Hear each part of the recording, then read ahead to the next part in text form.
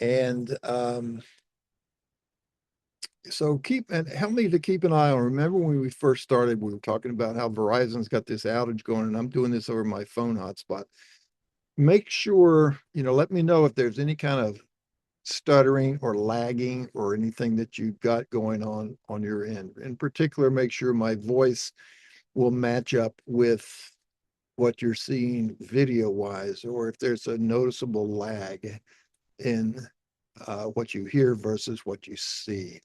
So just kind of let me know there, and just unmute and tell me, whatever's the quickest way. So, all right, so we'll start here. We've got things recorded.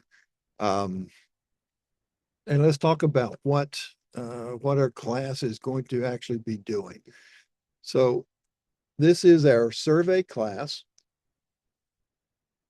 We offer several classes, one in fundamentals, which is 2 days of just the basics of Carlson software in general. We have then the follow-on classes, which include civil, which is 2 days of the civil design stuff, which is really heavily focused around route design and alignments, as well as grading. We have survey, which has obviously some of that, but it's also more of the survey tools, field to finish, boundary resolutions, things like that, coordinate geometry, all things that surveyors typically do that engineers don't. It tends to be a lot more focused on coordinate points because that's the way surveyors talk. We talk in terms of points. And that's our message, is a coordinate file essentially. Okay. The engineers can really do their work without the first coordinate point, being part of it. In fact, I've done I did a major storm sewer rebuild for an entire campus of a really large high school complex, without using the first coordinate point at all. It was all just with 3D lines and 3D data and all that kind of stuff. Now, my surveyors who did the base mapping for me, they used their points to create the base mapping and then just gave me the mapping. So I was able to do things then like snap to endpoints and midpoints and whatever I may need to get point geometry. We bottom line to that is engineers don't necessarily need coordinates to continue to work, but we as surveyors are going to almost always have at least an association with a coordinate file, or one or multiple coordinate files. We could switch in and out of different coordinate files even within the same drawing. Okay. So we have other classes as well. We've got a data prep for 3D machine control. We've got a couple of one-day classes like hydrology. We used to do a Serve CE where we basically did the field side of the survey stuff, the data collection. But since all of that has changed so drastically, software and hardware wise, and I no longer have the hardware available, and we also have switched to this Zoom platform. Instead of being able to go out, with the class, we all come together at a certain location in a certain city, and then can go do hands-on out in the field. We don't have that access anymore. Nobody really wants to travel. So we haven't taught that class in a number of years.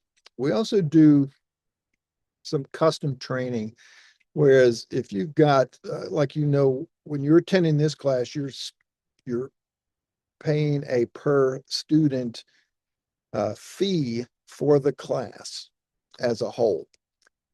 But we can also do, and do quite often, this thing called custom training, where a company or an agency will retain us to come in and set up training, and we'll do a completely custom curriculum for them, go over the topics they want to see, not dwell on things that they don't need to see because they don't do that type of work. Whereas a public class, you've got to cover all the bases, and you've got to basically find the the least common denominator, um, or the largest common denominator, whichever way that should work. So we do that custom training on a per day basis. And instead of it being a per student type of fee, it is a per day type of fee. So if a company wants to get 10 people trained, for instance, it's a lot cheaper for us to come in and do a flat day rate than it is for them to pay for 10 individual students to attend a public class. And so that has no limit on the number of students they want. In fact, I did a training for a company, oh, somewhere out in Eastern Virginia, in the Richmond area, I believe, um, a couple of years back, and they had 40 some students, and we did it in shifts. And, but to them, that was a tremendous value saved because they only paid by the day. They didn't pay by the student. So that kind of stuff is available. You can keep that in your hip pocket if you ever need any type of any kind of specialized work. The other thing is, in terms of these, I told you we had this tech support that's available no charge, and that's certainly the case and always the case. Um, However, there's one that extends into that concept is, let's say, and I've had three clients really take advantage of this over the last several years. And that is, we can actually be brought into your projects as a consultant, and we do that on a paid basis, on a consulting basis. And you would build us into the budget of your project, and you'd be able to bill us out to your client. But that's, in case something gets into, a situation that's going to need, you know, day long work for multiple days throughout the life of a project. That's a bit beyond a simple tech support type of answer. If a tech support answer, including the research and the dissemination of that answer, if that should take more than about half a day, then we have to start talking about that. Well, let's do this on a consulting type basis. And we'll come in, look over your shoulder, give you some additional custom training, custom support, or something along those lines. Okay, so those are things that are all available. You can keep that in your back pocket, but always call and check or email and any kind of questions, and that stuff's available. All right. So now, what's the differences in these classes? And what we talked about that fundamentals class, which is basically, if you look at the table of contents, you've got the first two pages on your table of contents talk about, there's a lot of setup and stuff going on over here, which we spend a lot of time on in the fundamentals class, especially the settings. And we're going to go over the ones that we need to know in terms of settings, but not be able to spend a whole lot of time on it uh, with this class. But then we start talking about, and we're going to do some of this. So these exercises using points and point groups, and then how to use those to model our software, generally into a three-dimensional surface, although it can be limited to just boundary work. Excuse me, for those of you who don't do any of that kind of modeling. However, the modeling is something that's certainly a very worthy capability. And if you don't do that kind of work, you could maybe think about doing that as a service to an engineering firm if um, they need a good, existing conditions product to start doing their design work over top of. And that's where we as surveyors come in, is we got to make sure we model that existing condition, which includes the surface of the ground, correctly. So we're going to go through enough of this stuff that we're going to get that. And there's a nice little exercise right here included in our manual called Putting It All Together. And that it steps you through, excuse me, steps you through a little process where you've got some points. And those points represent points in a stockpile. So you basically create a surface there that compute the volume of it. And then we design a little takeaway borrow pit from this design pad template and merge these surfaces up, do some drafting techniques, put a little access road in there. But it basically, gathers up everything that this initial half of the book talks about. Okay. And where we'll spend most of our time tomorrow is on what we call these modular um, portion of the software. So that's where we look at things that the survey module itself covers and the other modules don't. Everything that we talked about beforehand over here can be done in any of the Carlson software, whether it's civil, survey, doesn't matter. All of those things can be done within that. Within our next part is only things that are available in the survey product. How to edit and process raw files, what they mean, what they do. We'll touch on ServNet processing, but we won't do a whole lot of that. That's our least squares network processing for traversing, and which is sort of falling off of our importance list now due to GPS processing, where all of that stuff's already adjusted, and we don't need to really do all that kind of stuff any further. But we still need to understand what this raw file is, what it does, and how we can use it. Then we're going to get some time in our field to finish work. And then we're going to talk about these deed tools and things that are going to help us resolve field evidence compared to deed descriptions, and how we can use that to come up with our work on our property resolutions and some coordinate geometry. And then finally, we'll take a look at our LotNet processing, which is Carlson's automated network design for um, uh, subdivisions for a group of interconnected parcels or these lots. And it can do everything from setting the elevation of a house pad and the location of it, and the grading of the roadways. All of that kind of stuff can all be done through this LotNet if you do it correctly. It's a bit much to manage everything all at once, but it's all there and available to us. So we'll take a look at that. Now, the rest of the book beyond all of these, and you see the exercises are listed in red. And some of these, they're supposed to all be in it. Something's happened. I have to recompile the user guide. But some of these, you see the little icon switches to a little finger and a hand pointing to it. They are like, if I click, that's going to go to that part of the book. Okay, so it's hyperlinked. And it used to be they were all hyperlinked, and something's happened to some of them. So I don't know what about. But anyway, for some odd reason, they're missing a couple of them.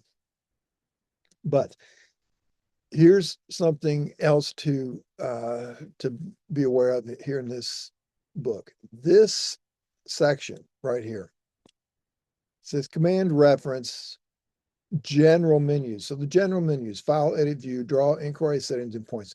Those are the 7 menus that again are available in every Carlson module, whether it's civil, survey, construction, trenching, point cloud, any of them. They all have those 7 menus, and that's where all of these menus are explained.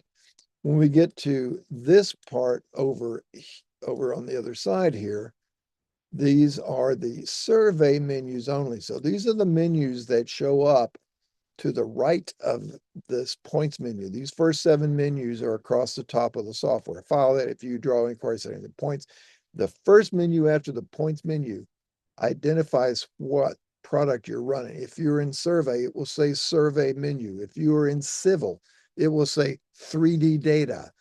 If you are in the construction module, it will say takeoff, I think. I don't remember what it says exactly. But anyway, there's whatever menus, that's where they become different, is after the points menu. And those are the individual commands explained in those particular stuff. And let's take a look at what those are like. And I'm going to switch here. And let's go back to, there's our automatic subdivision. So after that last bit of LOTNet, we start into these command references. And here's how this is laid out and to be used as a resource. You see, for each menu is going to start with, of course, the name of the menu, a little picture of the menu, and then a list of these particular commands that correspond to the menu here. Okay. Now, some of these, though, if you look at, let's come down here to,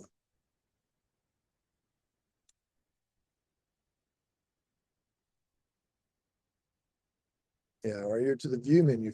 Oh, I want the edit.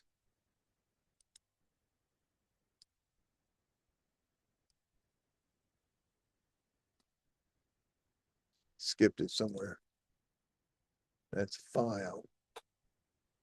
Edit menu. Here we go. Sorry about that. So here's at the end of the edit menu over here. The next one is this, the edit menu. And if you look here, you'll see you have a little example of the menu and a pull right menu, that sort of thing. This contains standard editing tools, and these are standard CAD tools. Nothing that Carlson has written, but they're part of the underlying CAD tools like move, copy, trim, rotate, etc. And some of those, however, are Carlson versions or variations on typical editing functions. And so what's true about this entire set of menu command explanations in your book is that what you see in the book here are going to be the Carlson variations. If it's a standard CAD tool, you more likely than not won't even see it listed. So you can see here in this menu, I've got this edit, undo, redo, clipboard functions, erase functions, which start with select, single, last. The first one is erase by layer. That's the first one you see over here. That's the first Carlson enhanced tool that we talk about. Now, the other couple things you're going to notice is that some of these commands you'll see in the book are red and boldface. Some of, and you'll see them, like here's one into file.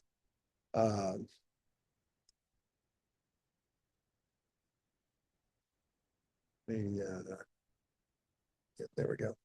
So you'll see under the file menu, this drawing cleanup is red and bold. Now that's not to say that any of these others are here under edit. You see these are red, but there's one temporary raise, copy to layer, multiple offset, all of these buffers extend, etc. They're not bold and red. And all in the world that means, and you should put no more stock in it than this, is that over the years, these are the ones that I personally have found to be of particular facility. They either make life a whole lot easier, and therefore they're worth knowing. It doesn't mean they're more important than the others. It just means that those are the ones that have worked out for me as well. Some of those you may not ever use any of these commands, and so therefore it's not important to you, and something else is. So, take everything with that grain of salt. All right, so they're all very good, very important commands, but the ones that are red are the ones that I've sort of found some interesting, unique efficiencies to be had. And so that's going to step you through all of those individual commands. And you may notice if you are familiar with using the help system in the software, that a lot of this stuff, some of it's directly out of that help system, some of it is expanded upon, sometimes it's whittled down from to give you basically just enough of an understanding here in a local book reference. You don't have to have the software up and running, that kind of stuff, to find out about it. But certainly I encourage you to use that help system as you are learning the software because it can really help you, dive a little deeper into things. Um, see, another thought. Oh, yeah. So in here, for instance, is something under the points menu called the searched publish control. It's the very last command on the point utility, or not last command, but it's under the point utilities, search publish control. And that brings us up to those of you who are surveyors and understand this bit. You get like these order A, order B, 1, 2, and 3 type of control points. And you see these little tabs up here at the top are the actual station identifier. And those are where they are. Here we are in the city of Pittsburgh. And this is, where those control stations are located. And once they're in here in this viewer, I can take this. And again, they're typically published from the NGS, National Geodetic Survey. A lot of times you'll find them in uh, meters as terms of units, and maybe in a NAD 27 uh, reference, geographic reference, depends on what it is. But regardless of what it is, it's identified within itself. And if you have those here and then decide to bring them into your drawing, but let's say you've set your drawing up to be North American data of 1983 using the high accuracy reference network adjustment of 2008 or whenever that was done, I don't know, but using US survey feet, or even if you switch to decide to use international feet, it will automatically do the conversion for you and bring all those points in, completely reprojected into your new projection. Okay, so that's something that's available. Now, I will point that out. That's a really nice, neat, yay, hurrah, hippie ki as they say, command and feature. However, a lot of us don't use it anymore because with GPS technology, we don't need to anymore. We can establish our own control, based on that. So that's there. Now, we get into the next set, and that's here on page 102. And if you look back on our table of contents, these are the survey module menus. So this starts with that. There's our survey menu. So these are all of the individual commands within the survey module itself and examples of how they, how they work. Here's like a distance intersection type of solution, all I would think pretty self-explanatory. Anybody doing any work in the public land system, here's like corner resolution and restitution, which, let's see, this kind of stuff, centerline menu. And a lot of these things, by the way, this centerline menu can help you develop centerline alignments. So a lot of these commands are duplicated open to other modules like civil. However, the civil commands have like a lot more depth and maybe some additional commands on them. Particularly, let's look at surface. Let's annotate we're past surface at this point. Let's see, it's area. Center line.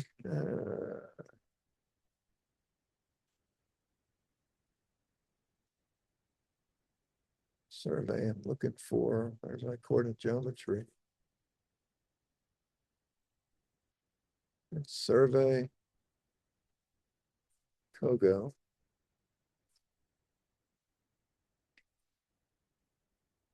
Huh. Center line. Area layouts. Annotate. Surface. Oh, here it is. I'm so sorry. So here's an example. On survey, survey has a surface menu. That's where we do things like triangulate our data and we come up with our existing conditions, mapping, etc. There's an option down here called design pad template. We're going to get an example of how that works and using it. So Civil has all of these same tools, but they have some additional ones. Like under Civil, there's a thing called Edit Design Pad Template. So this design pad basically says we're going to give it, a drawn feature and say, from this feature, I want to set this elevation and I want to create the cut and fill slopes down to my existing surface, at 3:1, 4:1, whatever it has to be. All kinds of other additional, more nuanced things than that. But just imagine doing that. Maybe you're putting in a drill pad for a gas well, and you've designed it to be at this elevation. Well, where's the footprint of the bottom of the fill slope and that kind of stuff. So that calculates that. In Civil, and you don't have that here, but in Civil, for instance, you'll have an option to edit that. So you could just double click the stuff on the drawing. That's the pad that you designed.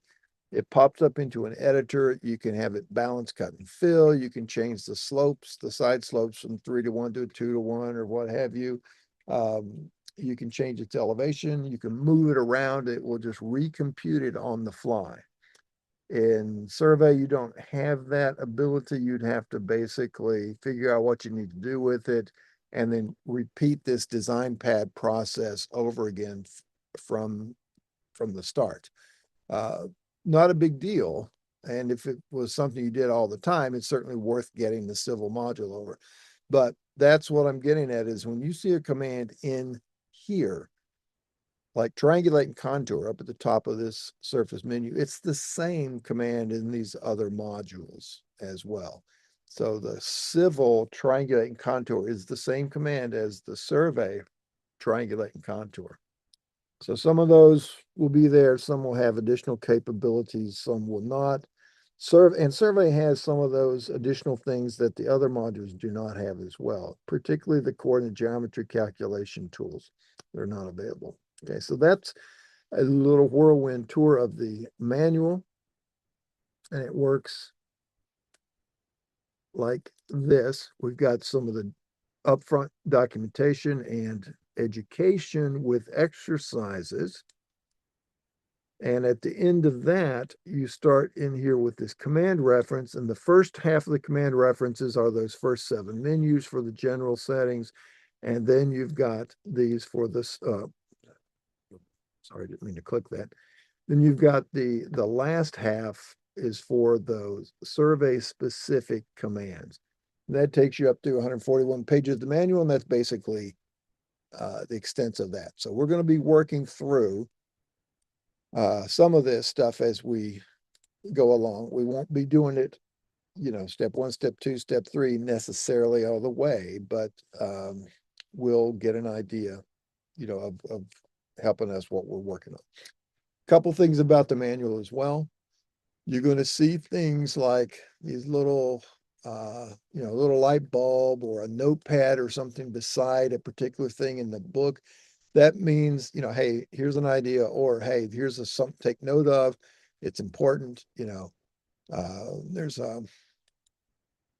other things like if it happens to be in IntelliCAD only or AutoCAD only, there's only maybe 1 or 2 places in the whole book that show that. There's just some general things like if it's, boldface with an arrow that represents this, if it's shaded in a box, if it's italic, all of that kind of stuff, it's there as a little explanatory key, but it's all self-explanatory when you see it in context. So don't worry about that. A bit here about the Carlson software. I'm not going to read it to you, but essentially what it means is we are working in our system within a DWG or an AutoCAD type drawing file, whether that's AutoCAD or IntelliCAD, it's the same file. And we're in that CAD file. That is our primary means of computation, and that's our primary digital deliverable when we send something to a client that wants our work. That's what we send them, is that drawing file. There's all kinds of other files that go along with it, but that's the essence of it, and it works inside that. And the way Carlson works is, let's say you needed to draw a piece of property that was essentially square. Well, in the CAD system, you would say, all right, I'm going to draw a polyline, meaning a linear feature put together with multiple line segments, polyline. And you would start at a given point, and you would take that first segment and you would go a particular distance at a particular direction, and you would put down another point, and you would basically anchor it to the ground at that point, and then you would change direction and you would, do that same type of thing. So you could do all that using the CAD command tools. That's fine. They're not all that well suited to do it the way we think in terms of being a surveyor or an engineer. For instance, you'd have to understand how to enter polar coordinates with particular key stroke. It's really just rather esoteric in the AutoCAD only type of world. So what Carlson's going to do is, when we want to do something and we know that we want to compute a point that is 200 feet away from where we're from this given point, and it's 150 feet away from some other given point, we know that's where that point needs to go. Well, you'd have to know in the CAD system that you need to go to the first point and draw a circle with a radius of 200 feet, go to the other point and draw a circle with a radius of 150 feet, and then look where those points intersect, which in this case there would be potentially 2 points of intersection, unless they happen to hit tangent, and then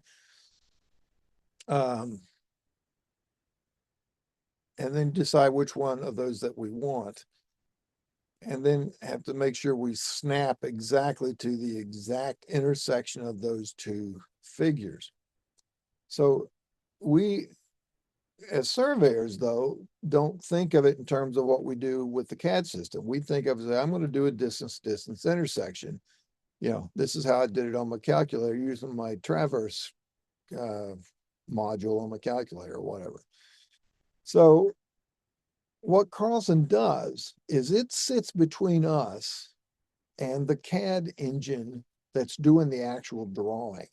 So if it needs to draw a line at north 45 degrees east, 100 feet, it's not going to make us type in, starting point, click, next point at, let's see, what would that be? At angle sign, which is a less than symbol, 45, comma, 100, enter, to put that in. We're going to say, it's going to ask us that, hey, you want to draw a line. So you're going to start where? We give it a click. It goes, now give me the bearing. And so at that point, we type in, 1 for the quadrant because it's northeast, and then a 45 because that's the degrees. And then it's going to ask us what's the distance? Well, we type 100, and we can change it at that point and say it's 100 feet, it's 100 meters, it's 100 rods, it's 100 varas. It doesn't matter. It can do all that stuff on the fly and do it for us in the terms that we think of. Okay. And so once it gathers information from us, it hands that information off to the CAD engine running in the background, tells it to go off and do its thing in the language it understands, gets the results, and comes back to us and says, ta-da, here it is. There's your boundary, complete with labels and all that kind of stuff. Because you can have it automatically label the bearings and distances on figures and things like that, that if we were going to try to do that with the CAD system, we have to look at it, the properties of the line segments, figure out what the angle is, figure out what bearing that is, and then type it as a piece of text, and then make sure our orientation is parallel to the way the line's laid out, yada, yada, yada. It's just insane trying to do it without it. And that's the way it all works. Carlson is the intermediary. AutoCAD is what's sitting behind it. Okay. As if you don't mind a religious analog here or analogy, This is our intermediary. This is how we get to talk to God. This is how we talk to the AutoCAD or IntelliCAD is we do it through our Carlson software. Now, I won't push it any further than that. I'm not going to tell you that Carlson software is Jesus. All right. So, but that's how the system works is it handles the communication between us and the underlying engine that's getting done. So that's what it's about. All right. Now, we are at the point about midway through our morning session. We're going to stop, take us a little 15-minute break here. Get another cup of coffee, hit the bathroom. So let me ask, first of all, if there's any questions to this point. It should be pretty straightforward. So everybody, as they say, hearing none or seeing none, I will assume we're good. So let's go ahead and let's come back at a quarter till. It's almost a 15-minute, and then we'll get started on some things in general, getting our settings set up and really ready to start hit the ground running. Okay, so I'm going to pause our recording.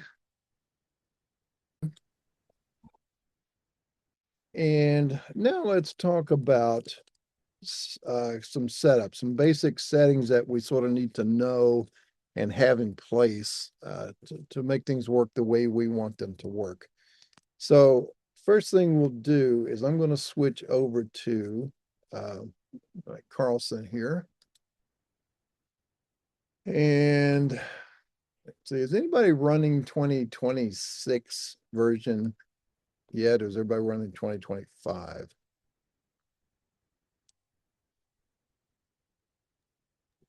Mine's 2025. 25.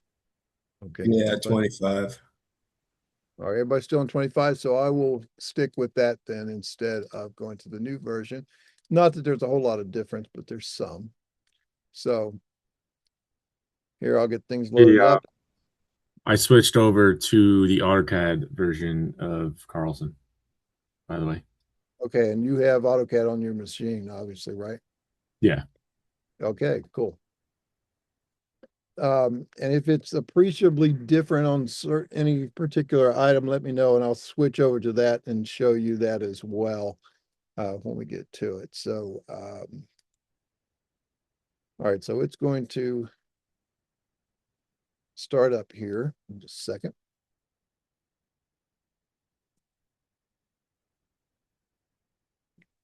Now, we'll come back to all of this in just a minute. I'm going to, once this startup screen finishes loading and my mouse comes back, I'm just going to do a new drawing. I'm going to choose here. I'm just going to say next and finish and let it just take the defaults. And when it comes in, it's going to go through this startup drawing wizard. And I'm just going to exit so that I come into an empty drawing here. And it's still titled drawing1.dwg. At this point, I would do a save as. That's something the wizard handles for me. But what I want to do at this stage is to set the stage here so that we're on common ground and we've got our settings the way we like them, that sort of thing. So a couple of things that you might notice. I've got a bunch of toolbars out. I've got my graphics screen here. I've got my command line at the bottom, which has two lines of status above the actual command line itself. This is where you can type a command or choose options from a command that comes up. This is actually a floating palette. It's now docked at the bottom and it can be scrolled. You can see as I scroll through it, and you can copy and paste and all that kind of stuff. It can be brought out as a window and you can, keep that separately. It can be placed various locations. But anyway, that's sort of what I have. And there's a couple of things I want to point out here. It's best to have the command line docked down here at the bottom, just in terms of general usage and where to look for things. But you want to make sure you have at least 3 lines or 3 lines showing the command line itself and at least 2 lines above it, because a lot of times when you are prompted for something down here, it might say enter angle. and the line above it will give you some clues as to the format or the style, or if it's an azimuth versus a bearing, uh, or that kind of stuff. Or if you're asking, it will say something like select objects. Now, let's say if we're going to triangulate and contour into a surface and say select objects. Well, if we just grab everything, that may or may not be what it's asking for, because the line above will say select everything to use for an inclusion boundary, or enter for none. Or it may just say select things to triangulate. So you have to look at this line above to see what it's asking for when we are prompted down below. So keep those lines up there so you can see it. Okay. Now, I also have docked over here on the left-hand edge this properties palette. And again, it is, like I said, this floating palette. I could have it, out here wherever I like it. I want to make sure it's docked. So I'm going to bring it over here to the side and dock it permanently. And there's a couple of things it can do. If you right click, you can say auto hide, in which case it collapses down. And then if I've drawn, let's say, a particular something or other, and I want to see the properties of that, if I highlight that to see its properties, I'm going to go over here and hover the mouse. I'm not going to click. I'm just going to point the mouse to it. And that shows me those properties of that, which I can make changes to it if need be. And then when I move the mouse off of it, it automatically hides. That is this auto hide function. Now, because of the way I work and the way I like to use it, I like to turn auto hide off because I don't want to keep moving back and forth. So in this case, all I have to do is select it, and I can see automatically the properties are going to show up for me there as well. Okay. So that's something you may want to have. If you don't have it up and running right now, if you just right click the mouse and choose properties, it will pop it up. And if it's a floating palette, you can just drag it and push it over to one of the edges and it will dock for you.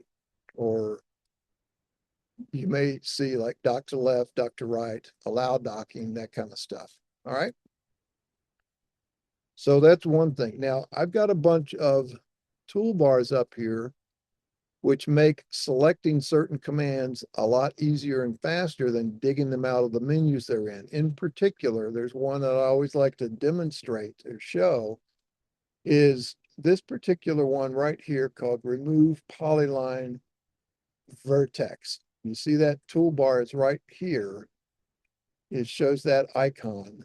And the icon is illustrative of what it does. There's a pencil eraser over top of a red highlighted vertex of a particular polyline. So let's say if I've got,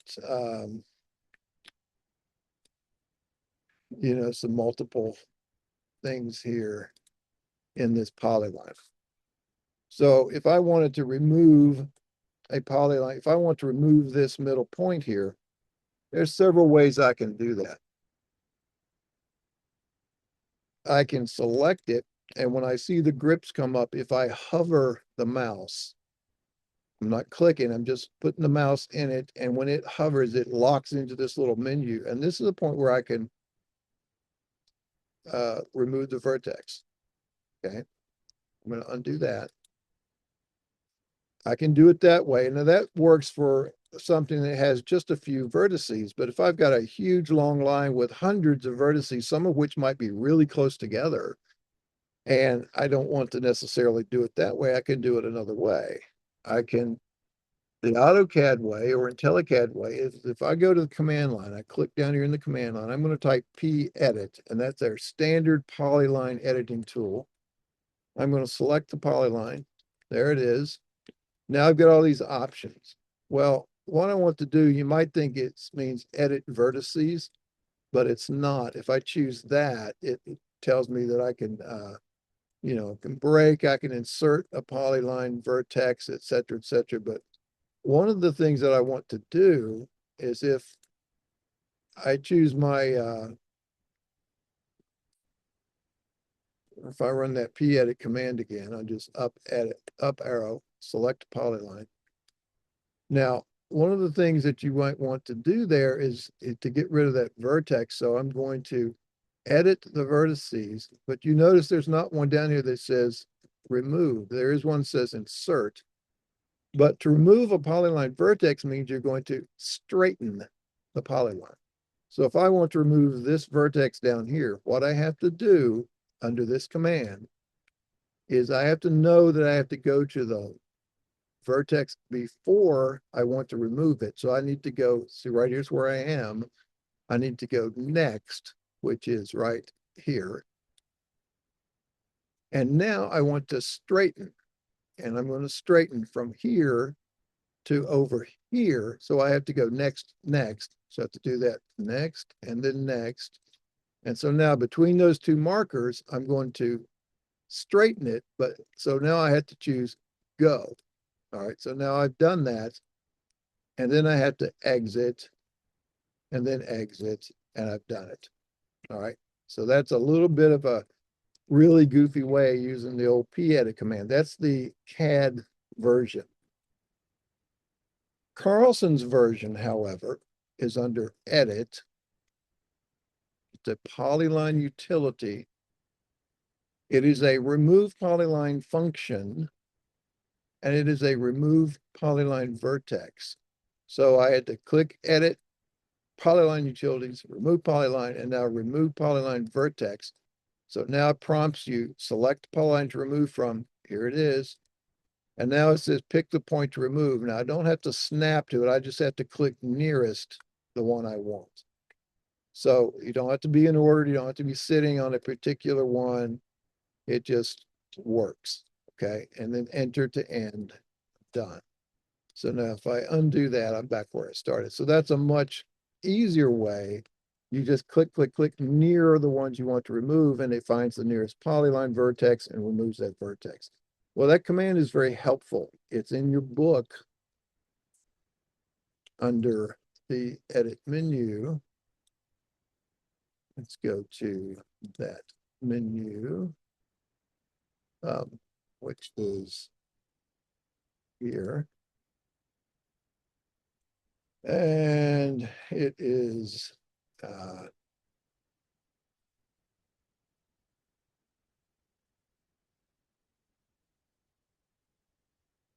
well, somewhere, yeah, remove polyline vertex right here is the command. So that's the Carlson way of doing it.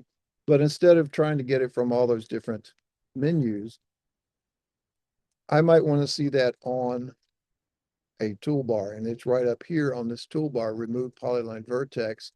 That toolbar, if I hover over that little dot, I see that it's my polylines toolbar. So I'm going to remove polyline function, same command. There it is. Click, and you're done. Okay. So a couple of things I'm pointing out because of this is that when you look at a command, let's go to these remove functions. Notice there are icons to the left of those commands. When you see an icon next to a command in a menu, that tells you that that command is also available on a toolbar. It doesn't tell you which toolbar. It tells you that it's on the toolbar somewhere.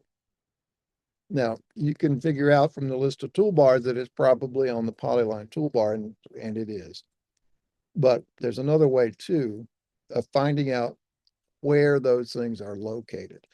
If we hover over this command, I haven't clicked it yet, and I look down here at the status bar down below, and it says removes the user specified, oh, that's a segment. Here removes a user specified vertex from a polyline, colon, and then it tells you the typed command. If you wanted to just type rm vertex at the command line, that'll do the same thing. Okay, so that rm vertex is the typed command. All right, so here's the other way of finding what toolbar it's on. If you go to the help menu, and let's choose this command called command search.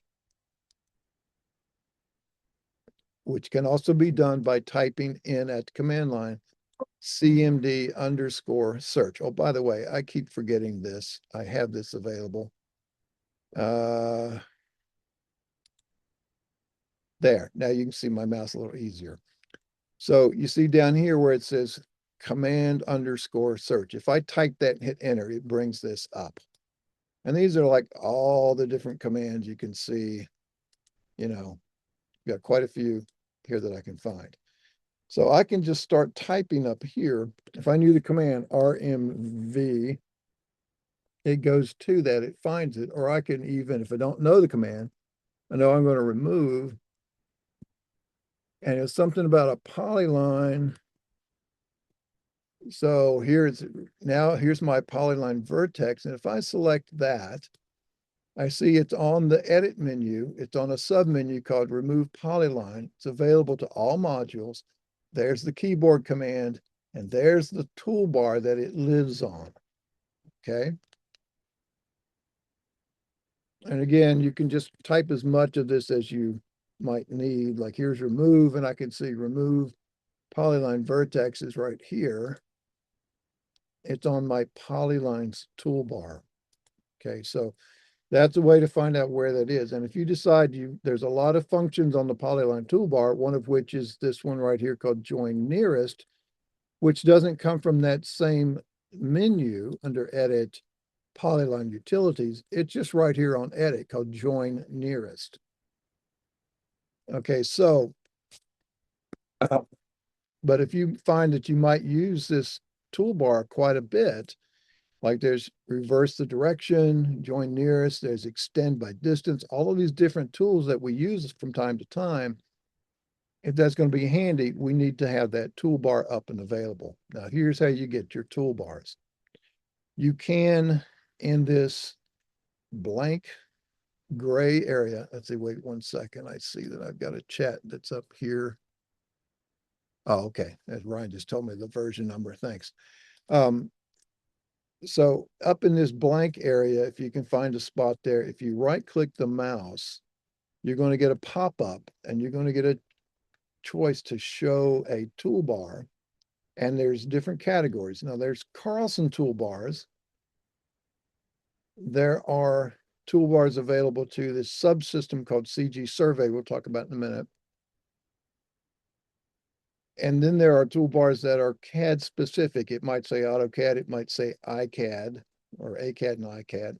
And then there's the iCAD DGN, which is the Bentley DGN file support system that's really, really strong in IntelliCAD. There's quite a bit less support in the AutoCAD version.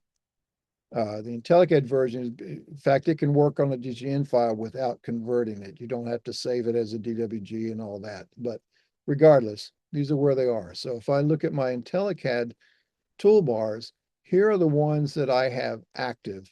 I've got draw, entity snaps, modify. Those are my standard CAD toolbars. So I've got my CAD draw, my CAD snaps, and my CAD modify. The CAD draw is this leftmost on my screen over here, and I don't really use it much for anything other than just comparison sometimes. Entity snaps is this bit up here at the top bottom row where I'm snapping to certain geometric features like endpoint, midpoint, and center. And then modify, which is this long vertical strip on the right where I have my standard CAD modification tools like copy, offset, rotate, mirror, explode, different things like that. Okay. If I look at my Carlson toolbars, I've got my Carlson menus, which is this bottom row, far left at the top, lets me switch between modules. And if you only have the survey module, there's no real need for you to have that out there.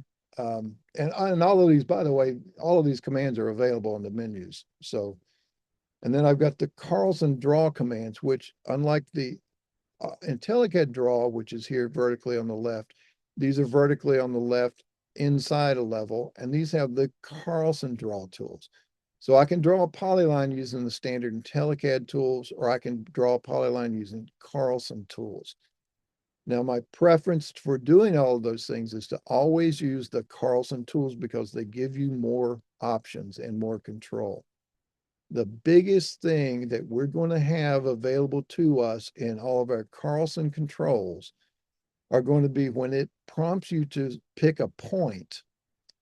And in AutoCAD, just general AutoCAD commands, you'll see pick a point, and you'll either click a spot on the screen or you'll snap to some other geometry like the end point of that line segment or the midpoint, center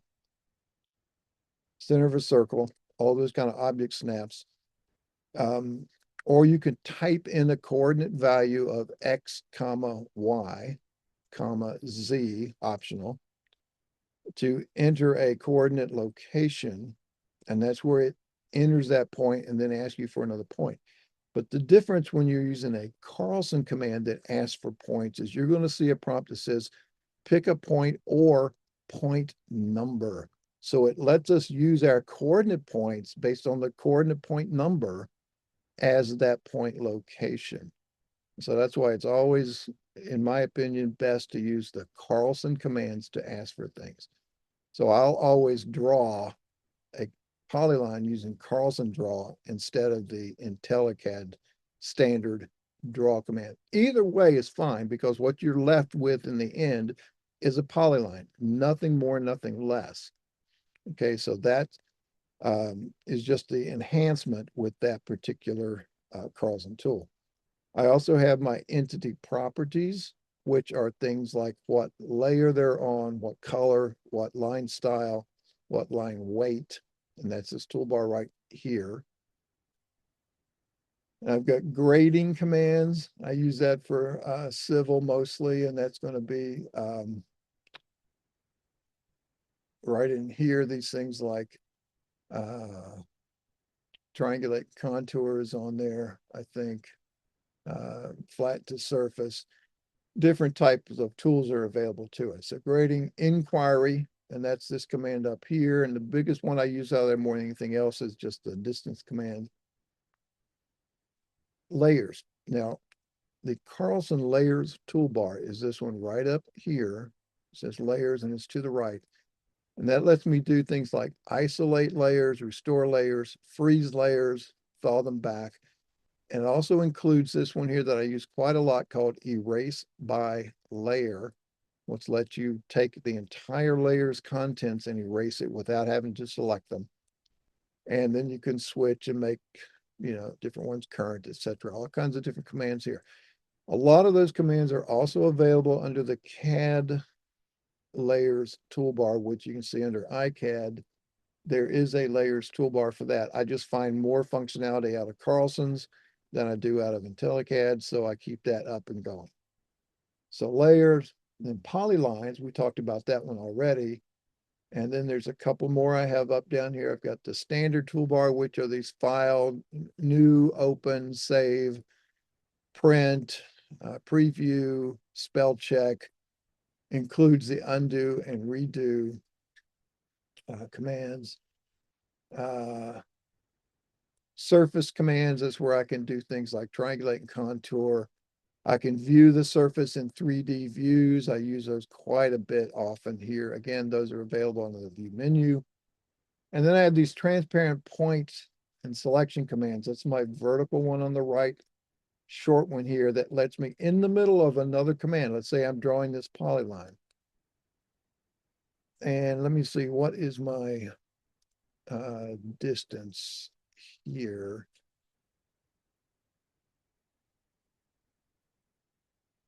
Let me just go ahead and annotate this. All right, so there's my bearing and distance on each one of those. So that's 150 feet-ish, sort of. So let's say if I needed to make a point that is, let's say 100 feet from the midpoint of this line, and it's also 100 feet from the midpoint of this line, where is that point going to be? So if I want to start drawing another polyline, for instance, it asks me to pick a point or point number. So I want to pick that point that's 100 feet from the midpoints of those. I'm going to go over here to my transparent point commands and choose this distance, intersect. So right in the middle of this point, it says, okay, pick a point or a point number for the first base point. I'm going to snap to that midpoint. And it wants to know a distance. So I'll give it 100 feet. The second point, I'm going to go to that one. And I'm going to say 100 feet. And now it wants me to choose A or B. Well, I'm going to choose this B. Okay, so that now has picked that point, and maybe I'll draw up to that point. All right, so now if I wanted to measure from here to the midpoints just for a check, let's do it in one particular way. If I go to my inquiry and choose a standard distance, starting point for distance, I'm going to snap to the end point. I'm going to snap to the midpoint. It tells me I'm 100 feet, okay? Same thing if I were to draw from that endpoint to that midpoint and select it and look at its properties, I see that its length is 100 feet. Okay, so I knew that that transparent point distance intersect worked correctly to get me started right here. Okay, so that's what those transparent point commands let you do, is in the middle of other commands, you can issue those types of location commands. Okay, so those are a couple of things that we might want to keep up and going. Now notice I don't have this ribbon interface going. And a couple of reasons for that. One is these are grouped together sort of functionally, not so much by command category like the menus are. So it's a little different interface and you got to sort of get used to it. It's certainly viable and can do, like here's my draw commands and there's that draw polyline. Well, the same thing, I did my draw polyline for my toolbar. Same thing would do it right here. And that's all well and good and can be done. However, I don't use it because it takes up 1, 2, 3, 4, 5 lines of screen real estate. Okay, so I generally leave it turned off. So I'm going to switch that back. Let me tuck these up here.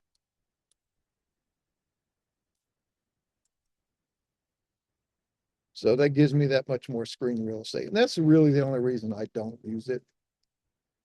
Plus, I also want to make sure that everybody's on the same page. And a lot of these commands, we're going to choose, like I'm going to say, let's look at that surface. So I'm going to go to View, 3D View, Surface File Viewer, maybe, even though when I'm working, I take it right here from my Surface toolbar, which is that Surface File Viewer, okay?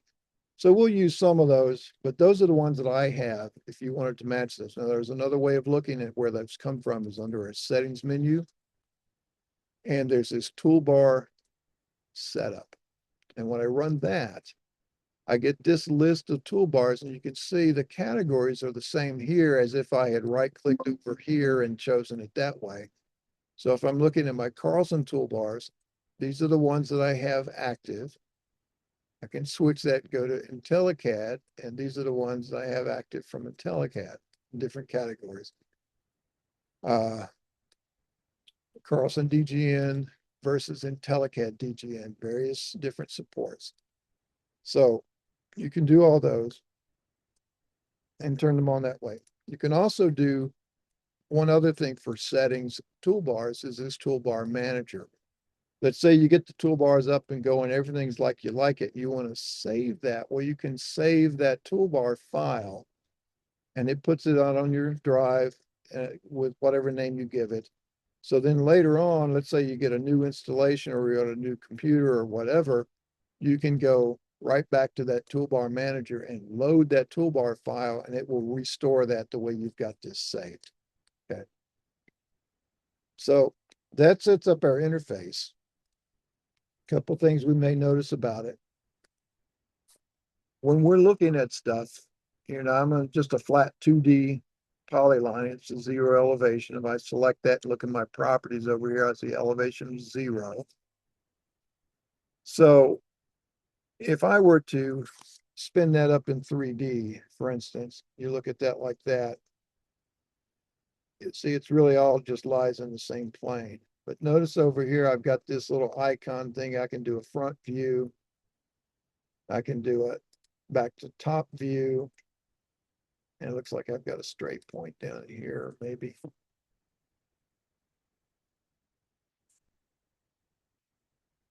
Do a top view. Let me do a. I've got something sitting out here somewhere. There it is. Just a straight point. And you'll get that sometimes, but I'll go back to my top view now. I've zoomed extents. Now, a couple things about about navigating on the screen as well while we're here. If you want to see everything in your drawing, it's called a zoom extents, and you can type that command. You can just type Z, enter, E for extents, or you can roll the wheel on your mouse in and out, and it will zoom in and out for you. Or a quick way to zoom extents is to double click the wheel on the mouse like it's a button on the mouse. Just double click it and it will zoom extents. Okay, now to navigate your way around it without zooming is what we call pan. And you can go to view, pan, take a pan, cursor switches to a hand, bring it back and forth. And then you'd have to unswitch the pan, right click or escape to complete. So if I right click, I'm now back out of my pan mode. But the shortcut for that is to just hold the wheel down with the finger and move it and then let it up. Okay, so that's our basic navigation. In and out, back and forth, zoom extents, or change your zoom levels. Okay, so something that will become second nature if it's not already.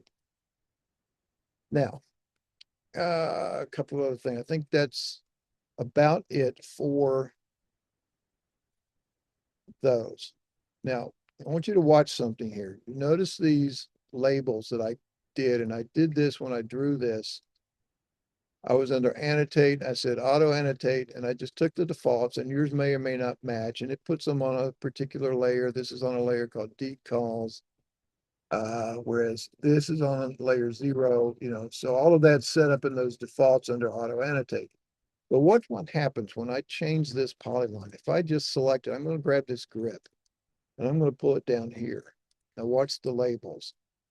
They recomputed and redisplayed along their line as to where as to what those things are.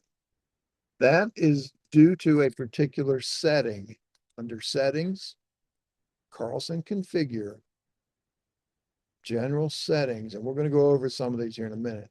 But over here on the right, there's this object linking that says link labels with line work. And I had it on. Now, if I turn it off, say OK, and say exit. If I select this and change this again to something else, notice they still change even though I had the linking off. And the reason for that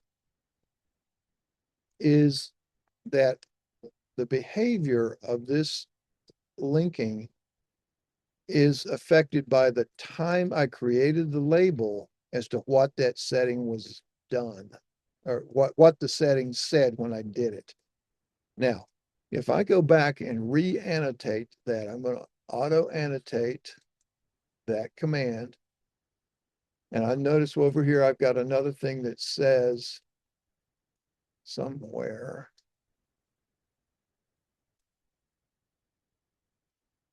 I tell it to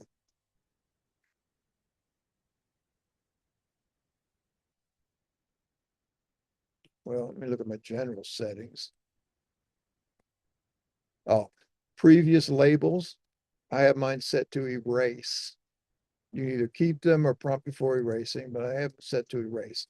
So if I say OK, if I choose this and hit enter, it recomputes, redisplays, erase the other ones. Now watch what happens when I change this time. The labels did not change. And if I wanted to now have this re-annotated, I would just go back to auto annotate. Say okay to my settings, choose it, erases the previous and redisplays them. That linking behavior, even if I go back now to Carlson configure general settings and turn that linking back on, this particular feature still does not auto annotate because it was off when I labeled it. So I would have to go back to auto annotate, choose it, let it re-annotate. And now, because it was on, they're going to re-shoot and redisplay. And that works for everything: property boundaries, center line alignments, the stationing along a center line, things like that. Now, the reason you have that option, and the reason you want that to be controllable, think about this in terms of property retracements, boundary retracements. Let's say I put all of this stuff in, I come up with a figure, and it's based on, say, deed calls. And I've got this in, and those are my deed calls, and that's the labels, and those are the ones I want to see. But let's say I go in here and I find a point that, just a little skosh, off a different location than right in there. And I want to make sure this line goes from the other monument to this monument to that monument, but these numbers might change a little bit. So if that gets redrawn, these numbers might change, and I might want to keep them the same as my deed calls, just as an example of how that would work. And it depends on all kinds of other evidentiary procedures and things as to, what you hold. I'm not, this doesn't tell you what to do as a surveyor legally. That just is means that if you have the linking is on when you label it, if that changes, the labeling will change with it. So sort of keep those kind of things in mind. All right, now let's look at those settings, and we're going to go to the settings menu, Carlson configure, and let's talk about these settings in terms of our survey work. So I'm going to look at my survey settings right here, third button down. And I'm going to set certain things here that I want to have available to me. Right now, this CG survey menu is if you are coming from the old version, or not an old version, it's another product called C&G or Cowherd and Goodman, the old CG survey system. That complete program is baked into Carlson. Carlson bought that company for the primary reason of getting their multiple network least squares adjustments algorithms. So they bought the company wholesale. I don't mean for wholesale prices. I mean, they just bought the whole company. And they, because there were so many C&G survey customers out there, they included the ability to run that software completely from within Carlson Survey. And that's why it comes up with this little compact version. So if I set that and I let it reset, right up here's the menu, and there's the entire C&G survey system all within, here's my COGO command, station offset, all the different things I've got available in that system. So I'm going to go back to settings, Carlson configure survey settings. And because I don't use that or need it, I'm going to just save the menu space and choose that to say none. Okay. And so now initial traverse or side shot angle mode. So when you're computing coordinate geometry points and you need to put in traversing commands or side shot commands, how are they done? Either azimuth or angle right or whatever. You can choose your starting mechanism. You can switch away from those at the time you're on the command. It doesn't matter. I'm going to have it prompt me. I'm going to also have the automatic point object snapping on. We'll talk about that in a minute. I'm going to leave off comparing drawing points with coordinate file and start up. Again, we'll talk about that in a minute.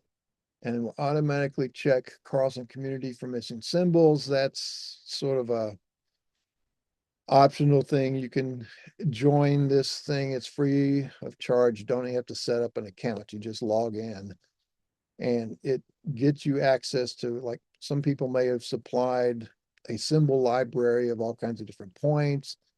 So it will check if you're missing something. It will look out there for you and offer to supply those when you're running those symbols. And then I'm going to enable these transparent point commands. That's these over here on the right that we talked about, like that distance, intersection. Land desktop fieldbook codes, again, sort of a field to finish code. You can use an old version if you've used land desktop and bring those in. I don't have any. I'm not going to worry about using them. So I'm going to prompt for my angle, turn my menus to none. I've got my point object snapping is on. I've got these three right here. Show, occupy, and backside points on the status bar. Turn the automatic raw file on, or have automatic line drawing on. And these are automatically there. I can, again, turn those on and off as I need to when I'm working. But what this does is, if you're doing coordinate geometry commands, let's say you want to sit on this point, backside that point, and turn an angle and go this distance. And if you're doing any of those commands, it's going to if you turn on this automatic raw file, it's going to automatically open up either an existing raw file or start a new one. And it's going to record all of those sessions. And it will record occupy point, backside point, turned angle, move distance, set point number. So it keeps all those in an audit trail that you can edit later on. It's a really nice feature if you're entering a whole bunch of commands. And if you're concerned about mistyping something, maybe you accidentally, switch to digits or something, then you can go back and change that particular entry and rerun the raw file, and it will recompute all of those commands. You can see how that could be very helpful.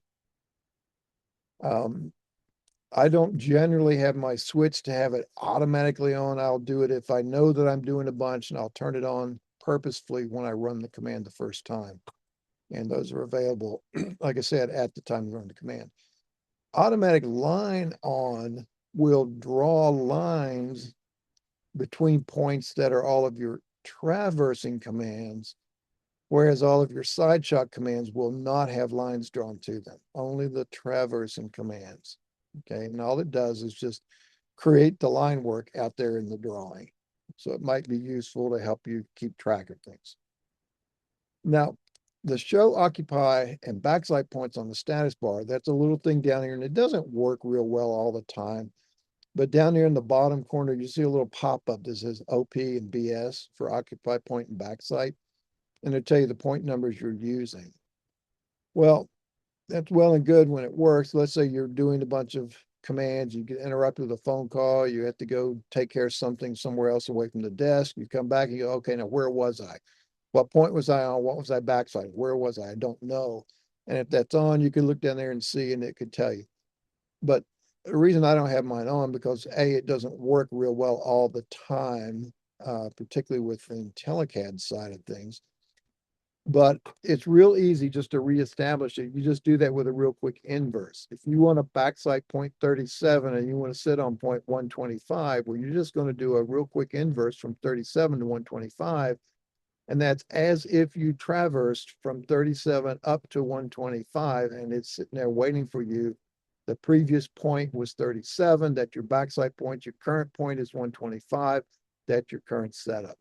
So that's what you do is if you come back and need to reestablish, just do a real quick inverse. You just type I for inverse, hit enter. It'll prompt you for the 2 points. You say 37, enter, 125, enter. And now you go on your way doing traversing side shots. So that's what these all do. The automatic point object snap, it's best to demonstrate that. We'll show that in a minute. And that is a snapping function. And it's slightly different than the CAD version of node snapping, which also works. But it's also a lot, in my opinion, safer to make sure you don't accidentally grab part of the symbol of the point instead of the actual point itself. So how this works is like this. Let's go ahead and say okay to this and exit. And we're going to do some points. First of all, I want you to draw a polyline if you haven't already. Just go to draw, 2D polyline. Just say use current drawing properties. Make sure none of these up here are checked. And hit OK. And just click, click, click, click, click, click. Draw some kind of polyline. Hit enter to finish or right click the mouse. So now you've got a polyline. Now, right now, all this is, if I look at these two things, I'm going to do a crossing selection. So I get both of those items. I see up here that they're just two polylines. There are no points. There's no coordinate points associated with that as of yet. If I wanted points with point numbers and descriptions put on all of these vertices, I've got a neat little command under Kogo. The Kogo menu that says create points from entities. And if I choose that, I'm going to let it go ahead and do this. I can select a symbol from my different symbol categories up here. Right now it's taking my default. What layer to put it on? Again, my default. No separate layers for the different attributes. I'm going to keep them on the standard attribute layers. I will use point numbers, automatically increment my point number. Then we'll start with point number 1. And the point order is the selection order of what I select, or left to right, top to bottom. You get the idea. And I'm going to say same descriptions for all points. I'm just going to call these points corners to COR. And I'm going to say okay. Now, when that comes up, if I choose the things I want to process, which case I have polylines, I'm going to use polylines. Notice you could use text, in which case it would put a point at each of the text insertion points. So if that's justified by top left, it would put a point up at the top left. If it's middle, it would put a point right in the center, etc. But I'm not doing text. I'm just doing polylines, and I'm going to skip the midpoints. I'm going to skip any radius points in case I have a circular arc. And I will draw the new points, which means I'll put them in my drawing. And I'm going to say, okay. Now, the first thing it's going to do is ask me for a coordinate file because I don't have one set up yet. That's fine. I'll just take this, leave it standard here, and I'm just going to call it junk for now. And I'll say, okay. So now I've got a coordinate file. Notice up here on the top stripe, it says Carlson Survey 2025 with Kellick had 12.1, not for resale. And then it says coordinate file is junk. And then my drawing file name is drawing1.dwg. So it says select the entities. Reading the line above, it says select arcs, circles, faces, points, text, lines, and polylines. So I'm going to select this guy and then this guy and hit enter. And you'll notice some points come up. Well, there's 0.3s, 0.4, 5, 6, 7, 8, 9, 10, 11, 12, 13. And the reason you don't see 1 and 2 starts with 3, even though I said start with 1, is because if I go to points and list my points, list all my points, I've got these 2 points, 1 and 2, sitting here. Test point TP2, and they are at, well, roughly the sort of in the neighborhood. If I wanted to see those points, if I zoom extents, I don't see 1 and 2. So if I go to, let's go to inquiry and find points. And let's find by number, point number 1. So right there's point 1. Now notice it's not showing up. It is there in the coordinate file.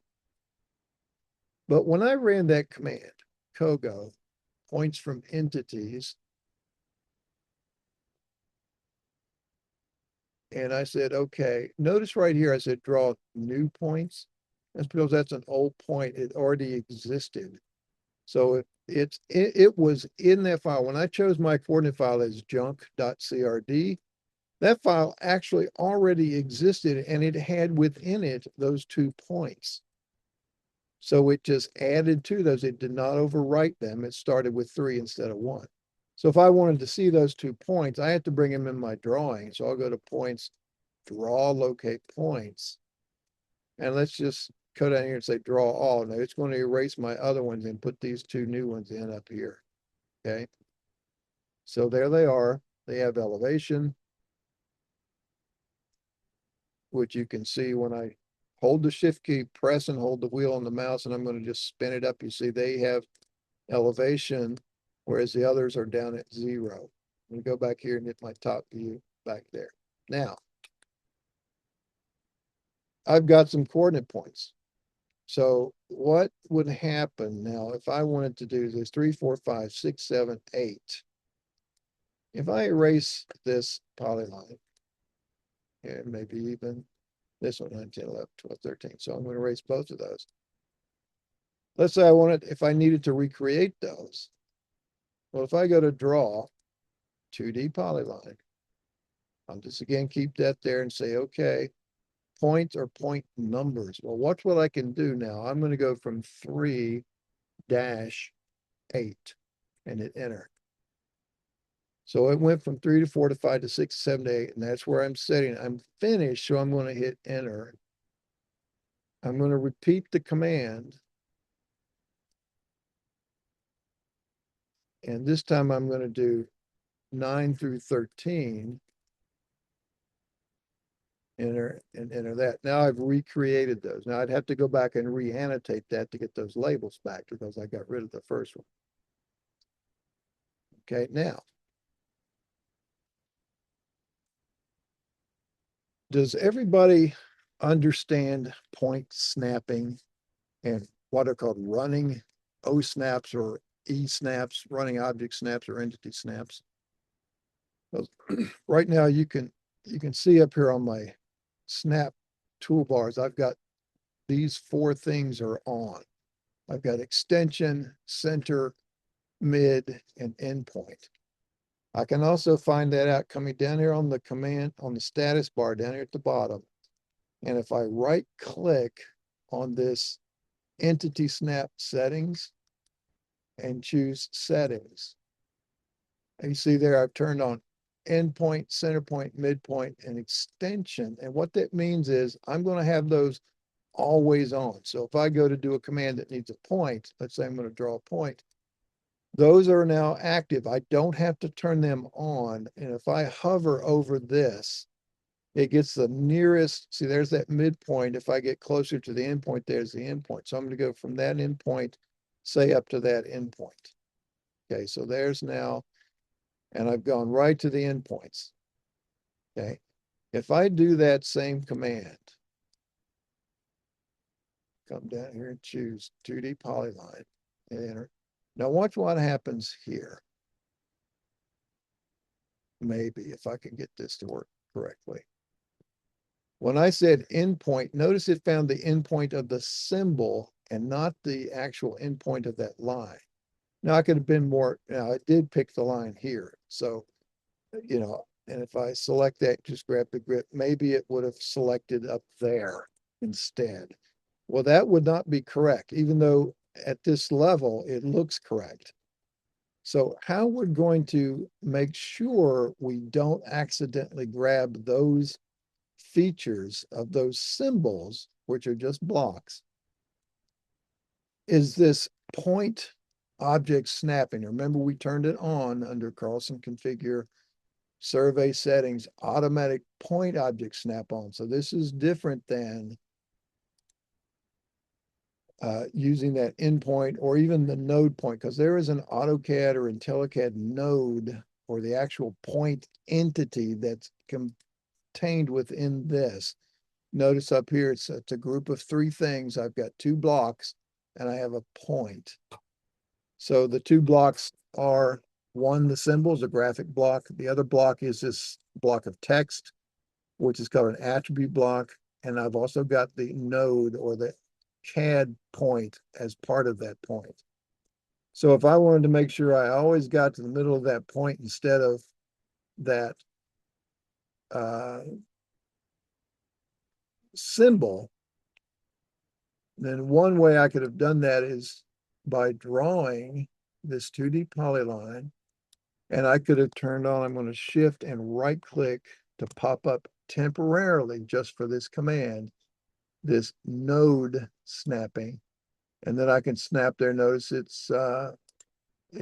finds that out. So it snapped to the node of that point and did not snap to those other endpoints. That's one way of doing it. But because I have this other thing on, this point object snapping, and there's where you can turn it on and off. And right now it is on.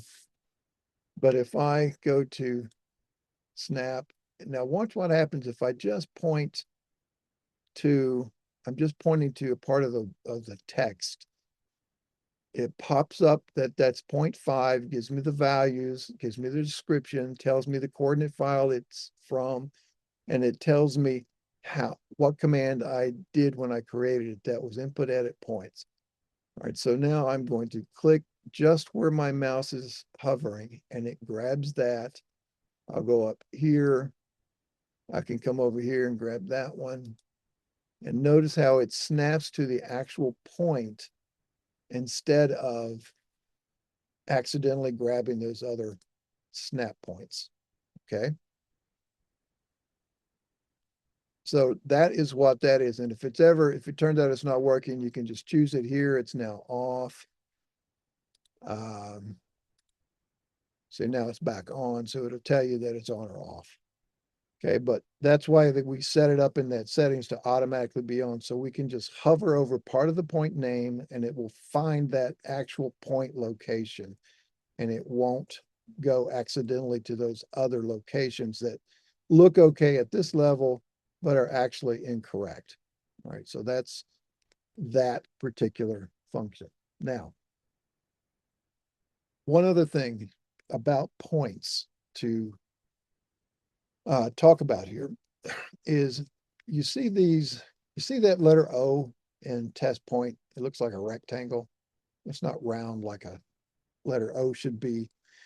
That's because unless I've told it otherwise, when it creates a point for the first time, it generates a text style that points are drawn with.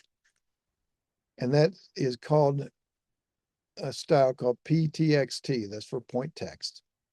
And it creates that style using the default txt.shp shape file. And these were the old style characters back when we used to plot with pen plotters. And you could draw an O by 4 little motions instead of trying to all the way around with a circle.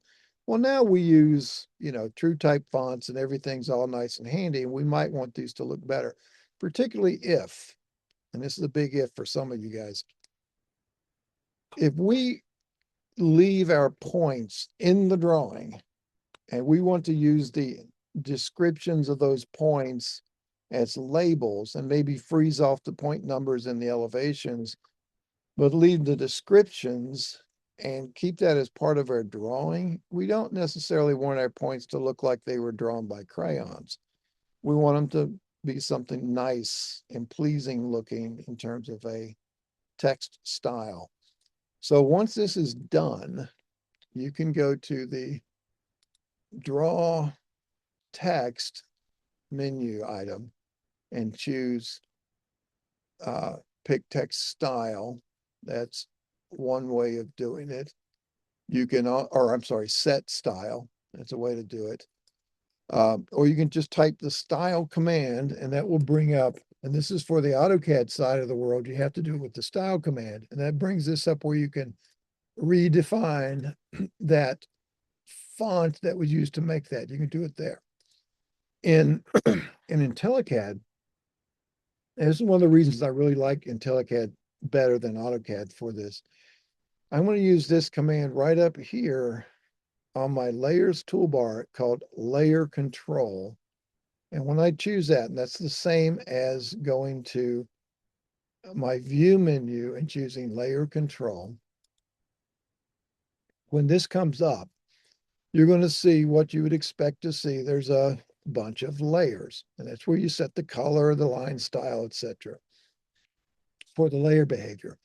However, in Carlson or I'm in IntelliCAD, now this is not true of AutoCAD, but in IntelliCAD, this is just simply the overall thing is an explorer, and it jumps to the layers category right here. But notice I also have a text styles category.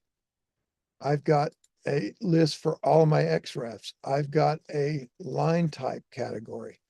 I've got groups, dimension styles, blocks, different things available. So if I go to text styles and change this PTXT from using that font, let's say I'm going to use this one here called Calibri Light. So now my O's look like O's, and I'm going to, and anytime I draw a new point, it's going to use that as the text style. Okay.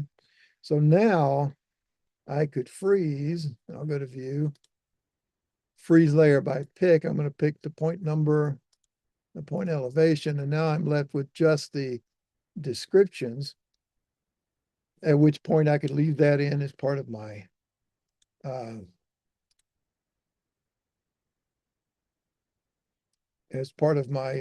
what you call it,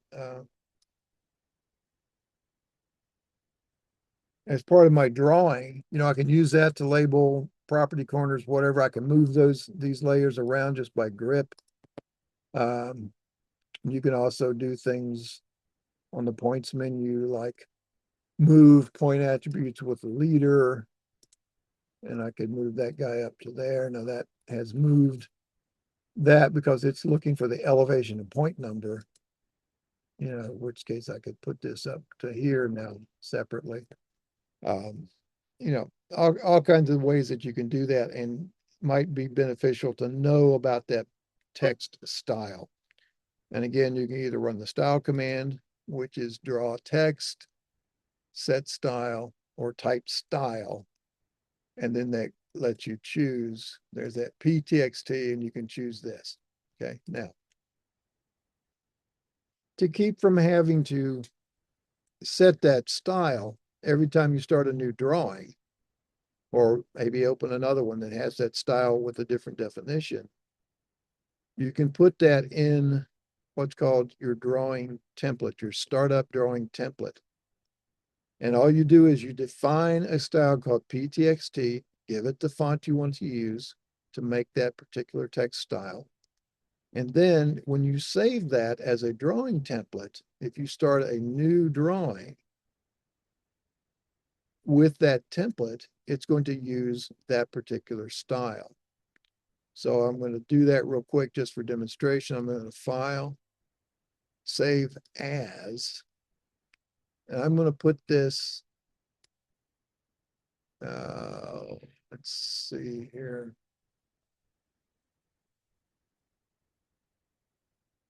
Let's just put it on my desktop. And I'm going to call this one Style. Now, instead of style.dwg, I'm going to change it to be a drawing template, style.dwt, and save it. Okay. Now I'm going to do a new drawing. I'm just going to come up here and choose my new icon, new drawing. I'm going to use an existing template. I'll say next. And this time here, I'm going to browse for it. And I'm going to go out to my desktop, which if I can find where they put it.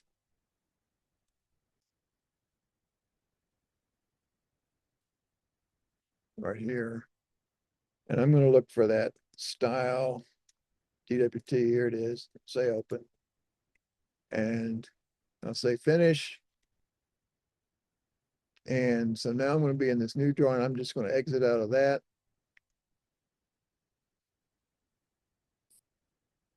Oh, sorry, I already had all of these things when I saved it as a template.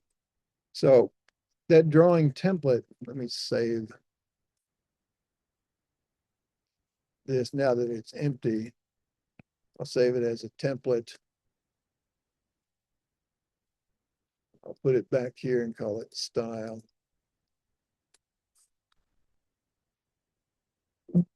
Overwrite, yep.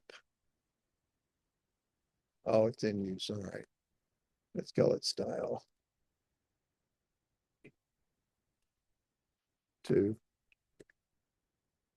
All right, so I'm gonna close this off. Close that off.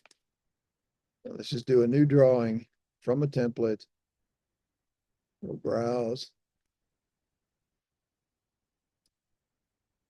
Go to my desktop. There's my style 2. Now it's going to come in and be completely empty.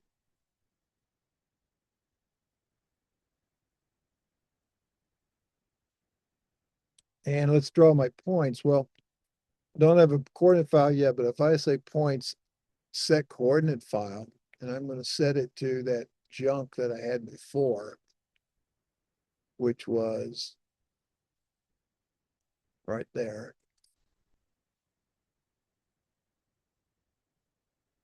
And if I look at my points, by list, I should have 13 points. There they are. So let's draw all my points, draw locate points, draw all. So now they drew in, but notice it's using that predefined style that I saved as part of that template. So I don't have to go back and change that text style btxt because it's already set, okay? So that, again, is one of the reasons I like the IntelliCAD version, because of this Explorer interface on all these different kinds of things. And there's some really nice things you can do with this. And I'll give you an example that you can try here as well. Let's go to the File menu and Open. And go ahead and navigate to wherever you saved your data for the class. So in our case, I look over here on the subfolders side, and I've got this 2026 February 5 survey training. I'll double click that, and I'm going to look at data sets for survey class. And let's just look at civil demo. Okay. And now I want to also open, leave that open. I'm going to open another one. And this time I'm going to choose LotNet Final. Okay, so there's my LotNet. Now, what we have here are 2 different files. I'll come back here and close that one off. I need to save it.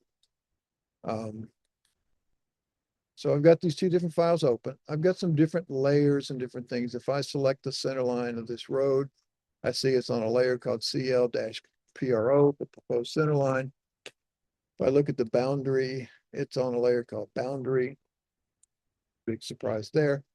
You can do a list of those layers. And in this case here, you can see these layers in this particular file.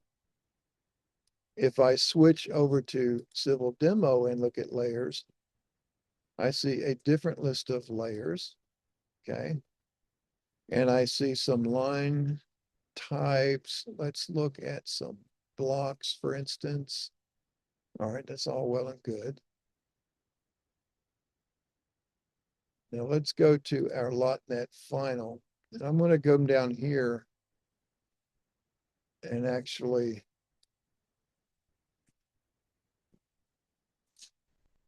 Sheet 101. I'm just going to rename this layout tab as Sheet 101. I'm going to switch to that, and maybe within here I would, put some text and a north arrow and different stuff about that particular layout. Okay, set up the paper size, do all kinds of things with it. Now, what I have are 2 different drawings open. So let's say I had something in this drawing and I wanted that same thing over in the other drawing. Well, from that interface, if I go to, I'm going to say there's the one I want to receive it in, it doesn't matter which one you're in. If I choose that command, that layer properties or layer control, that's my Explorer. Notice over here on the left, right now, this is bold and you see all the categories. That shows me the layers in that file. That shows me the text styles in that file. But if I have something in this drawing and I'll highlight it and then open the category, let's look at my layers here. Well, I've got like these ones here called lab text, lot building, lot edge, lot setback. If I take those 4 layers and they are not in this file's list of layers, but if I take those 4 layers or however many you want to select, and whether it's layers, line styles, blocks, whatever, just select them, drag and drop onto the category of the other file. And now you see I have those layers in that file. Okay, so they're now there. I can even do the same thing with layouts. So if I had this sheet 101 and put that on that layout, notice now when I go back to this drawing, I've got this sheet 101 layout. Now that doesn't show the same geometry because that geometry doesn't exist, but I have the same layout, the same scale for this window, the same paper size, all of those different things I've brought across into this drawing from one to the other. So that's one of the reasons I really like IntelliCAD. Now in the AutoCAD version, and I'll do this, I'll show you this one and we'll break for lunch, is you have similar functionality, but it's not done through that tool. So if I go to AutoCAD version here, I'll update it another time.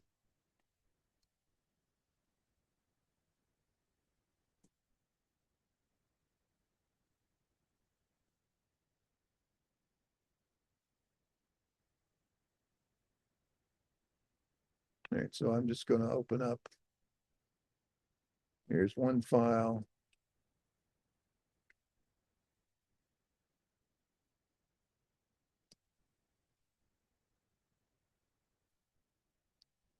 And then let me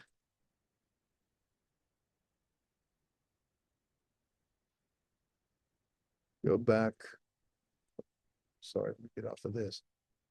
All right, then let me go back to my start page and I'll open up this file. So I've got 2 different files here. I've got my annotation test, and it's got just a 2 standard empty layouts, same thing, just a 1. But let's say I've got a text style or something in here or layers. And if I wanted to take layers from here and put them into here, well, I can't do that from that layer control tool, which was this view layer control. All that does is bring this box up and it's only for layers. That's the only thing it does, okay? So to get that same functionality of where I'm able to drag and drop from one to the other, there's a command called Design Center. Let's see if I can call it. Yeah, D Center right here. Add Center. And it's going to bring up similar functionality. So now if I choose, I can have a source. I can actually don't have to have the other drawings open. I can choose from folders, or I can use the open drawings just like this other. So now I'm in, one to the other. So I'm in my demo 1. But if I want something from anode test, I go over here to layers and let's change that to just a list of layers. There's vsurfcont index and vsurfcont intermediate. Let's look in this file, and I do not see those same layers there. So if I wanted those layers, I can come over here and say, take those 2 layers. I'll select them. And instead of dragging them into the layers category, I need to drag and let them go into the recipient drawing. So you have to make sure you're in that particular drawing. So I can look at some blocks, for instance, no particular blocks.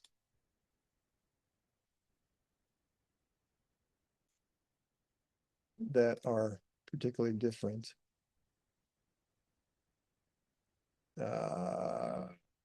See, line types.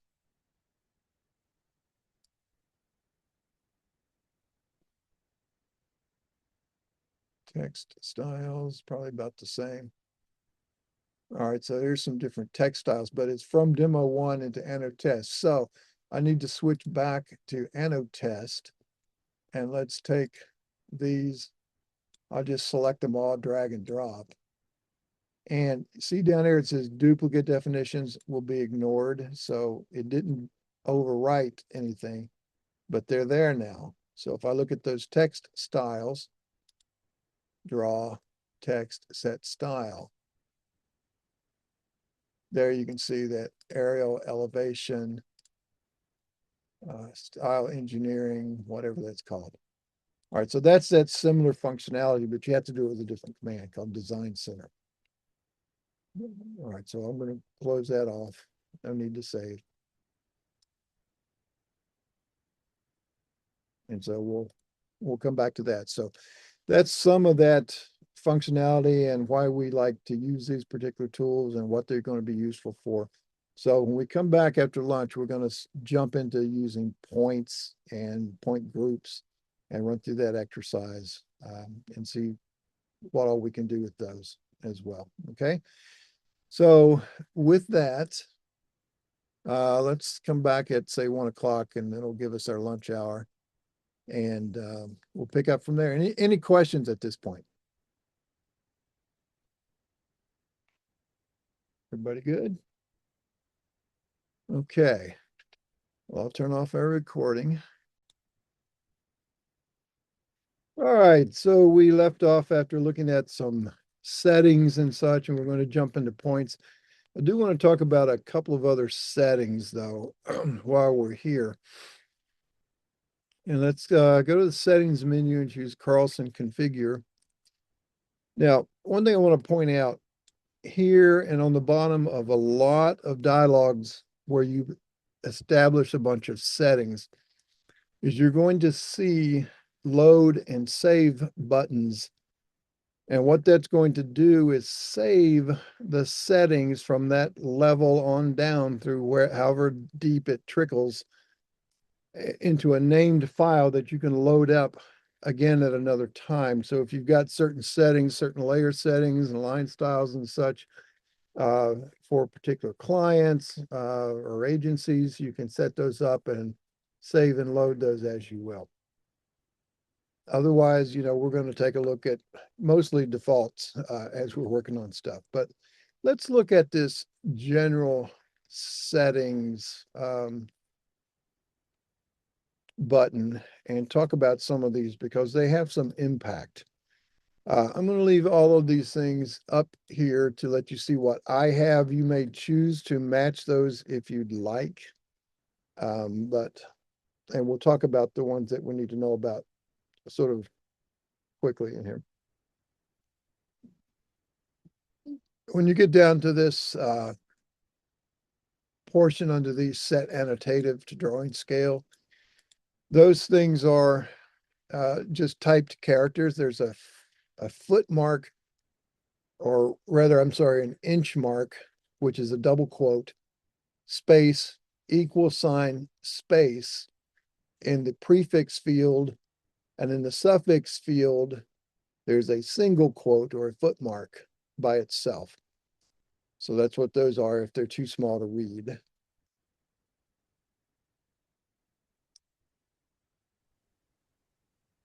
Can you repeat that, please?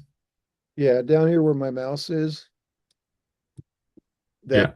that prefix field is a double quote or an inch mark. So it's shift, double quote, space, equal sign, space. And then the suffix is just a single quote or a foot mark.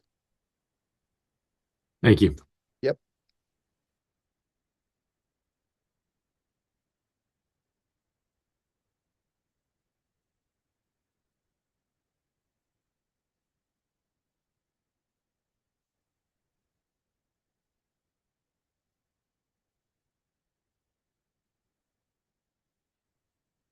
All right, I'll give you a couple minutes there on matching those up, and we'll talk about the ones we need to know about.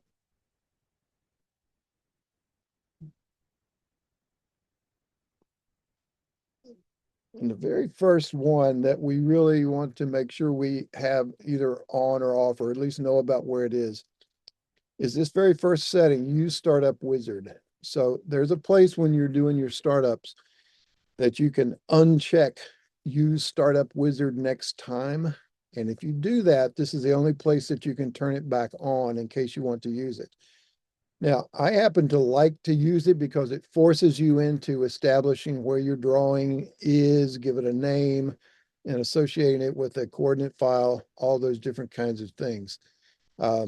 So that's why I like to have it on. You'll see that when we start up a new drawing. The save drawing INI files, it saves a file with a .ini extension, and it's just basically a listing of settings and files that you've been working with, like maybe different coordinate files that you've worked with in the course of that DWG's existence. It keeps it running as you work with it, so you can go back and review that history.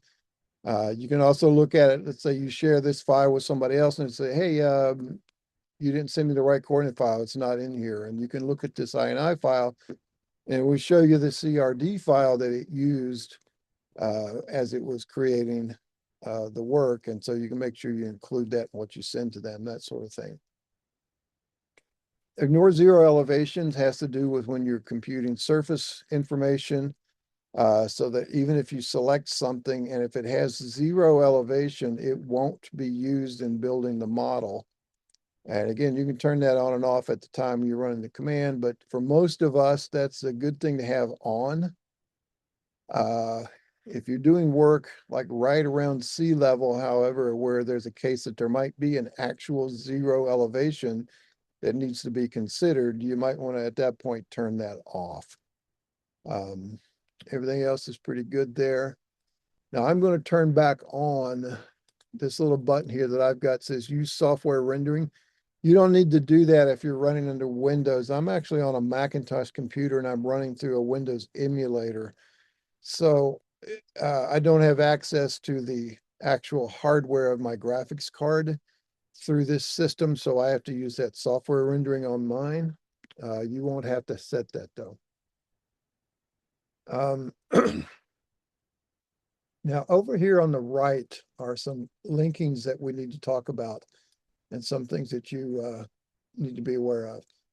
And that is this, if you link points with the coordinate files, what that means is if you draw points in your drawing and then if you move the point in the drawing, that's going to automatically change the point value in the coordinate file. Now this will, regardless of what this is set to, it now has the behavior of it will prompt you and tell you that, hey, you're in a different location than in the CRD file.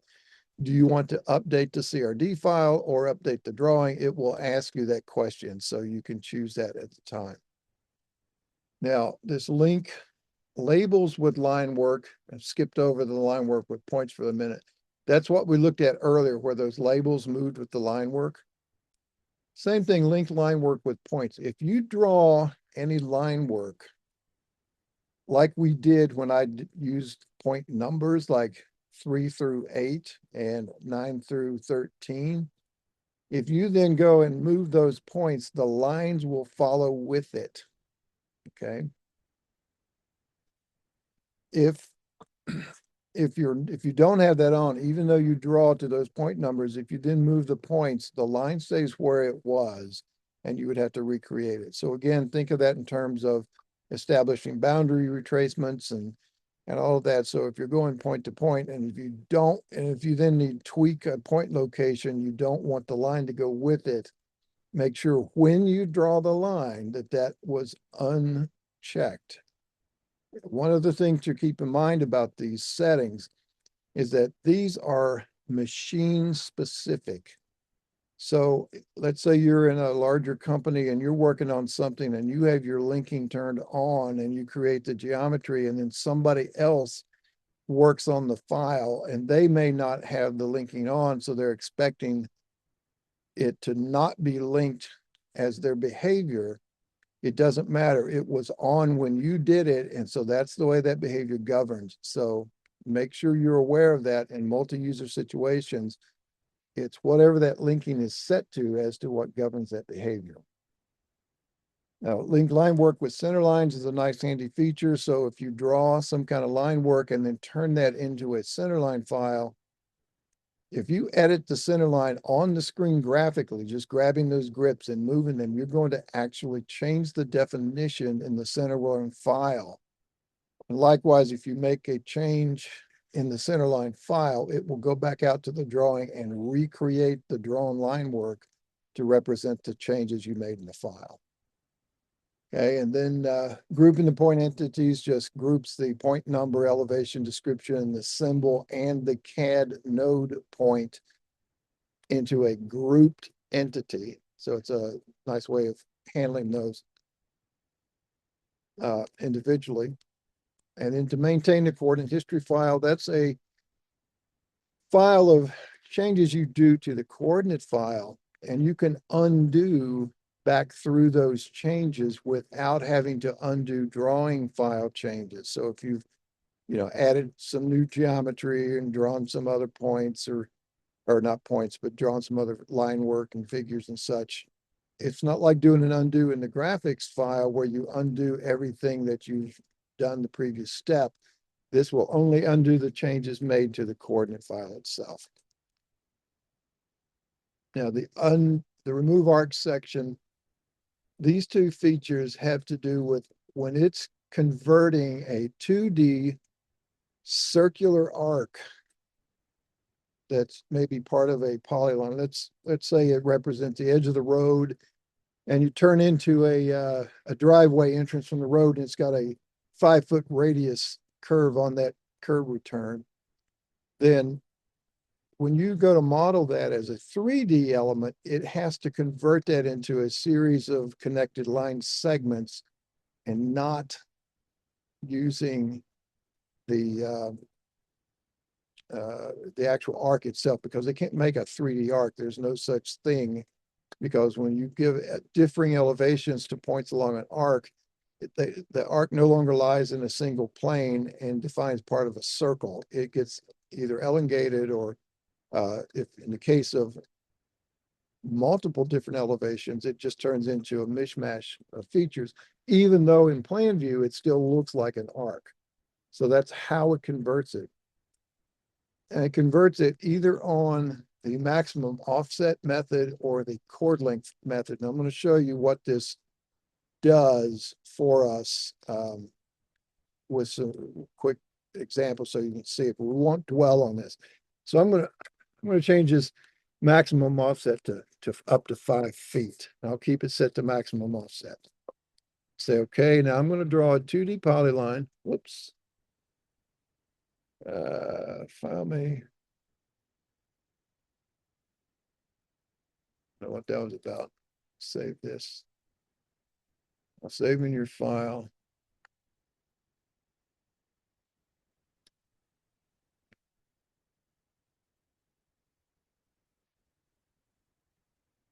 Let's see if I've got something going on here. All right, so that opens okay. Let me just close this, reopen it.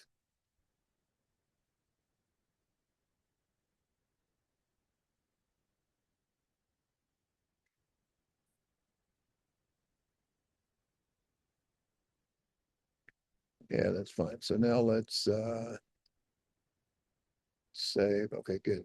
All right, so I'm going to draw a 2D file or line. I'm just going to go from here to here, and I'm going to put an arc in it of, let's say, about like that, and then continue now to that distance. So if I look at this in 2D, let me change the view resolution up higher. So this is actually a line segment into a tangent curve. It's an actual curve into a straight line segment. It's not tangent right there, but that's okay. So if I were to look at this, I'm going to go to the inquiry menu and I'm going to look at curve information. And I'm going to pick that curve. You can see that it actually has, no need to look at it in the viewer. Let's see, let's try it again here. So that actually has a radius value. Here's the radius point location. Here is the value, 124 feet, basically. So it's actual curved geometry. Now, if I want to turn that into a three-dimensional figure, I want to turn this into a 3D line. So if I do that same thing, let's say these were done with points that had elevations on them. And let's see, let's do it this way. I'm just going to draw a 3D polyline this time. And I'm going to put this on a different layer. So I'm going to start right here. And whoops. Let me draw a 3D polyline, get it right this time. And I'll put that on final. And I will pick this point. I'll give it an elevation of, say, 100. Let's see, let me go to, try that one more time here, sorry. If I do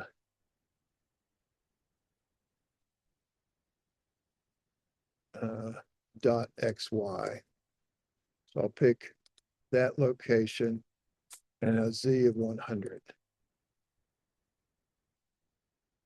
And then I'm going to do a dot. Hang on, I'm sorry. I've got a couple settings here. Let me see. Let's draw a 3D polyline. I'm going to prompt for elevation and slope. That's what I needed. All right, so now I'm going to start here. And elevation will be 100. I'm going to now click that endpoint, and that's going to be elevation of 101. And then I want to do an arc, A for arc. And I want to put the end point or point number is going to be out here. And that elevation I'll make 99.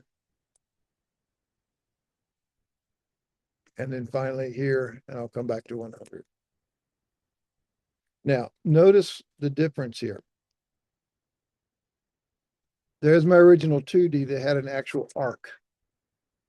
This is my 3D, and it's changed the arc into these individual line segments.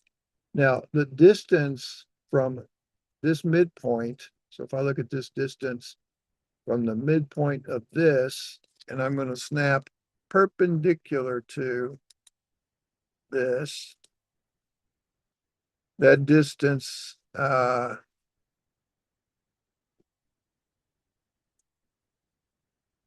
doesn't give me the 2D distance. Let's go from, let's draw a 2D line from here, perpendicular to here. And now let's select that. You see that distance is 2.54 feet. And I gave it in my settings a maximum of 5 feet. So as long as it's under that 5 feet, it puts in the number of segments it needs to keep that distance, that maximum offset, below that minimum. Okay. So if I did that same thing, and notice the vertex count, 1, 2, 3, 4, 5, 6. Whereas here it's 1, 2, 3, 4. Okay, that becomes significant. So if I do this same thing, I'm going to get rid of that one, and I'm going to repeat that draw. Or first of all, I'm sorry, I'm going to change my settings. And I'm going to change that to something like 0.0001, something really tight. So I want to make it really close. And now let's do that 3D polyline again. And I'll start here, an elevation of 100. I'll go to here, an elevation of 101. Whoops, 101. Then arc to there. I said 99. And then finally here with an elevation of 100. Okay, same figure, but now look at the number of vertices that it had to put in there to keep the distance from the original arc and the segment that replaces it underneath that value, that 0.00001. So it makes it a lot more close to the original. But here is the thing to keep in mind and why you want to set that as a good trade-off value. Every one of these points along this line, if I were going to model this into a terrain feature and make a surface out of it, every single one of these points has to be a corner of a triangle. So I would get all of these thousands of little triangles around that arc, and it's really overkill. That's unnecessary. It makes my surfaces too large, and it makes things, you know, a little too much to have to carry on. So what you want is a good, healthy medium. And that's what I normally set here as mine as a 0.02, because I figure 200ths along a curve, you know, if I were building that as a poured concrete curb, 200ths off the original curve would be fine. So I'll start here with 100. I'll go here at 101. I'll do an arc to here to 99. And then finally here back to 100. And now when I select that, you see I've got quite a bit fewer. I still got more than just the two endpoints of the arc, but I've got quite a bit fewer, and I can see, you know, I'm relatively close to that original. So if I were to construct that out in the field by pouring a concrete curb, you wouldn't be able to really tell the difference. So that's the consideration of that. The other option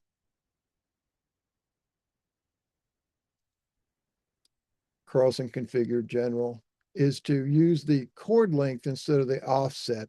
And that's where you put this chord and you're saying that's the maximum length of the chords that it uses to represent the curve that I want it to be. So if you set that too large, let's say if I set that to be 5, or let's make it even 10 feet.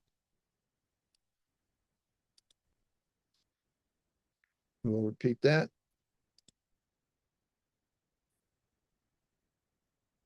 100, 101, arc, 99, and then finally 100.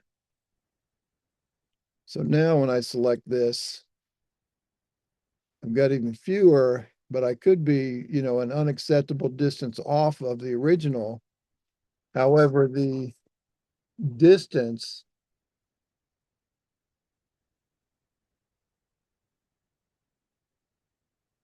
is 10 feet. You see, that was that maximum distance. So it put 10-foot segments in there.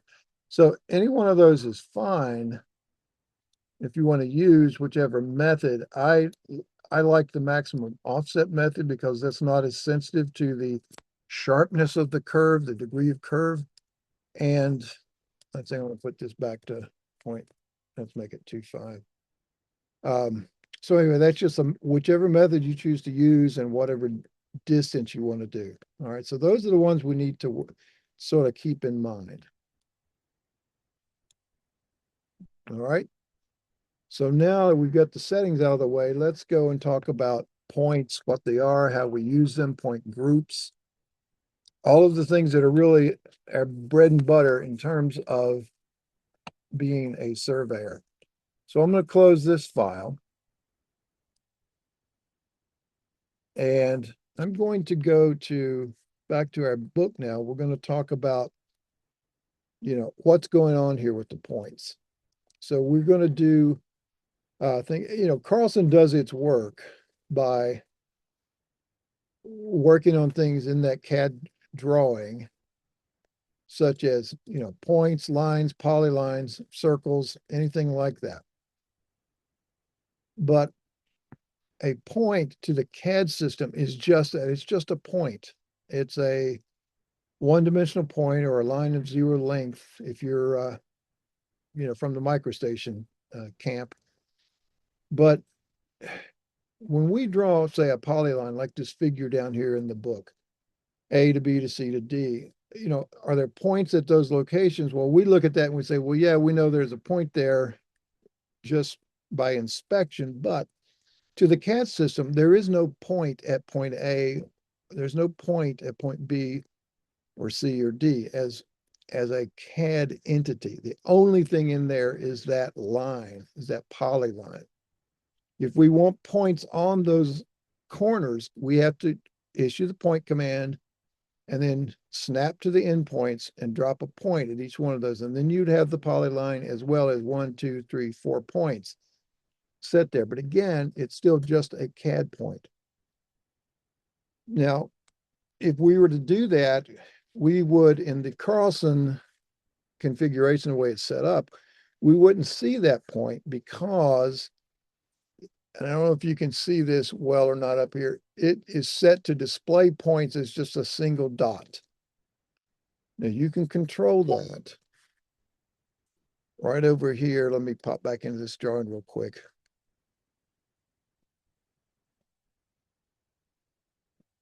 You can control that display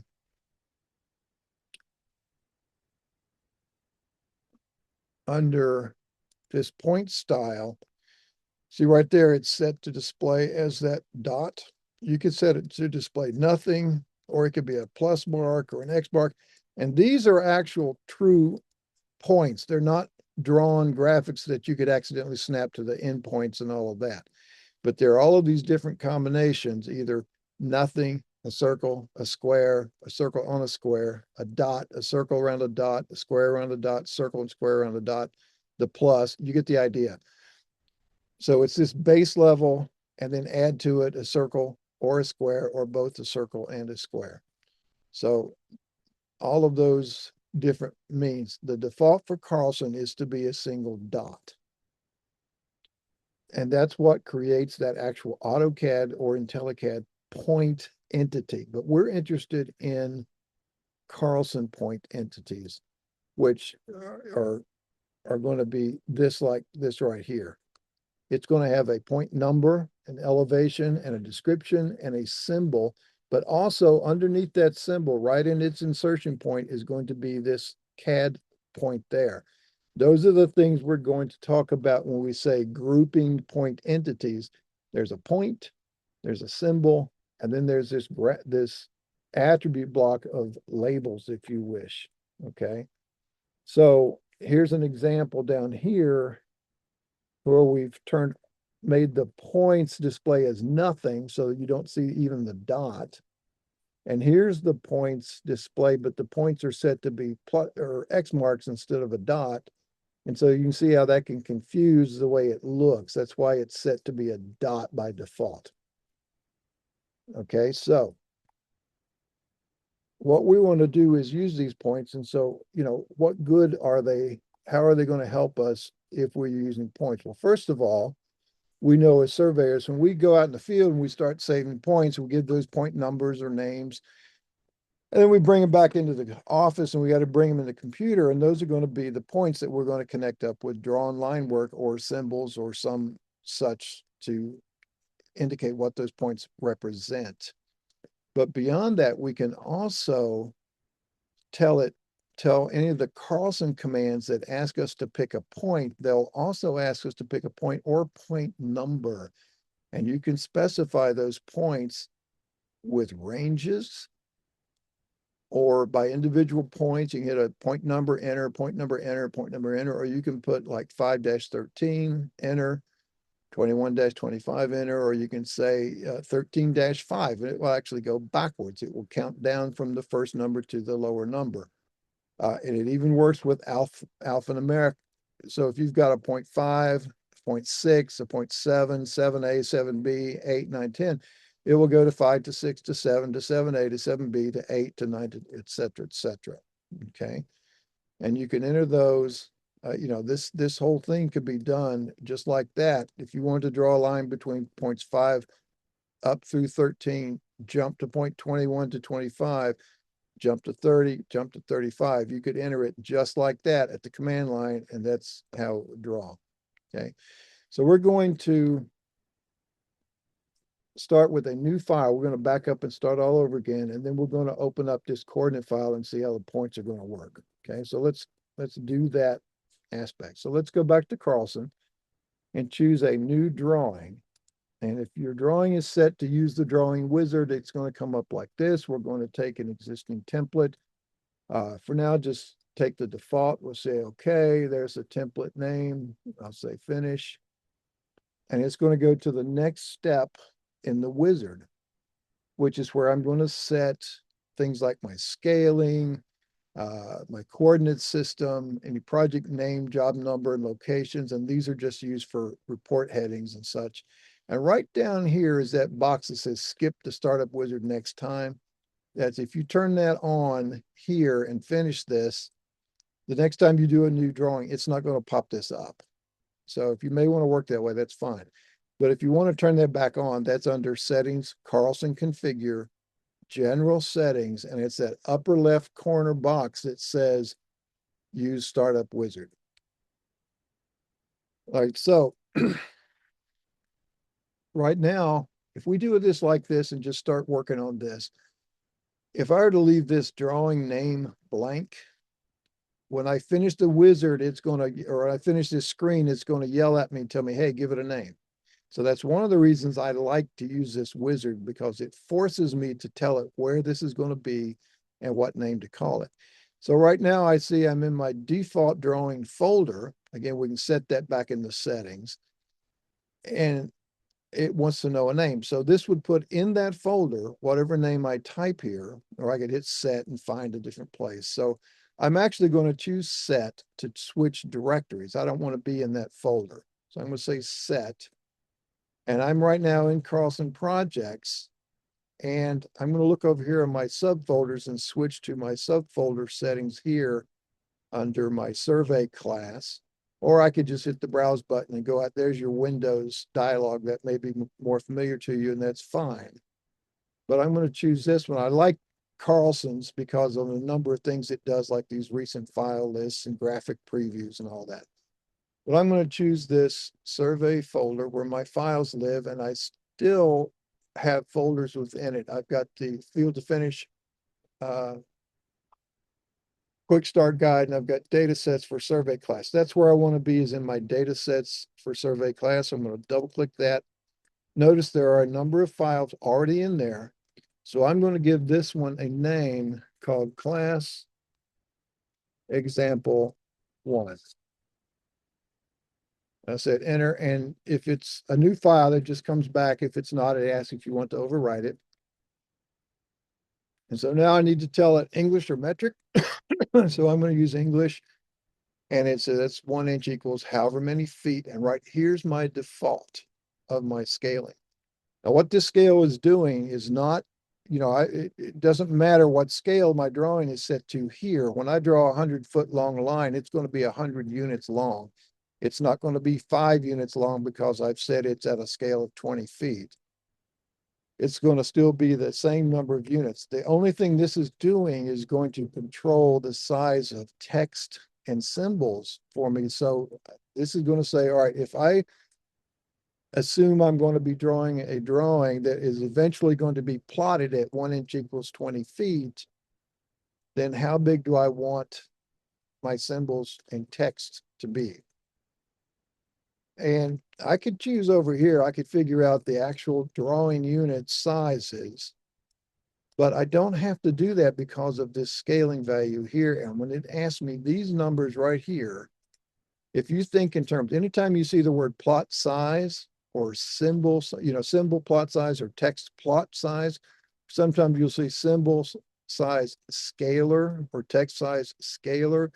When you see those numbers, think to yourself, that's the number of plotted inches, because I'm in 1 inch equals however many feet. So this is how many inches tall on the ground do I want my symbols to be at 20 scale. So 1/10 of an inch at 1 inch equals 20 feet turns out to be 2 feet on the ground. So I never have to calculate this. That always gets set from this. So if I change this instead of 0.1, if I make it a half an inch, if I say 0.5, notice it switches this to 10 automatically. So won't that, I'm going to keep my symbol says 1/10 of an inch. My text at 800, so it's like a Leroy, like an L80 size, if you recall from those old days, which is 1.6 feet. Okay, so that's what that works. Now, if I am working in a particular location, and particularly if I'm using coordinates from that location, like state plane coordinates, I need to give this a defined coordinate system so that it can match up and I can, overlay aerial imagery or get other survey information from other people, and everything's going to match on that coordinate basis. If you say none, it's just going to be an assumed like a 5,000 survey, and that's fine if that's suits your purpose. But you've got three different things. You've got State Plane 27, that's your NAD 27 system, and you've got the Universal Transverse Mercator. Those are available. If I choose that, then I would choose a particular zone that I'm working in. Theirs is 17, I think. But, and then if NAD 27, then you would pick, and I'm in PA South. I remember my alphabet. There's PA South. So, and again, that's in NAD 27. But if I want NAD 83, which is what I typically would be working in, and that's North American Data 1983, I need to choose this other predefined user defined. Now, the zone is no longer, I don't pull that down at this point.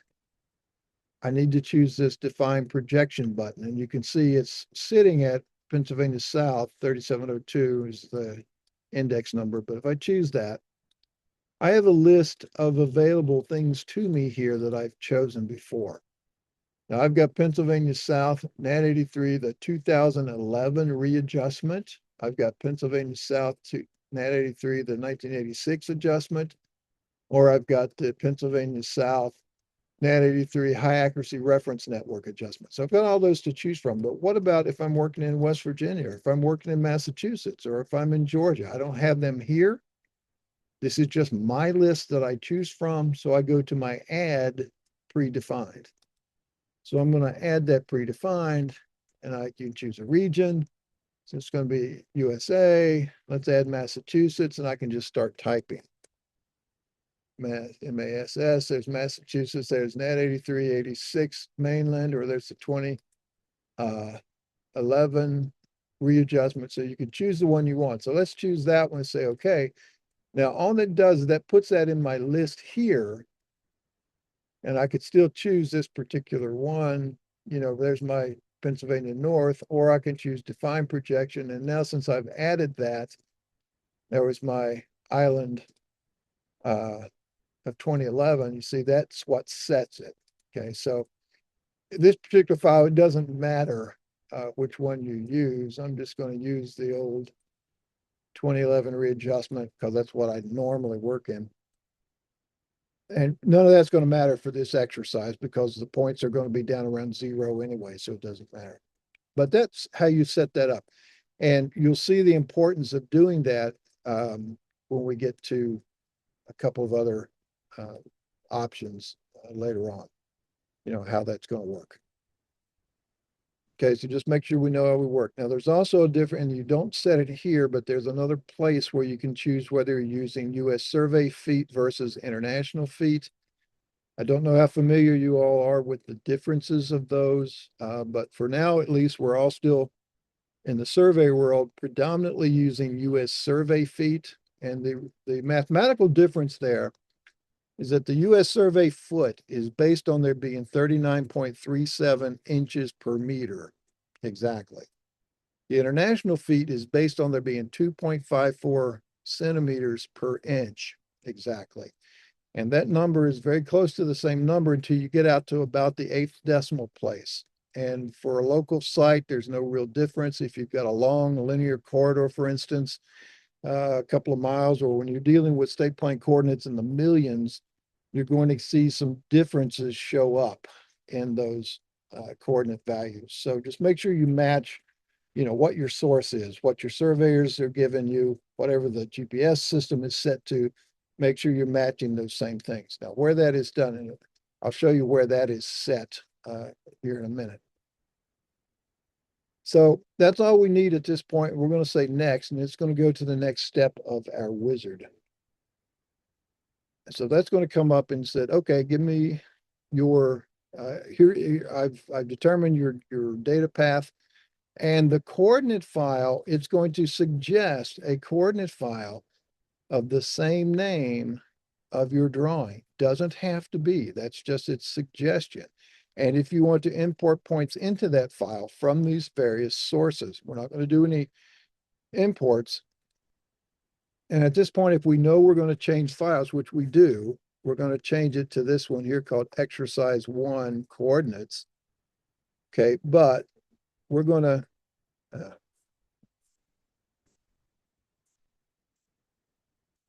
me get back to, sorry.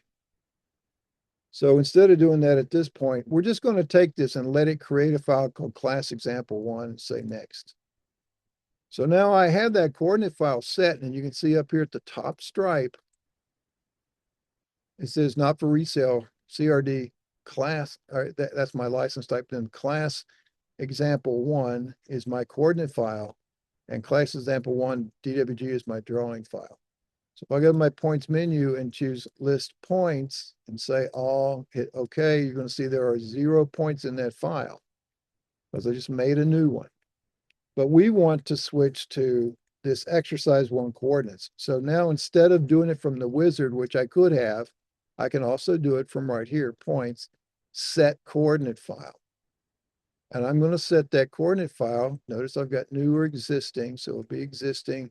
And this is going to be that exercise 1. And over here in my preview, I see I've got points 1 through 22 in that file. And I'll say open. Now, when I look at points, list points, all, I see I've got a bunch of points. None of them have any descriptions. I've just got northings, eastings, and elevations. You can see they're all around 0, so it doesn't really matter there. You get a min's, max, number of points listed. You'd see a group of, like if you skipped any values in here, you'd see the ranges, etc. All right, so now I've got points, but they're still not in my drawing. So we'll talk about that here next, but I want to show you under points, look at your point defaults for a section, first of all. And this is going to be, by default, what you want to have showing up with your points. You can choose a symbol, and you choose select symbol. And you've got different categories here. You got points, you got points and wipeouts, which have a little white background behind it so it can knock out the corners of lines so they don't look like they connect inside circles.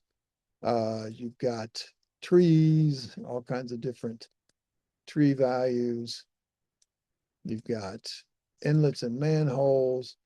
You can see, and all of these are just setting the symbol that's going to be used for that point. And you can do that when you do a, draw. When you draw locate points, you can set that at that stage as well. You don't have to do it all from the defaults. And here's that Carlson community we talked about earlier this morning about check Carlson community for missing symbols. And that's just a little thing where if you log into that, you can set up and look at it. And once it connects, let's see, what am I looking for? Icons, list. Yeah, there they are. They're finally in. So here they are. I can look at some icons and see the different things. These are things that users out there in the community have created that you can use for points. And you've got different categories over here like mining, surface mining points, you know, all kinds of different stuff. Survey points. Here's one called Brady Bainberry, whatever that is. And here's one called setback SCC DWG. And those are, that would be a symbol for a single point. Now that doesn't make a lot of sense, but that's, that's what the community has put up there for you. All right, so we're not going to use any of those. We'll just take our defaults. Now, we tell it whether we want to use point numbers. Automatic point numbering means it will just keep incrementing, give it a starting value. And that, because it knows I've already used 1 through 22, the first available is 23. Give it the layer it's going to go on. And we want to draw the point nodes. That's that little dot that's going to be part of it. So we'll make sure we do that so we could use it for something later if we needed to. We could use annotative points if we wanted. That's going to react to changes in the drawing scale automatically. Otherwise, we'd have to rescale the points. You mask the point attributes, that puts a little rectangle behind the label so that it hides the drawing under the labels. You could use field to finish to actually draw the point styles in here automatically at this stage. We typically don't. We use field to finish to do that with. And you can link it to a GIS file, which holds that additional GIS data. Things like, you know, date of last inspection, material type, anything like that you've collected with that point. All right, so right here next is, or up here is the symbol or the attribute layout ID. And right now is a little preview right up here. I'm using number 2. Number 1 would be point number over the top. The symbol would go right there in the middle, elevation off to the right, and description underneath it. So the point number and description are centered over and under the point. The elevation is off to the right. If I choose 0, it just does the same thing, but they're italicized text. If I do 3, it does point description the same, and the elevation gets tilted up at a 45-degree angle. You sometimes see spot elevations on maps drawn like that. You know, so any kind of way that you want. I happen to prefer mine to be lined up, and the point would be off here to the left of the elevation attribute. That's just the way I like to see mine. So that's your choice on that. Okay, so I'm say okay to that. That's my defaults. And then there was the other setting I was going to show you about was the, if I go to this settings menu and choose this drawing setup, this is not Carlson configure, but this is this specific drawing. Here's where you see those same things about the scaling, everything going on here. There's your 20 scale. There's your 1/10 of a foot. Symbol size, 800ths for text size. But right up here is using feet, whether US feet or international feet. Now that's supposed to be changing, actually supposed to have changed last year in the United States to where the official use was going to be international feet. But you're going to see that. I don't know that that's ever going to change in my lifetime because of all of the legacy data that's out there. But in any case, just be aware of which one you're supposed to be using. But there's some additional things down here. There's these line type scalars and drawing units and all that. And right now the line type scalar is set to be 20.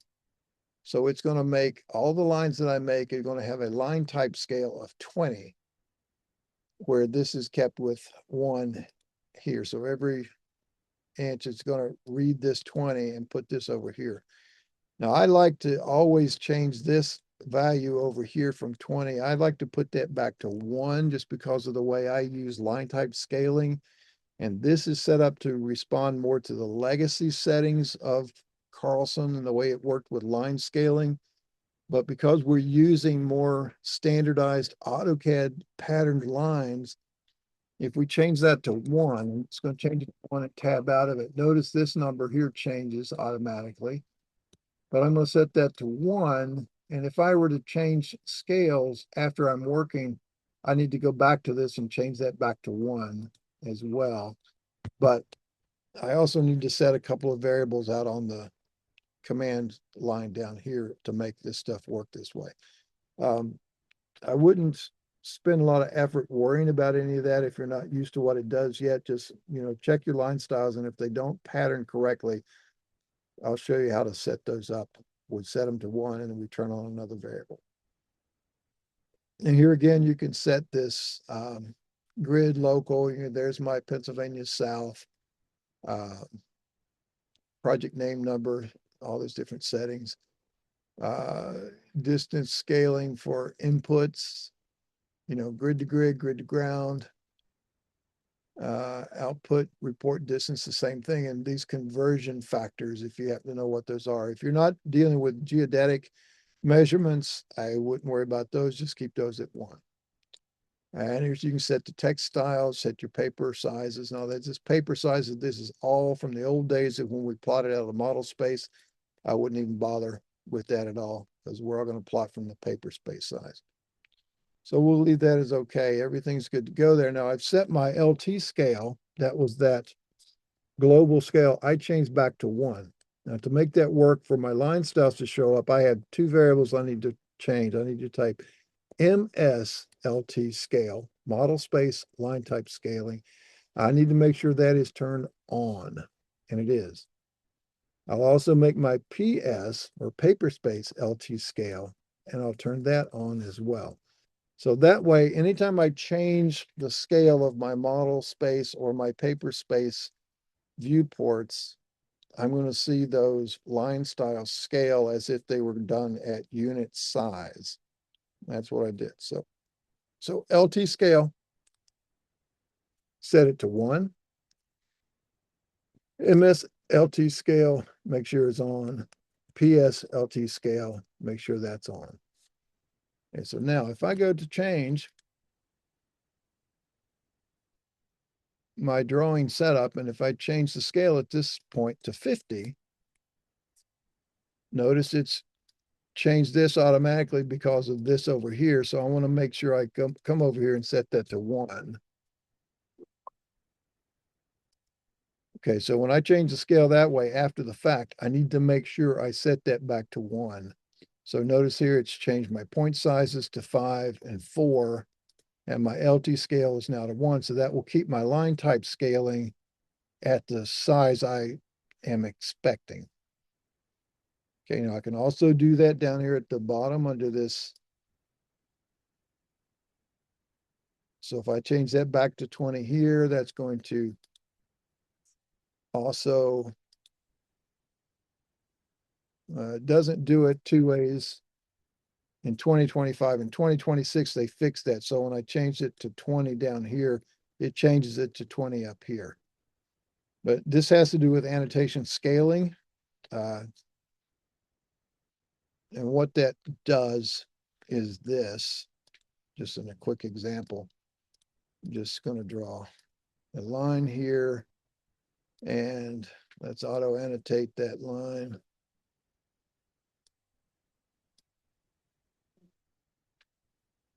All right, so you can see the relative size here. And if I look at that piece of text, I look down here at the bottom and I see that it is 0.08 inches tall if I were in paper space. That's what it says paper text height. Notice its model text height is 1.6 because I'm at a 20 scale. So if I were plotting this at 1 inch equals 20 right up here, it would be 0.08. Right? Now it is annotative. So if I were to switch this now from 20 scale to 50 scale, make sure that stays 1, okay. It did, notice my text changed sizes automatically. That's because it was an annotative. And when I select it, I see now it still has an annotated paper height of 0.08 like I'm expecting, but it changed its model text height. So that if I were to plot this at 1 inch equals 50 feet, that would be 8/10 of an inch or 8/100 of an inch tall on the paper. And that's set from settings, Carlson configured, general settings, right down here where we said use annotative scale. And that's where it's getting that information from. Okay. And we did the same thing on our points menu, point defaults. Go to points, point defaults. Right down here it says use annotative points. So if I were to put points on this, let's do that by create points from entities. And I'm going to start with point 101 here. And say, okay, pick my point. So there now are those 4 points. Notice their sizes. And if I go back to change my drawing scale from 20, let's change it back to, or from 50, let's change it back to 20, change this back to 1. Say, okay. Notice that they shrunk right along with the other text because I'm using annotative points when I draw my points. If I don't, let's do this. I'm going to erase points by a number 101 through, let's just say 1,000. Yes, we'll take them out of the coordinate file. So now they're no longer there, but if I do this, and I don't use annotated points, and now if I put my points in, create points from entities, again, we'll start with 101. Choose my entity. There you see they're relatively the same size as the label. And now if I change my settings from 20 scale, let's make it 50 scale. Set that back to 1. Say, okay. Those changed. The points did not change because they're no longer annotative.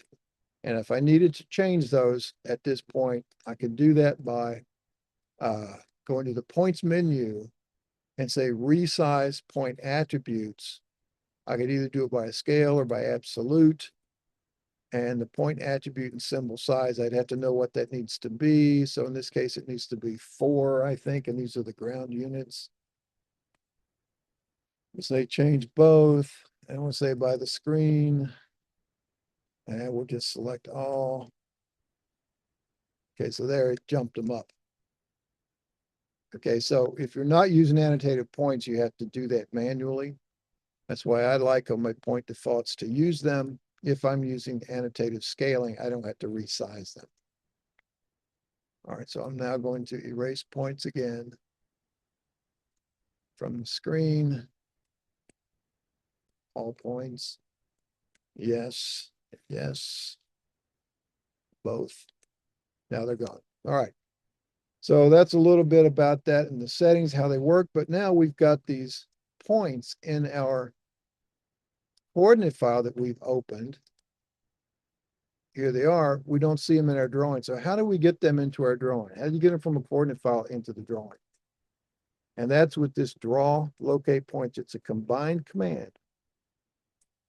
It can draw points from the file. It can also locate points based on you giving it points or point location. So if I say draw points here, I'm going to take all of my, and a lot of these things come from the point defaults, but I'm going to take these where they are. I'll erase and redraw any duplicates. Symbol size scalar, there's that 0.1, text size scalar, 0.08, again, from that setup, there they are. The layer, etc. Now, if I were to say draw a range, I could give it a point number range. Draw all, draw a group, or I can enter and assign, which means I type the coordinate values, and it creates a point and gives it whatever this next point number happens to be. In this case, I'm going to set that back to 0.3. If I were to make a new point, it would make a point number 23, and it would enter and assign. I type in the coordinate values, and it creates that point at that location. I can screen pick. And if I screen pick, then I can click, click, click over here in the drawing or snap to other things like the endpoints of lines or centers of circles or whatever. And it puts a point at that location with those values. But if they're in the file, that's this top row up here, the draw commands. If they're not, I'd use the bottom commands, enter and assign or screen pick. So I'm going to just say draw all, and it's going to draw them. And it now drew them, and you may see on your screen where those points were. If you did, it's because of this right here in your point defaults where you said right here, auto zoom center for new points. So if you drew new points, it would jump to the center of that new group of points to set your drawing zoom. And that's fine. I generally don't have it on. I know they're in there. But if I want to see them, I've got a zoom extent. So if you remember from this morning, double click the wheel. There they are. And I can see point 1, point 2, point 3, point 4. So I'm going to do a couple of things here. I'm going to change my point text style so they're a little bit more readable for you for one thing.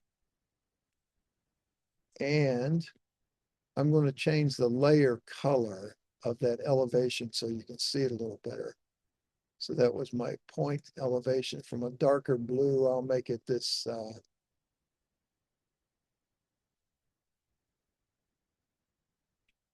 slightly, it's a little close to green. Let's make it say that. So now it's a little lighter. You can see it a little better. All right, so now I got a bunch of points.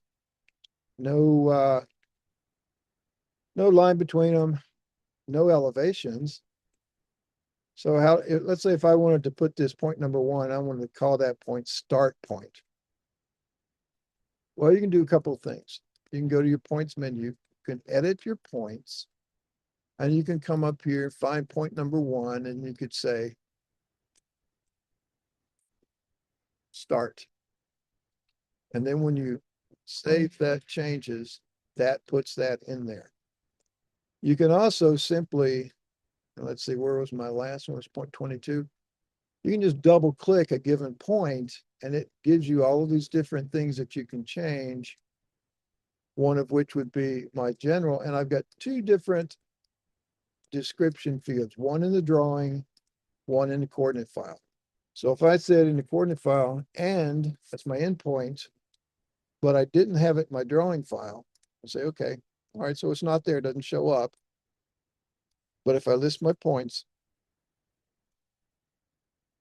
I can see it has a description. There's 1 for start and there's end for the last one.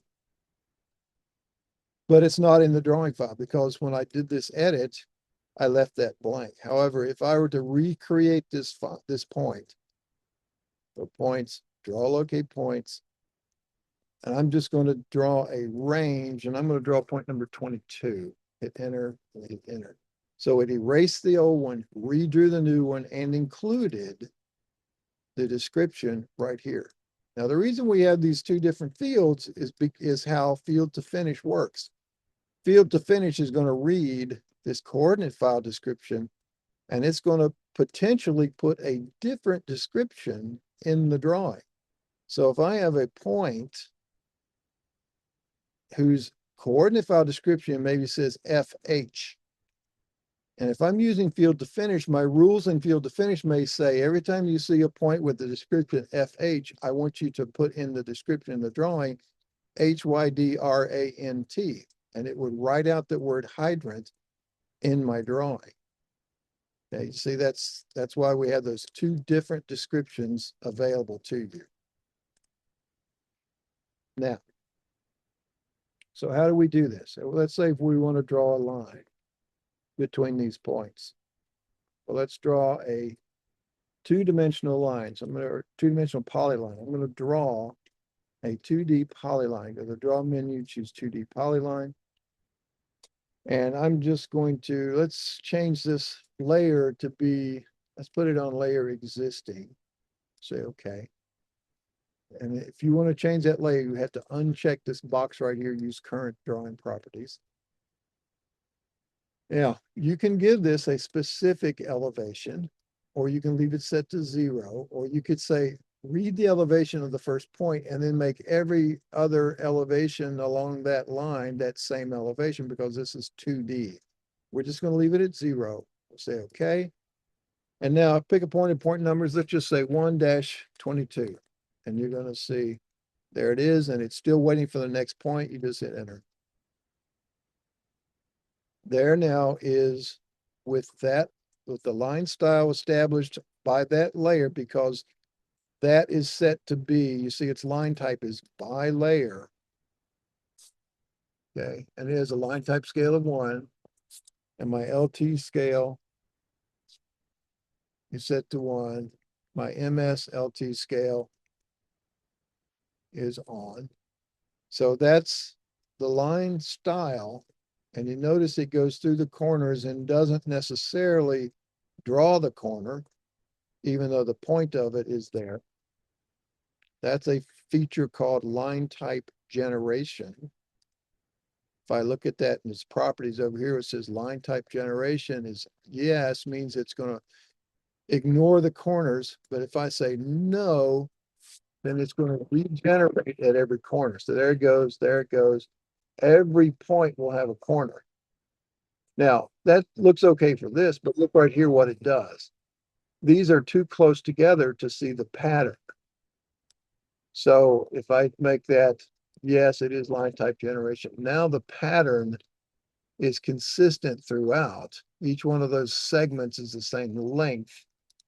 Let's maybe make this, well, even a quarter of the original. So now each one of those segments is the same length as it drew around this feature. Okay. So let's do another one. Let's draw a 3D polyline. And let's put it on a layer called final. We'll say okay. And this time, let's do 5 through 13, 5-13. And there you see it drew right over top of the other. And because I'm looking at it in plan view, if I were to look at that in 3D, you see my points are at elevation. My line goes point to point, but my 2D line is underneath it. Okay, now if I wanted to see the 2D over top of the 3D, what I have to do is select that, then right click and choose draw order, bring to front. So now it shows over top of the other one, even though it didn't change its height, it's just its view. So if I click where it's ambiguous, I choose the red one, right click, and I'm going to bring it to the front. All right, so that's how using points and point numbers can affect the line work, or help us to do things without having to go click, click, click, click, click, click, click. All right, so we can use point numbers. Now, if we remember from our settings, we had this link line work with points. I'm going to come up here and move point number 9. I'm just going to select it. I'm going to grab that little grip and I'm going to move it down to here. It says, do I want to update the coordinate file? Yes, I do. I did so. And now notice both lines, including the 2D, went with the point. If I were to select the line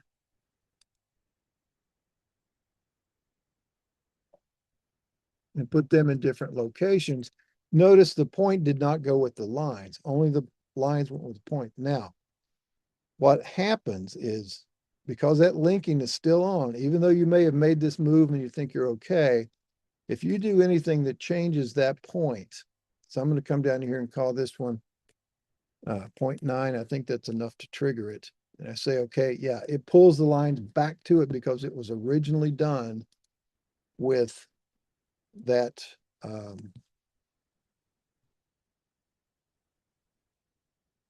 the lines were originally created using 0.9. So anything that changes 0.9 and updates the coordinate file will update that line work, even if you've grip edited the line and moved it. Okay, but the points don't go with the line. The line goes with the points. That's how that linking there works. Okay, questions on any of this so far? Everybody good with that? And again, you can do this in combination. Let's draw another 2D polyline.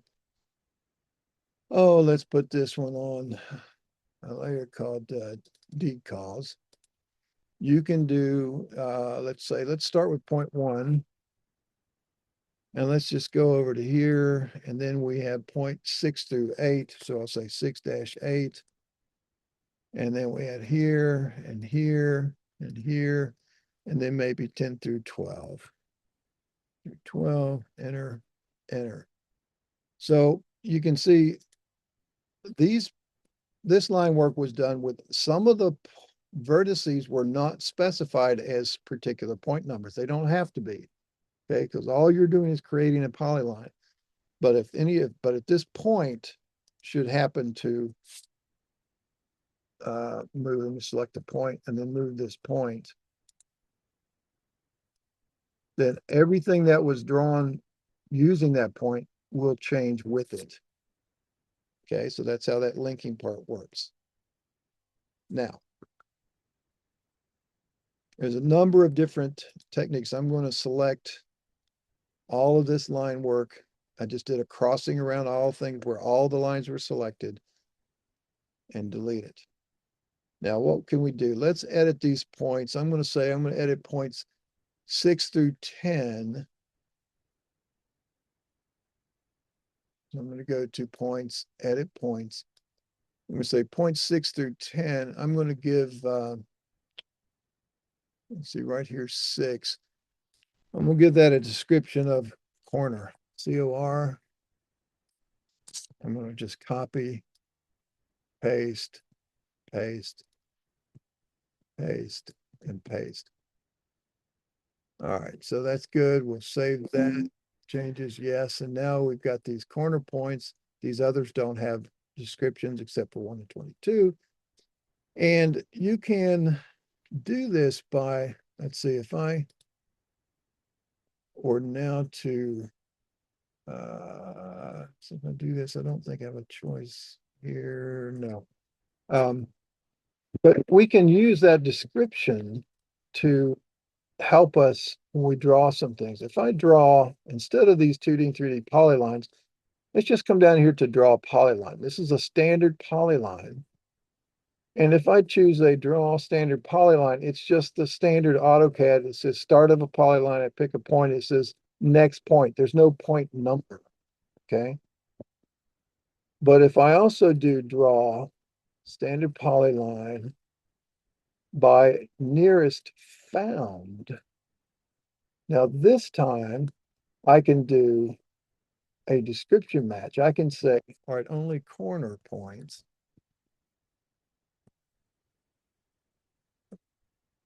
And say, okay. And then if I select from the screen, I'm just going to grab my points, hit enter, and it only draws the points. Now notice it went nearest found. So it didn't go 6 to 7 to 8 to 9 to 10, but it at least limited it to the descriptions and it just went to the nearest locations. Okay, so 9 to 6 was nearer than, say, 9 to 8. So that's why it did that instead of coming around the corner that way. All right, so a number of things you can do with that. Now, we look back here at our book. That's where we're talking about, and we took those point numbers and saw how they work. But then let's talk about our point groups. How can we use point grouping to help us describe these points or show these points? So just with the points we have and just with these that I've called corner, let's call, let's see, 14 through 21. Let's change. So starting with 14, I'm going to call that EP for edge of pavement. Just copy, paste, paste, paste, paste, paste, paste, and paste. That, yep. So now I've got some EP points. I've got some corner points, and I've got start and end points based on descriptions. So I can actually have some groups that can control what we see here. So if you go to the points menu and choose point group manager, this brings up a little internal box. I've got individual commands. I can do all of these draws, inserts and stuff, draw 2D, but all of these different commands on the menu or down here below. So I'm going to create a point group, and I'm going to call this group corner points. Okay. And this description is just describing to you, the user, what this group is about. I'm going to say all points with corner as description. Okay, so you don't have to put anything there at all, but that just helps you know what it is. And so I've got two different ways to create a group, either by inclusion or by exclusion. And if I say by inclusion, I'm going to uncheck include all, and I'm going to come down here to description. And I can either set from a list where I can come down here and find I just get one of those that I need. I'll say, okay, that's my description. So anything with a coordinate, and I'll say save. And there they are, 6 through 10. That's my coordinate group, my corner group. If I create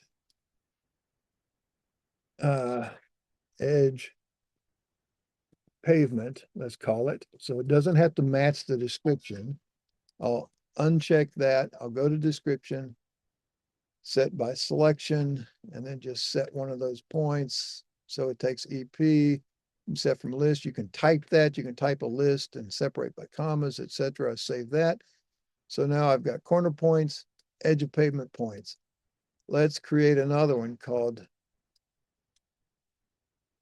endpoints. And we'll uncheck include. And by description, we're going to say start, comma, end. And so now my endpoints have my start and end point. They're the ones they are. So you can see how you can make another group called all except corners. Go to the exclude, and we're going to say exclude corner. Save that, and now you can see all except corners have 1, 2, 3, 4, 5. It doesn't use 6 through 10 because those were your corner points, but it has these other points as well. Now at this stage, you can use this to, let's say if I wanted to draw the corner points, you could say, take this particular point or these particular several points or just the entire group, and you could go to insert into drawing if they weren't there. Anything you can do with that as well. Let's go ahead, and I'm just going to zoom out and do a crossing window around everything and erase it. I'm taking all the points out of my drawing, but remember, they're still in my coordinate file. There they are. And so let's say out of all those points, I just want to draw my corner points and my edge of pavement points. So I would go to points, draw, locate points. And this time, instead of draw all or range, I'm going to say just draw a point group. It brings me up to that very familiar thing there. I'm going to find my corner points. And I don't know, I may be able to, yeah, I can do them both, corner and edge of pavement. Say okay. And now there are my edge of pavement points, and there's my corner points. Okay, so that's how we can use that. And you can make groups out of any kind of criteria that you want. Go to your point group manager. Let's just make a new one.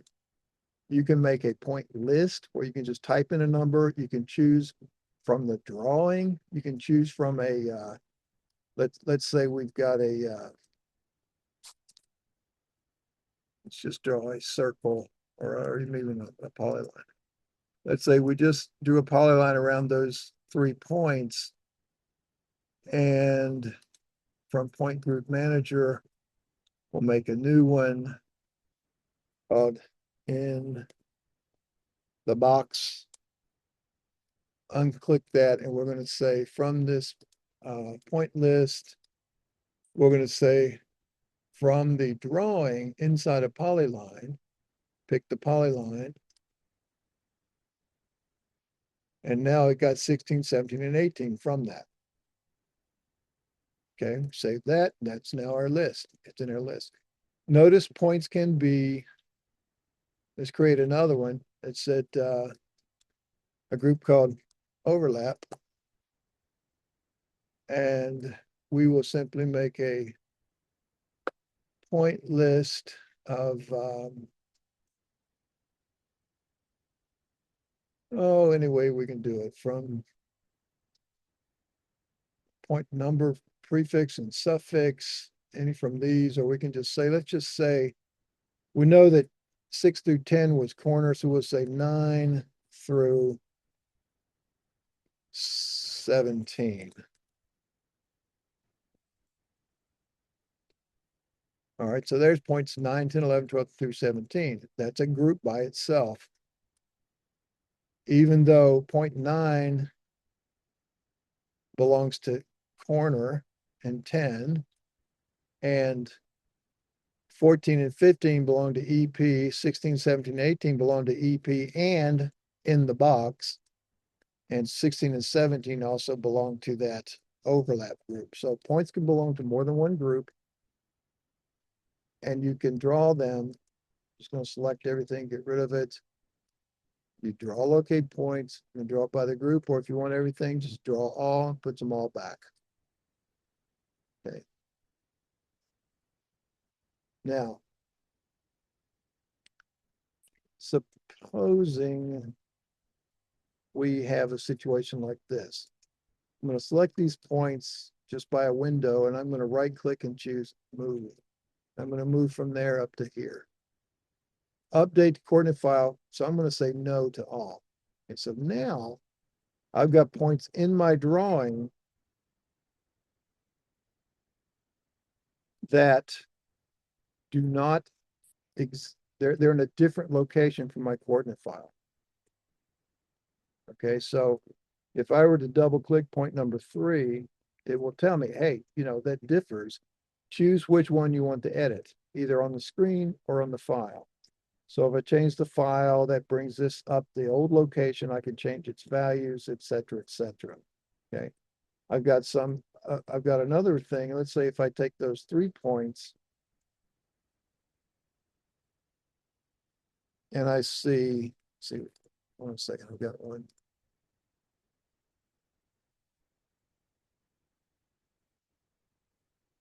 Okay, sorry about that. All right, so now I've got, I forgot what I did here. I took 3 points out of my drawing. They're no longer in my drawing, but they're in the coordinate file. So I'm seriously getting out of sync.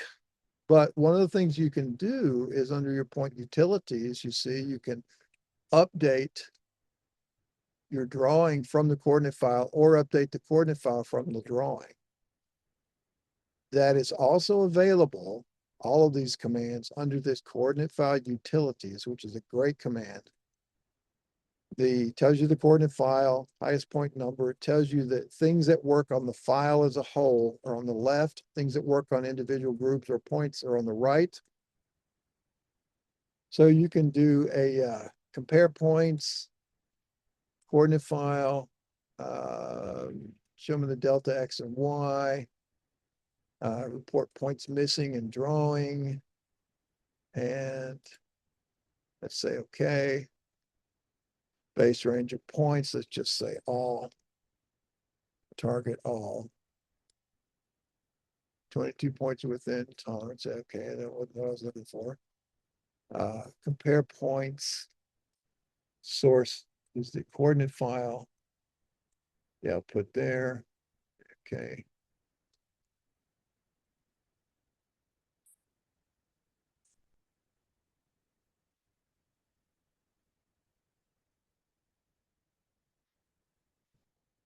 That's not giving me what I'm expecting it to give. Let's see. It took them out of whack. If I look at that, yeah, see, it's in a different location. All right, in any case, back to coordinate file utilities.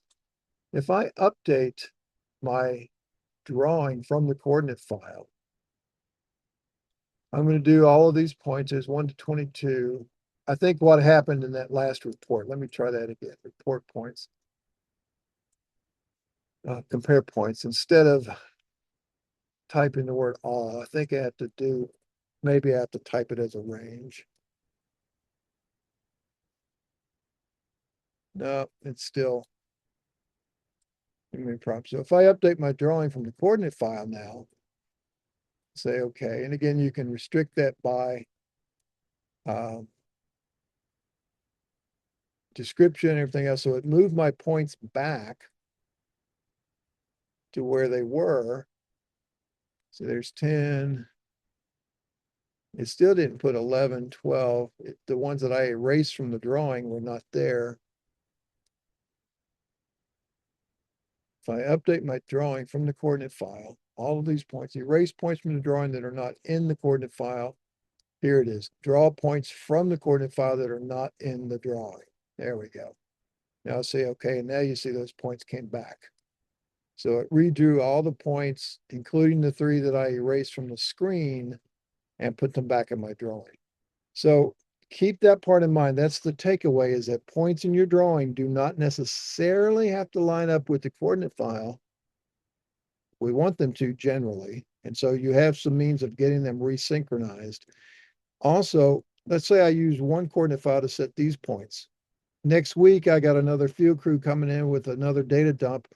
Well, I'm going to have those in a separate coordinate file, and I may put that in my drawing. Okay, so in which case I've got some that are in one file, some that are in another file, and all of that is okay. You just got to know, keep in mind which ones you've created with which particular files and how to sort of keep track of all that kind of stuff. Okay, so none of that should really, cause some issues, but sometimes it can. Sometimes you can forget about them. Sometimes you can have points frozen layers, or you can have them erased from the drawing. You're not remembering that they're in the drawing. You go back to redraw them. You get points that come in where you weren't expecting them. So just keep all of those things in mind on how that behaves. Okay. So let's take another quick look at the drawing, the point groups, and we're going to do this with, show you another cute little, not cute little, but utilitarian choice that we can use. We're going to use another file. We're going to open up this other drawing file, and we're going to use a different coordinate file. And we're going to make some groups out of that. Okay. So let's close this file. Save it if you want. And let's open file, and let's choose Civil Demo.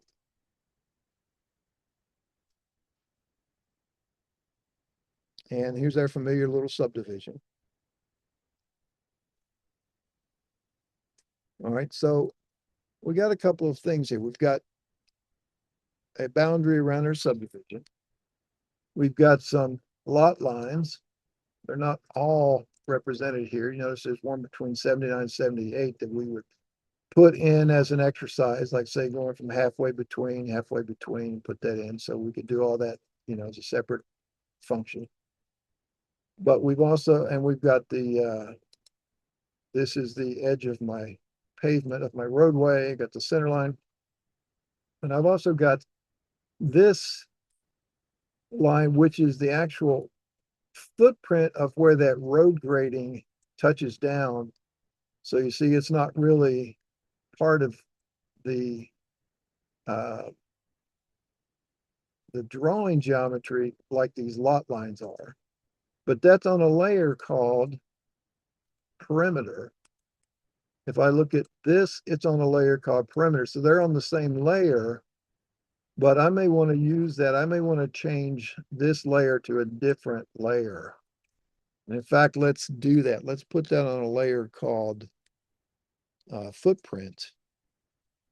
So I'm going to go up to edit. I'm going to make that change, and I'm going to See, where would I want to do that here?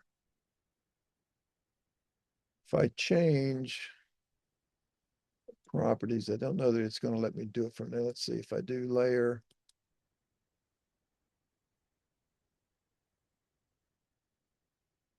Layer, new layer. If I say footprint, I don't think it lets me create it on the fly here. Footprint. I may have to have it already. Cannot find layer. Okay, yeah. So let's make a new layer. Let's go to view, layer control. And let's make a new layer, right? Here's my little new button.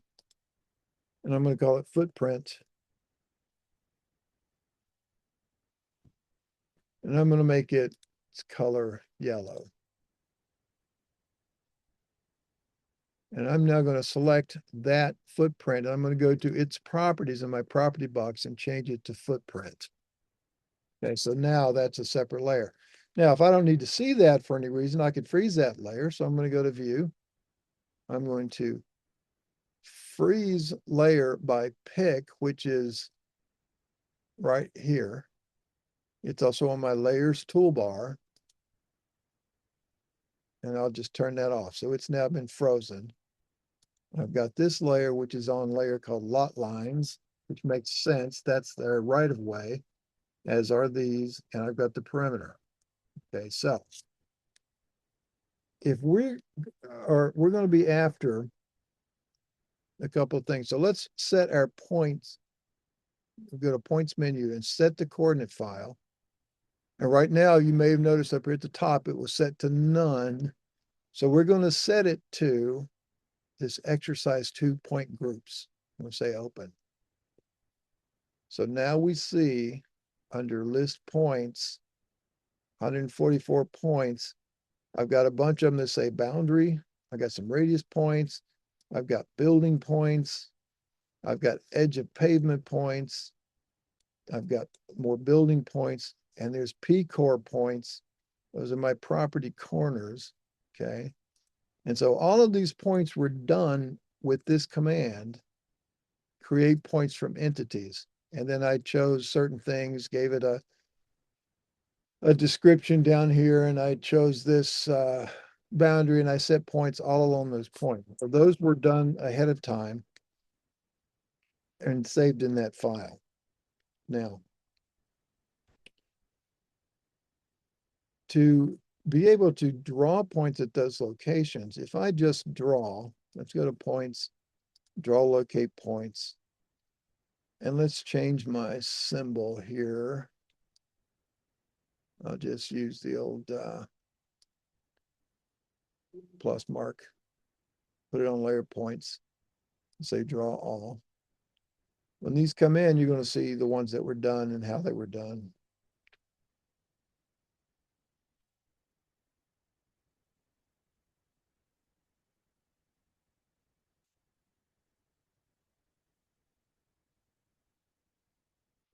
Let's see what's going on. I'll give it a second. It's doing this because it's drawing in annotative points. And so they're going to be real tiny. So let's, because my scale, I look down here and I see my scale set to 1:1.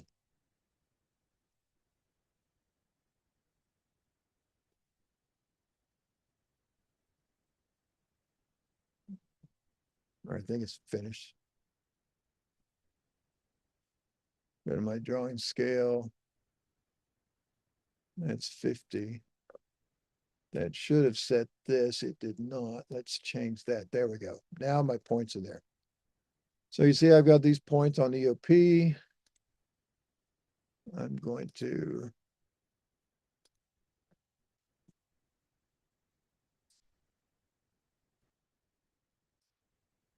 so I've got some edge of pavement points. I got these boundary radius points. That's that big circle out here. And make sure my view resolution is set up high. So now you see all the points. There's a building, you got building. That's, you could use those to do your stakeouts. If I go to my point group manager, you see they're not there, but I can create them based on those descriptions. So let's say building points, uncheck it. Description would be simply BLDG, save that. There's all my buildings. Let's create another one called exterior boundary points. And those are going to be on this list called BDY. Now, I'm doing BDY only. If I said BDY asterisk, that's a wild card, then that would get not just the boundary points, but also the boundary radius points. All right, I don't want those radius points in my group. So if I edit that group and take that asterisk out, it's only going to be the BDY points. All right, so that's there. If I make another group called lots,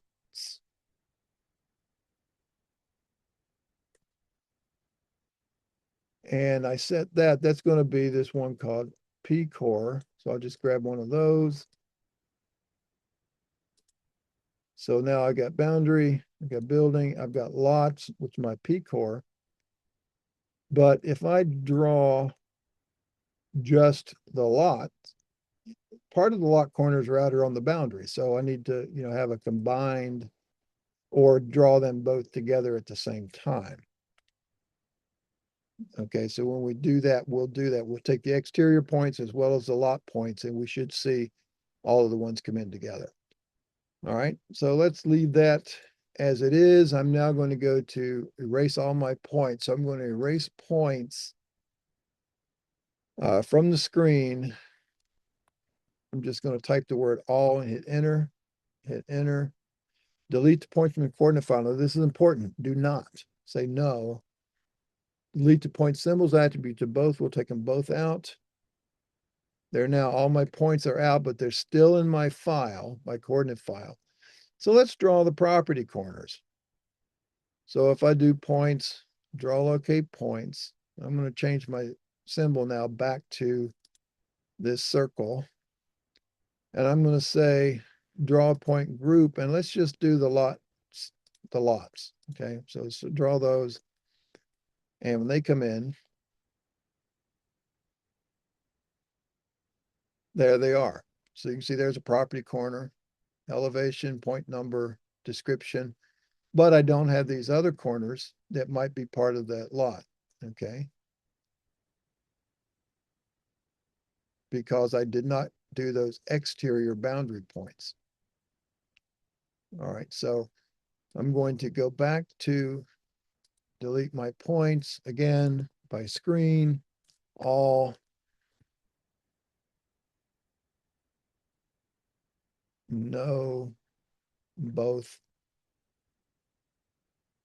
I'm going to also come up here to my point defaults, and I'm going to turn off that annotated point so it doesn't take so long to draw them. All right, so now, if I wanted to get both point groups in there to draw the corners, I could do that twice. I could do the lots, and then I could do exterior boundary points. Or I could points, draw locate points with this circle, point group, and I can choose lots, hold the control key down and choose exterior boundary points and say, okay. And now they're all going to come in, and there they are. And you can see there's a circle around the corner. However, and this is the little trick we were working toward. Let's undo that, get them all out of there. And let's do something else that I've done a bit is when we draw locate points, we're going to use that group this time. I'm not going to draw, I could draw the descriptions, in which case if I had like an IP found or an IP set or something, I could get those corner descriptions on, that would be fine. But I'm going to turn all of those off. I'm also going to change my symbol from that circle. I'm going to pull this category down to points and wipeouts. And I'm going to use a circle so it's got a white background that's going to block out the corners of the lines. You won't erase them, it won't trim them, it's just going to block them off. So I'm going to turn off my descriptions, my elevations, and my point numbers. Okay. And I'm just going to do that. And I'm going to put this on a layer called prop or and say draw point group. I'm going to get lots exterior, say okay. And now you can see, and you can see the wipeout, that little multi-sided frame. So if I do if I type wipeout frame and set it to 0, and then do a regen all, the frame goes away, and I'm left with property corner circles at all of my corner points because I use those groups to do that. And I could use that. Now, if I double click that, see, it's still a Carlson point. It's still there, and I can change everything about it here. I could make, if it has elevation, I don't want to use it to model my surface, I can make it non-surface. So there's all kinds of things I can do with that. Just simply drawing points. However, if you're of the kind, or maybe your company has a policy against sending out coordinate points with your drawings, then, you know, you could do all of that. And you make sure you don't send the coordinate file, but make sure that these are no longer points. These have to be just circles at that center. So what I'd have to do is to go through here and do draw symbols, insert symbols, and I would find that symbol, erase existing. Yeah, let's see, where do I want to put this on a particular layer? That was my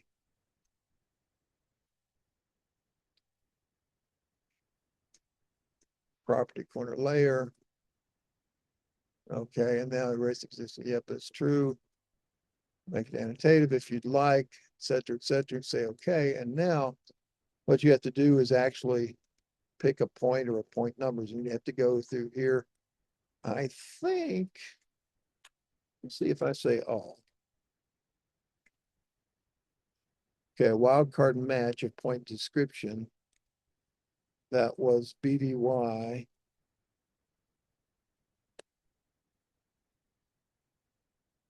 And say all. And this time that was P-core. And hit enter. And I think now what we're left with, yes. So if I see that it's just a block, it's just a drawn circle. So if I had done that, if I had chosen this, that was apparently still the this point. So I need that SP4W. And then let's just say all. And now there's no need to do any restrictions on it. I'll just take all of them. So now you see they're back. It's wiped out. There's no point there. It's just a symbol with a circle with a wipeout. Okay, so even if you're not, now notice these over here though. See, I have these radius points. So, you know, you go and do a little cleanup to get rid of those external points. So I'm going to isolate my layers. I'm going to view, isolate layers. I'm going to pick one of those points and the exterior boundary. And see, all my building points are there as well. So I'm going to say, get rid of this one, get rid of these out here.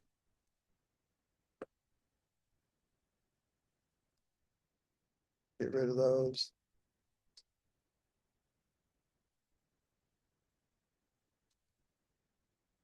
All right, I've got these others, which I could do. Now I can also use that as a selection set.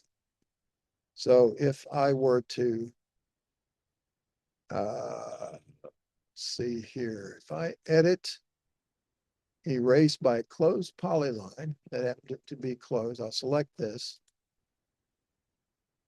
and select entity types to clip. Well, these are just going to be well, they're all, well, it doesn't matter. I can leave them all selected, but they're going to be inserts as a box. And I'm going to erase on the inside. And no, I was afraid of that. Yeah, and actually I don't want to get rid of the property corners that are up here along the roads. Okay, so I would have to go back and figure out what to do with those particular ones, like maybe get rid of, selecting all of these and then redrawing the lot corners that are inside, so you see what you're left with, but the fact that you've got a point group created gives you control over that. You don't have to keep track of point numbers and such. Okay. Now, one of the things that's handy about point groups as well, let's say I'm going to look real quick under survey, draw field to finish. And notice down here below, I've got a thing where I can choose these additional draw properties. And you can see down here, creating point groups. I can create point groups based on descriptions. I can create them based on the code definition. I can also just, and I can give it a prefix or suffix. So if I'm bringing in points from my survey crews every Monday morning or every Friday afternoon, let's say. So if Friday comes in, I may give that, Friday's date, 2006-02-06. That's that point group of the points that I bring in, that I draw with this on this particular session. It creates those points. Next week, I may draw another one with a new dump, and I'll call those groups, the next week's dates. So then when I go to my point group manager, I have all those points already grouped by the date they were brought into this coordinate file. So instead of using a bunch of different coordinate files, I can use point groups to separate out my points based on their dates of creation. Okay, so there's a whole lot of ways we can do that. I don't think my point group manager, see, there's no real way to include points. Well, here's a point history. Let's see that. If I don't have my history turned on for this. Go to points. Let me see.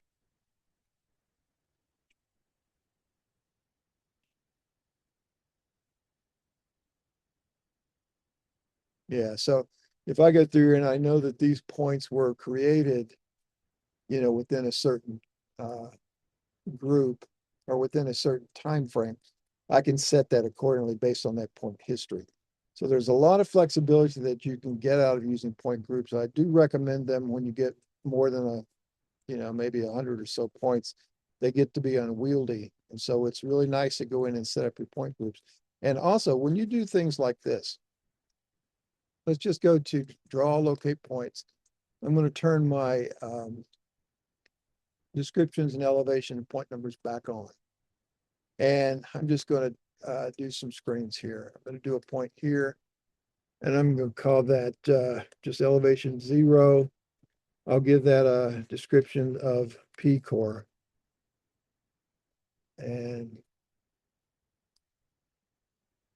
here's another one, elevation P core again.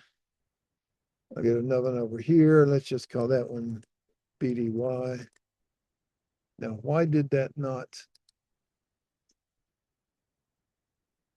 I said descriptions.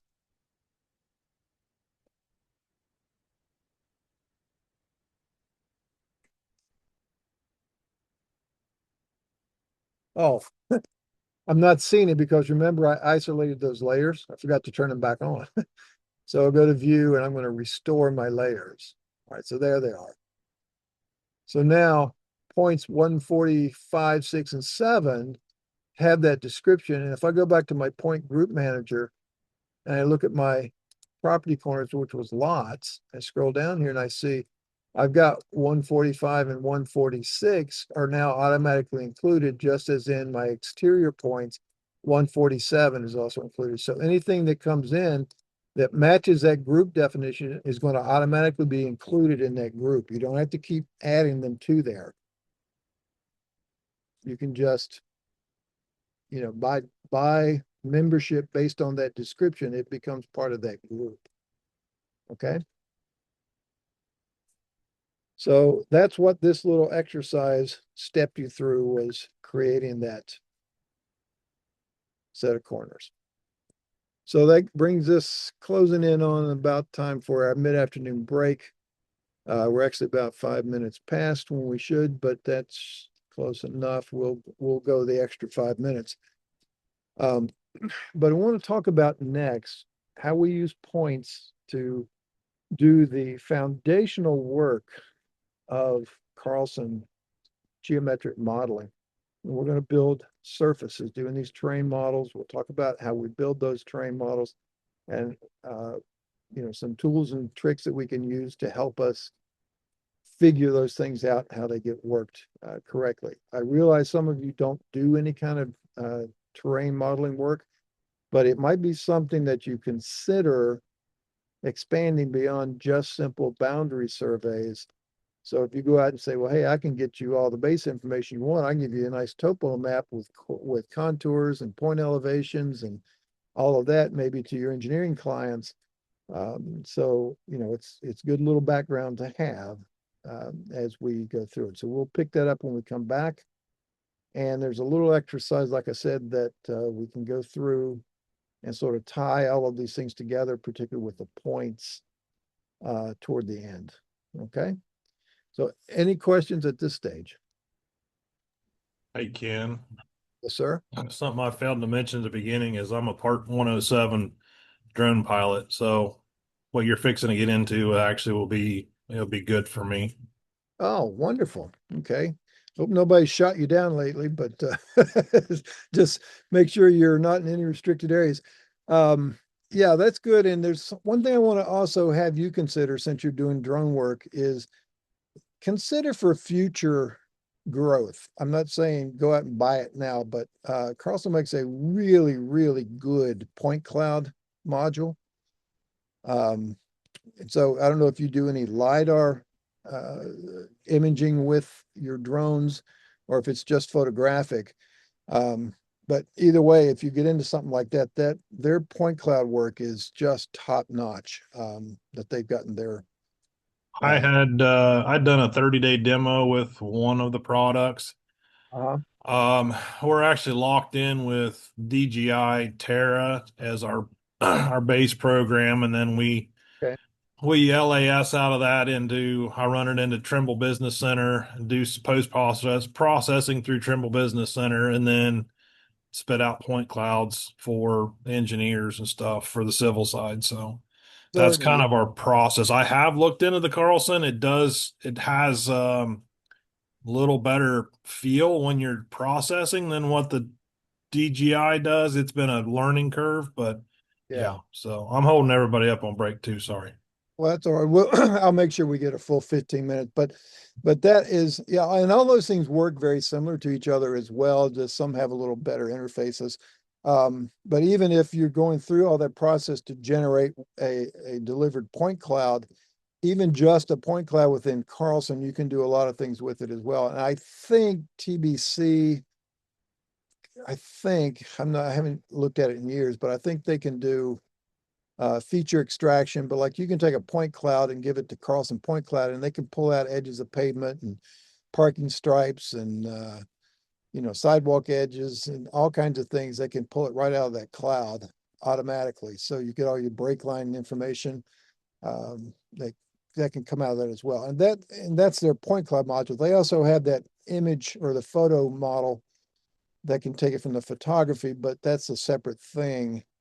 So anyway, it's just something to, if you ever run into issues and you want to expand beyond that, if you want to develop a bunch of point clouds and then pull out all that information so you can give a full-fledged 3D model with drawn geometry, then those are the things you're going to need. But again, TBC might do that automatically, or not automatically, but at least have the tools for you to do it within there. I'm not trying to get you to switch software. I don't get anything out of selling you Carlson software. I'm just letting you know what's out there available. So think about that. All right. So it's 5 till. Let's come back at 10 after. That'll give us a 15-minute break.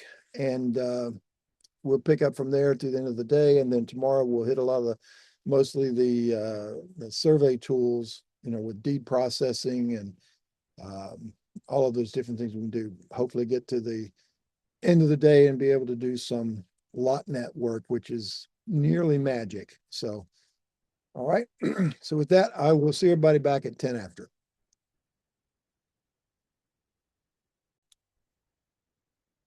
And let's talk about making surfaces and what's involved with that. Some of you may be very familiar with that. That's great. Excuse me, but for the new stuff, here's basically what happens. And if you start on page 18 of your manuals, basically what this is, and again, we're not going to go read through all this crap, but this is really just basically what's going on, what Carlson does to make a terrain model and why we make them, so that we can define the ground surface in between points that we actually measure, because obviously we can't measure every single point out there on the ground. So, but how do we do that? How does the computer do that? And the way it does it is that it sits on point locations that we select from the drawing, reads its elevation, and then it looks around itself 360 degrees and tries to find other points that are visible to it. And it says, aha, I see another point, either a Carlson point, or it could be the vertex of a three-dimensional line. Anything like that would qualify. And if it can see it, that there's nothing in between, then it's going to connect those 2 points with an edge of a triangle. It's going to make a linear assumption that the ground changes elevation linearly between the point it's sitting at and the point it's looking at. So it's basically, there's no dips or little peaks in between. If there are, we would have to really go through and find those locations and measure them. All right. So when it puts all that together, it creates a set of these adjoining triangles where all the edges of the triangles join up with another triangle edge. And each of those triangular facets considered together make a complete fabric that covers the area that we're interested in modeling, okay? Because it takes a minimum of 3 points to define a planar surface in three-dimensional space. 2 points is just a line. 1 point, of course, is just a point, but 3 points will define the orientation of a piece of a plane in space. So that's why we use triangles. And those are all put together in this network of irregularly shaped and arranged triangles. Hence, we call that a triangulated irregular network, or a TIN. You hear it called a TIN or something, along those lines. So that's how we model the surface itself. And when the computer needs to draw contour lines, for instance, it looks at every one of those triangle edges and decides along that line if a given contour line of a given elevation crosses that line, puts a little tick mark there, goes to the next one, a little tick mark there, and it connects up all the tick marks and makes those individual contour lines as they cross those triangle edges. All right, so that's the essence of it. So now, if you take a look at, on page 19, this figure that you can see here. Before the triangles are formed, you've got 4 points. Let's say they were going out in a ground survey. southwest, northwest, northeast, north, or southeast, and they have those elevations. So if I start in the southwest corner and I'm sitting at that point of 110-foot elevation, and I look to my right, I can see that point 100 in the southeast and say, aha, I go from 110 to 100 along this line, no changes in between, no abrupt changes in between. I just go from 110 to 100. Boom, there's my line. I look up and I see the 110 up in the northeast corner. Same thing. And I say, well, you're the same elevation. That's okay. You're just at the same elevation. So boom, there's a line. Look to the northwest corner for the 100 up there. Boom, it draws that one. Then it moves up to the next point it finds, which might be that one in the upper left corner at 100. It looks over to its right and it sees the 110. He goes, aha. So it draws that line.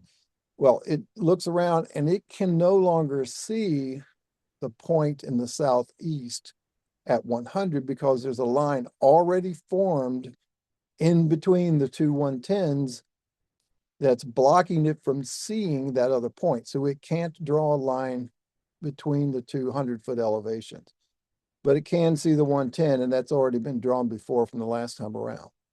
Same thing, it goes to the northeast corner, it sees the southeast corner, connects the lines, it's already connected to 110, it's already connected to 100 in the southwest or in the northwest. And so now that's complete. You have two triangles that forms a piece of the ground. Now, what this ground represents is there's a ridge line that runs from the southwest to the northeast at elevation 110. It falls off to the northwest down to 100. It falls off to the southeast down to 100.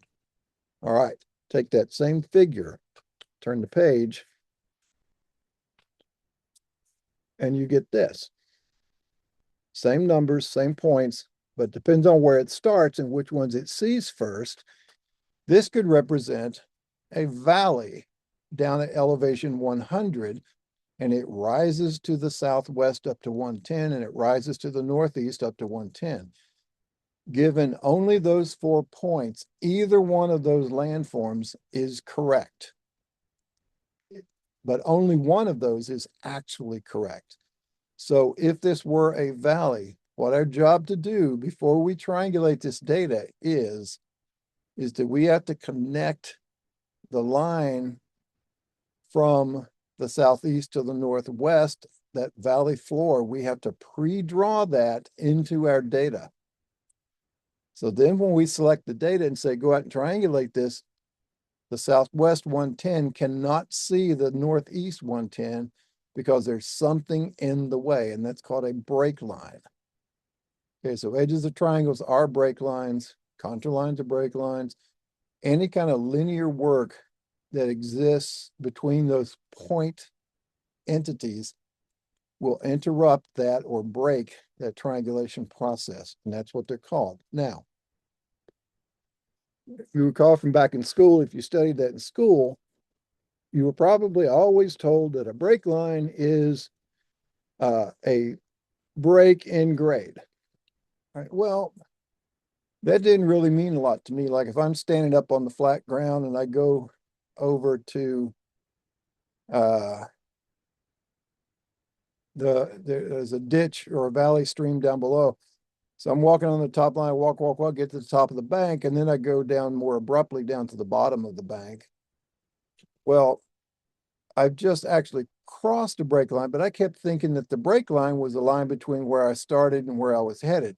That's actually not the break line. You're going to be crossing perpendicularly a break line when you do that.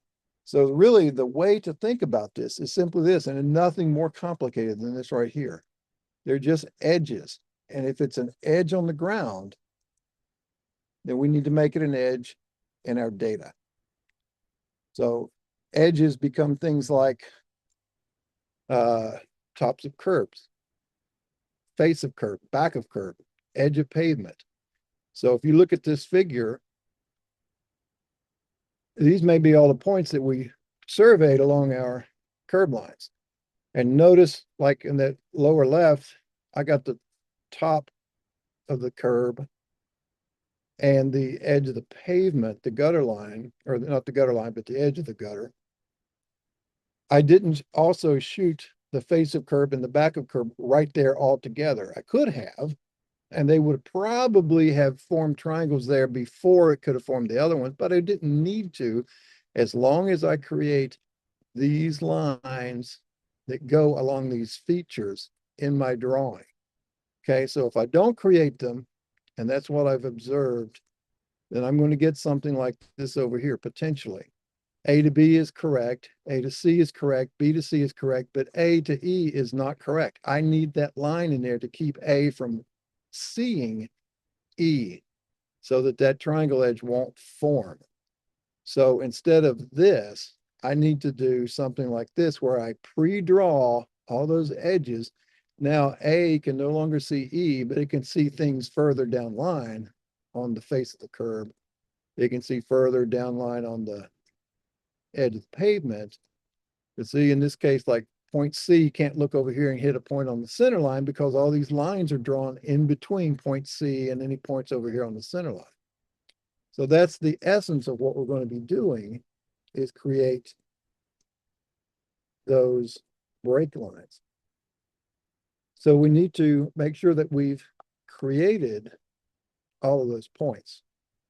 Now, this data can come from a number of different places, from aerial mapping, from drone coverage, from a list of points.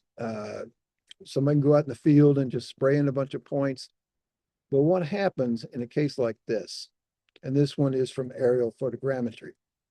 But if I'm looking over here, if I'm just modeling this, if I see points over on this side of the road, and if I don't have these edges of the roadway drawn in, I can look across that road and see points over here on the other side. And I can assume that that's a straight line change in elevation. You can see that in 3D right here as to what would happen. I'd have a point over here on the top of the hill looking across at a point on the top of the hill, and it would fill in the road right there. Well, we can't let that happen. We have to have those edges drawn first so that it can only go from that top edge down to the road. It can't cross it, but it can find points along the road. It just can't go across it. So that's our job, to make sure we've got everything modeled correctly in 3 dimensions. And in this particular case, from the photogrammetry data, they've got a bunch of points, just random points out on the ground. They've got these lines where they've compiled actual break lines, like tops of little ridges or the center lines of swales or something along those lines. They've created all of this stuff for the computer when they compiled the aerial data. And then they said, okay, now go and make the model. And so when you look at it in 2D, it looks fine. And that's the way these all have to be done. But sometimes you'll get, as part of that data, you'll get a file that looks fine in 2D, and you go and spin it up and it looks like this. And all of these things down here that are supposed to be break lines, sometimes they're drawn down at 0 elevation. They're not elevated up to their proper elevations. And so they would not serve their purpose. So you have to make sure everything is drawn up here correctly. Okay, and so we're going to see how we can do some of that, how we can modify some things to make sure they're done. Okay, we also have this concept of inclusion boundaries and exclusion boundaries, and here's some of that same data.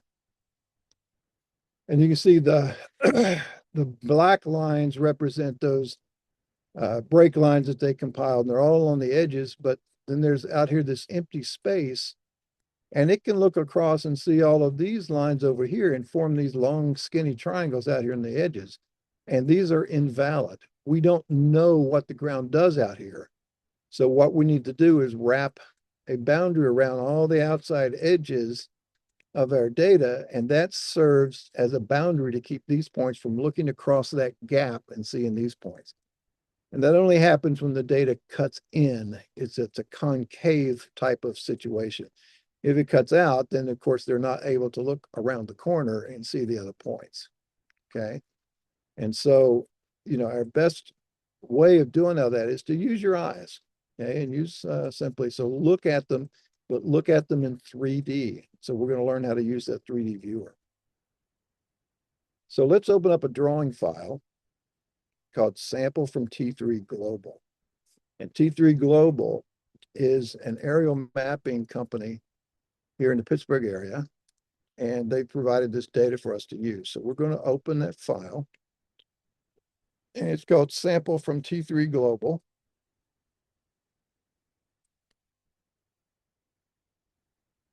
And it's going to come in looking like this, like a bit of a mess. There are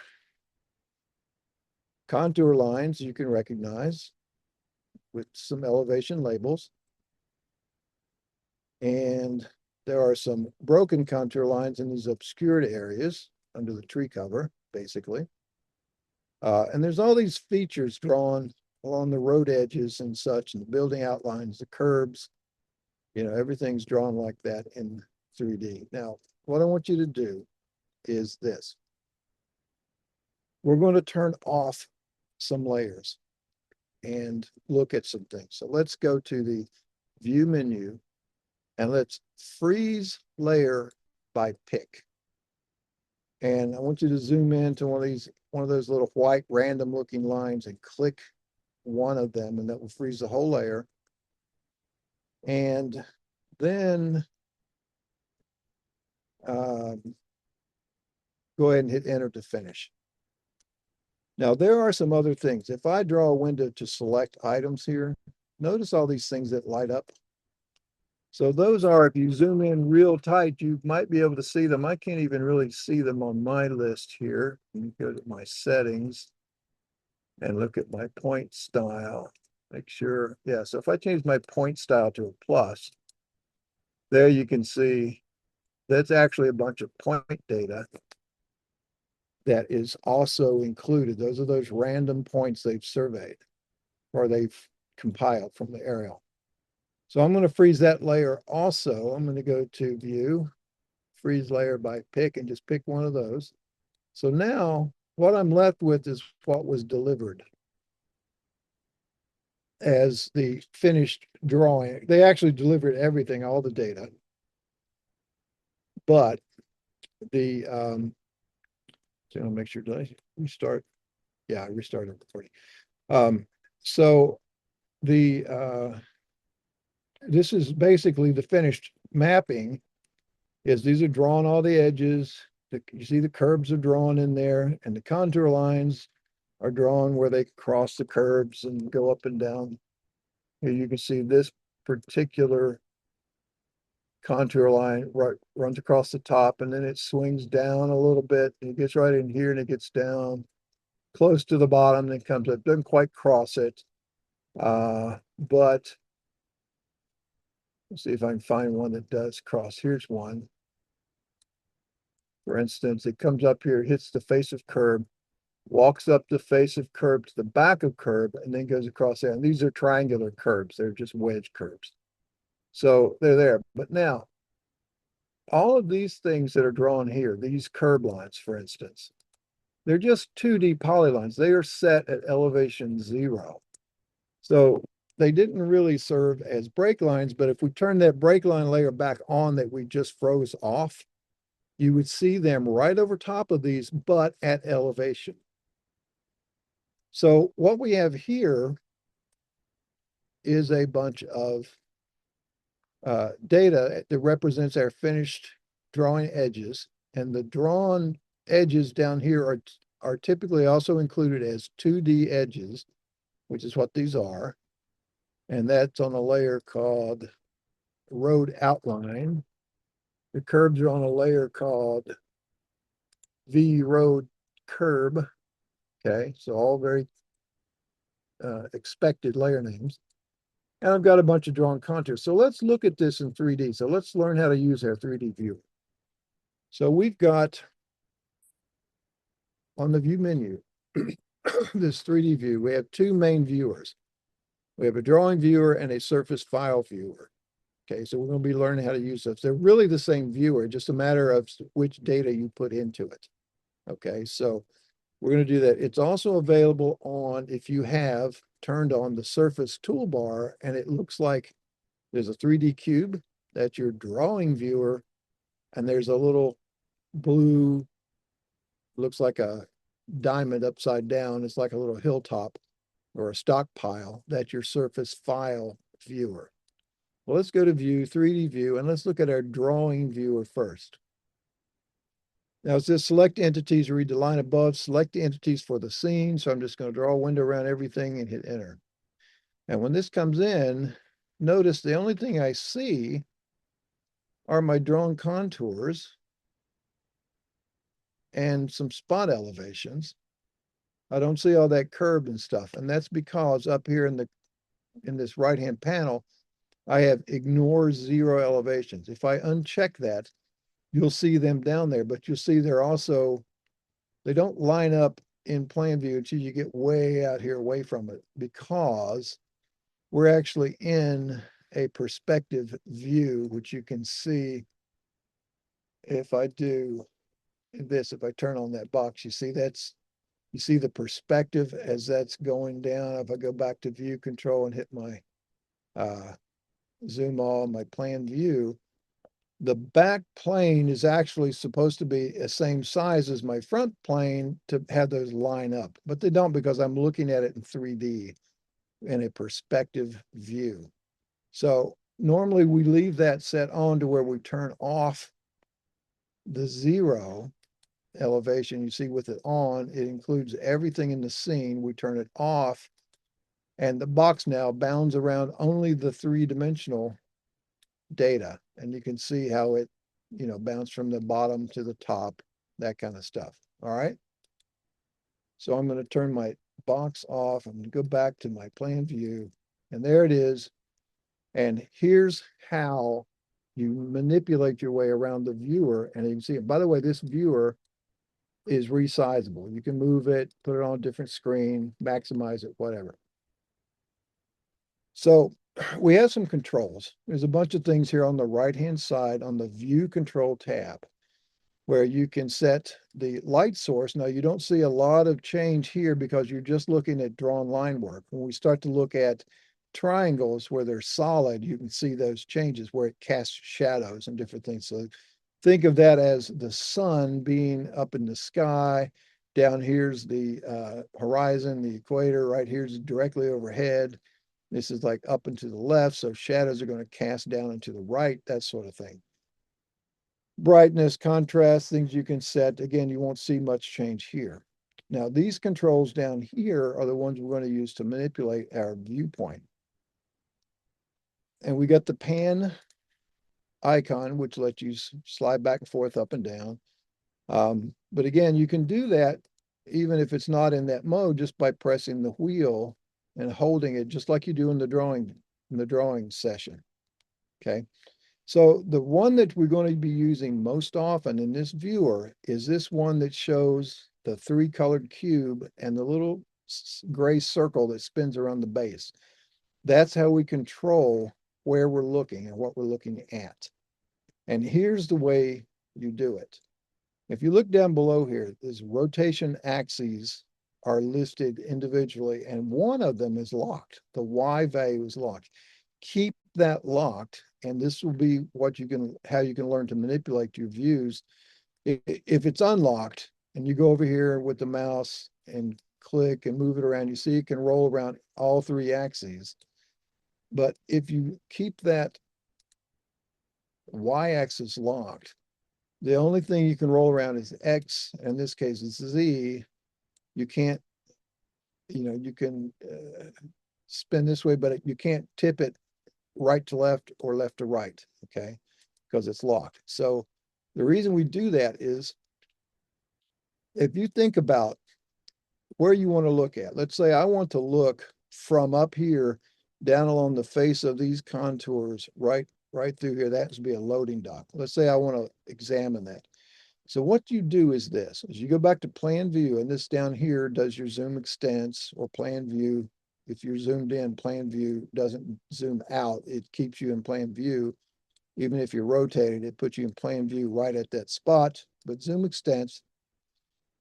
And consider that you're looking at, say, your garage door. You're standing in your driveway and you're looking at the garage door in your house, okay? Make sure you've got the icon selected for the three color cube and the arrow. And notice as I move the cursor toward the data, it's going to go from X or from Z it'll switch to XY. And it does it sort of at the edges of the data. It's not exact, okay? But once you get it in here to the XY part, that means any motion you use with the mouse, and that's left mouse click and hold and push, then the only motion is going to be along the X or Y axis. And since we've locked Y, it's only along the X axis. So what you want to do is position the cursor over the middle part of the drawing and then go down toward the bottom. And before it turns into a Z, make sure it still says X and Y. Click and hold the mouse button and push it up. So, and then go back and get another chunk if you need to. What you're doing is, remember that your garage door, you're raising it up into the, you're just raising it up into the garage.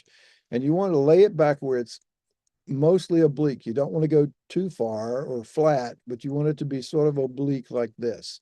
Let the mouse up. Now move the mouse down to the bottom only and click and drag, and you can only spin it now.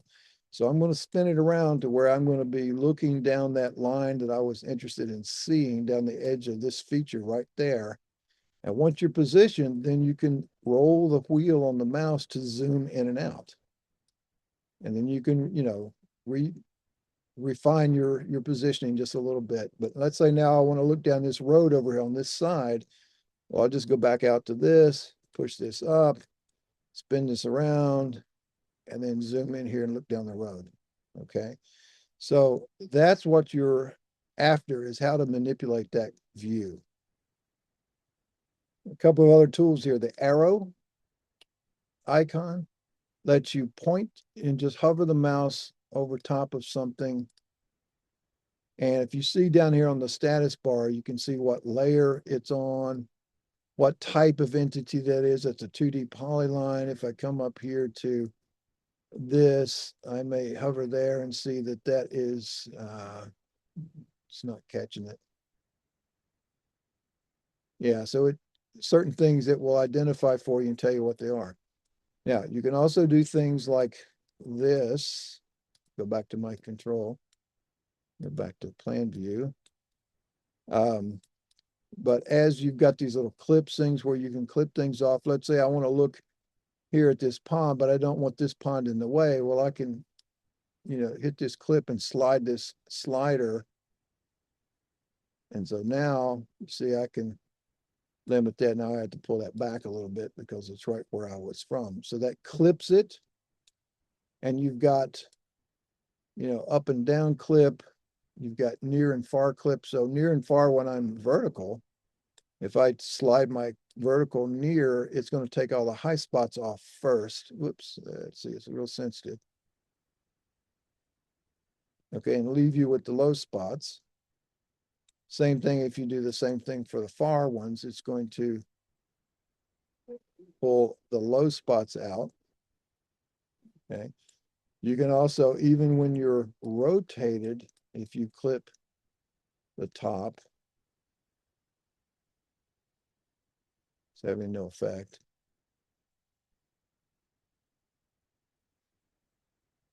It's just really too sensitive at that point. But anyway, a couple of, techniques to be able to refine your viewing position. Now, these other the other icons, the one that's important is this one here, toggle the shading of surfaces. Now, we don't have surface data in here, so we're not able to toggle that. That will have zero effect or very little effect. You'll see some of the text will sort of get heavier looking.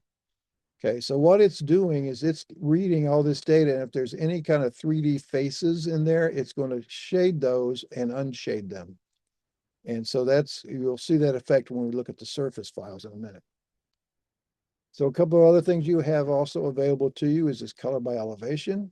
If I turn that on up here at the top, I can see a range of where my elevation have low values, my high values, and the color range in between them. You can set the colors over on the settings tabs and identify things. So if you model something and you get a really goofy looking surface, maybe there's one spot that's really high, you'll see just localize something that's red, and then everything else is going to be mostly blue.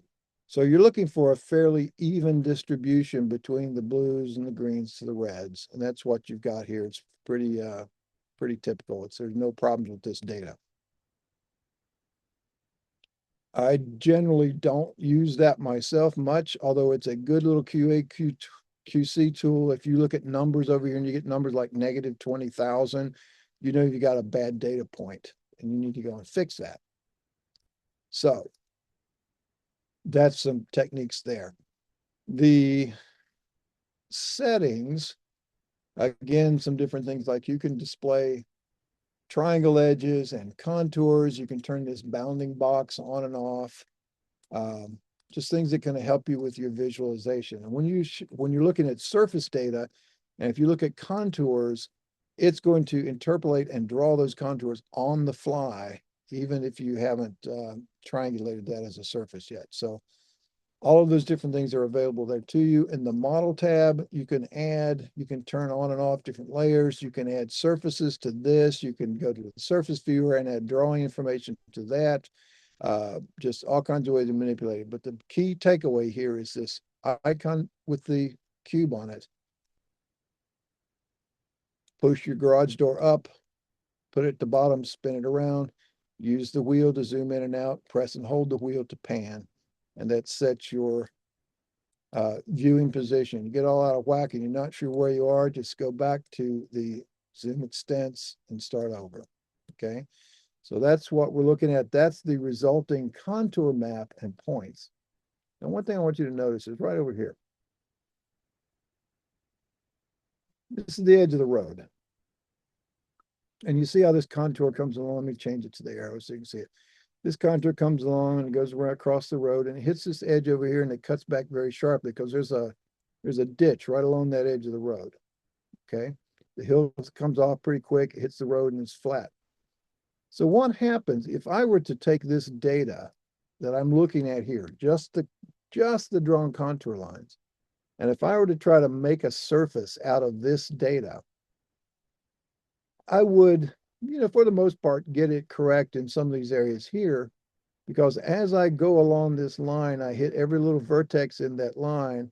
It looks around itself and it looks over here and finds another vertex in this line. Well, that assumes that's a straight line change. Well, that's a reasonable assumption there.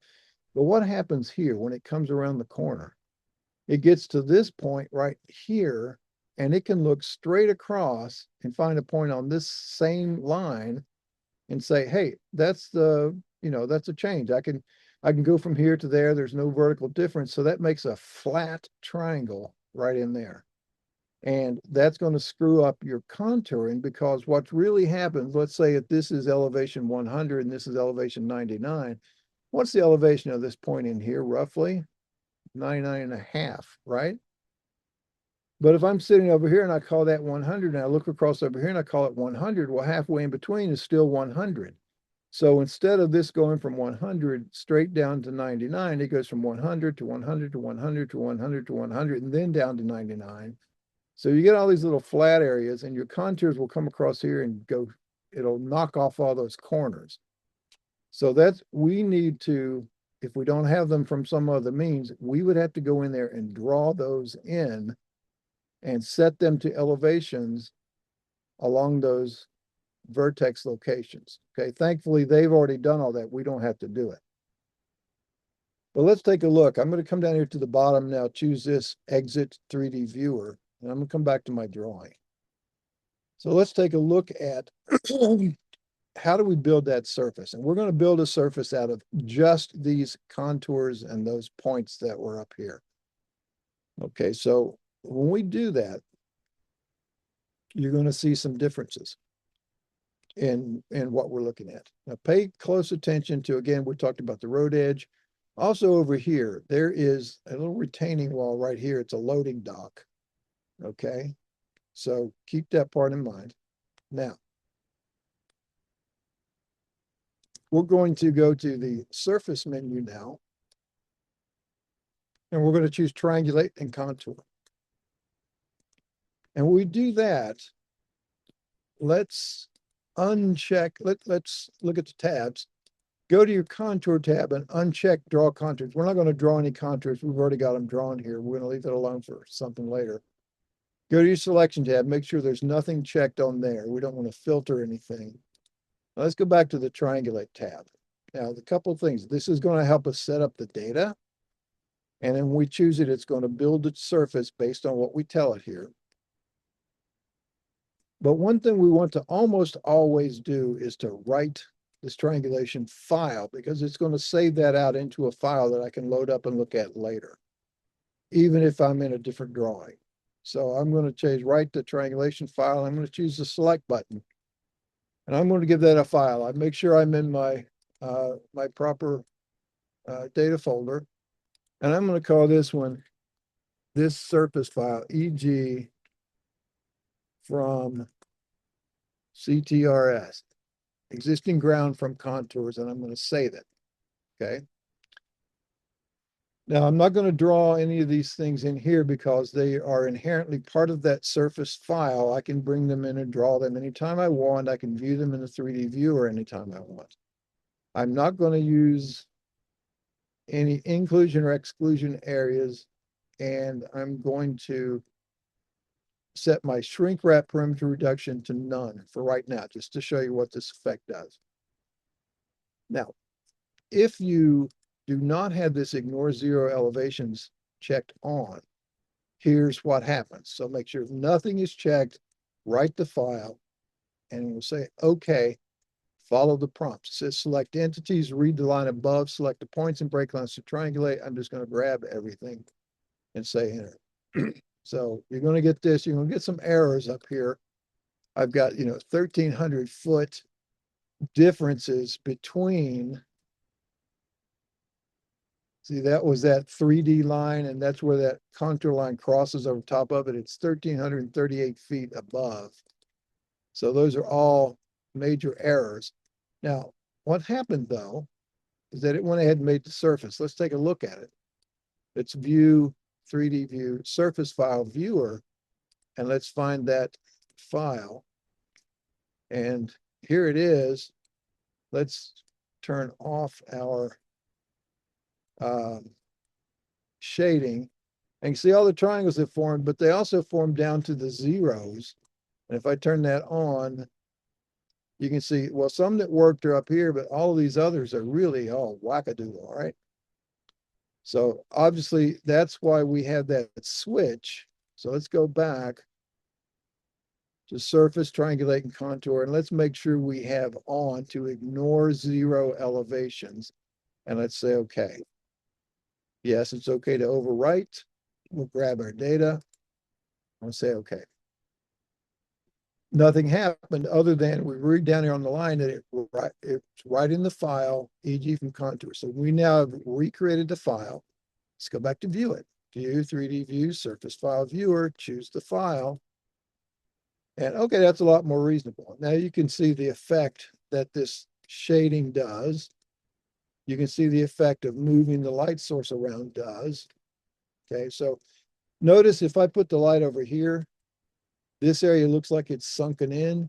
The road looks like it's raised. This area looks like it's raised. This is raised.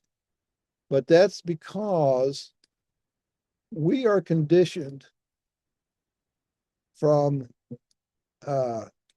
advertising primarily, where drop shadows are always down and to the right. And so we expect our shading to be cast down and to the right. So now when I look at this, I see this as a depressed area.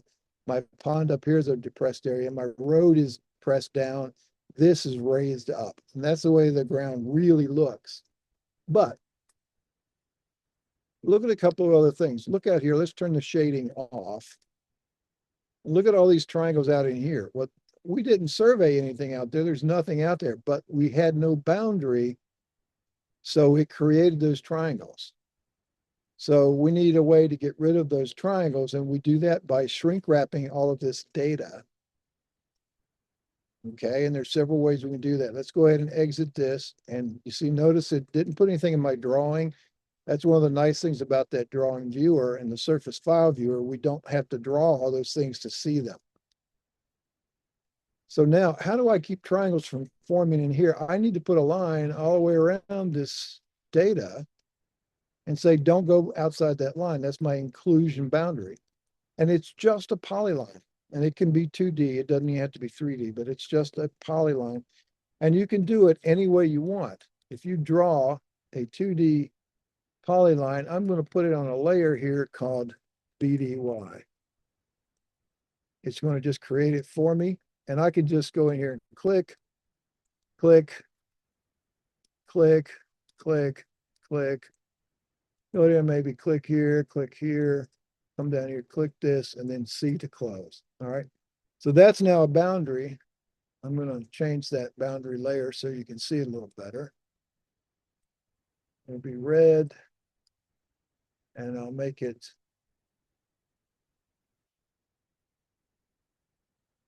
with some line weight, and I'll turn on my line weight visibility here at the bottom. So now that can be a boundary. Notice right in here that I still have some things in here. So I'm going to get triangles in there, right? So if I go back to surface, triangulate and contour, and this time I'll keep the file the same. I'm going to come down here and say use inclusion exclusion areas.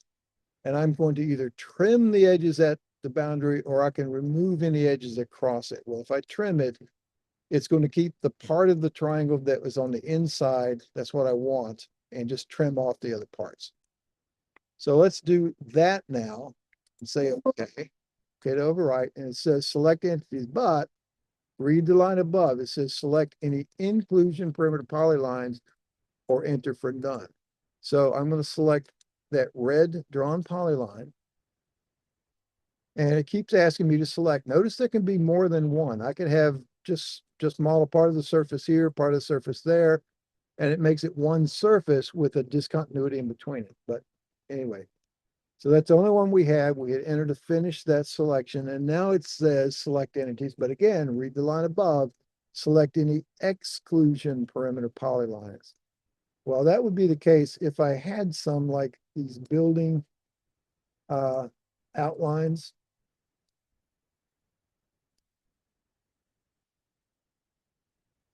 You know, I could do those, and they would basically go through and just cut holes in my surface data. So you don't have to use them, but I selected them, and now it says select entities. After I hit enter to finish, and it says select ports and break lines to triangulate. Now I grab everything, and notice the difference when we look at it. We're going to view 3D view surface file viewer. Now you notice all of those triangles out here, or at least most of them, are missing. I'll shade it in so you can see. Now we still got some out there, but it's cut holes, excuse me, where those exclusion perimeters were. That's sort of what we wanted. That was our buildings. We can't see under the building. And so we say, that's fine. But also notice down in here, remember our, and I'm going to spin that up and we'll take a look down the road. See all those little flat triangle areas in there? See how it goes flat, drop, flat, drop, flat, drop. So if I took a profile down the edge of that road, it would look like a set of stair steps instead of a nice even edge down the line. So those are called flat triangles. And if I had done this, let's go out here, and I'm going to come back in here, and I'm just going to draw I'll show you the effect of this. I'm going to switch to Civil 3D and say 2D by 3D by screen entities. I will set layer name and keep existing. And I'm going to convert this drawn edge, which is 2D, into a 3D, and then select everything that it can possibly cross. All right, so now I've got a 2D line around that edge, at least for that portion of it, down to the inlet. Okay. So now I'll show you the effect of that. Let's go to surface, I'll go back to survey. I'll go to surface, triangulate and contour. Same deal. Yes, overwrite, select my inclusion. Select exclusions. I'm not going to select the buildings this time. And I'll select everything to triangulate. Well, now because I've got that 3D line in there at elevation, notice when I look at it in 3D, the difference. You see right there the difference that made? Now, if you compare that to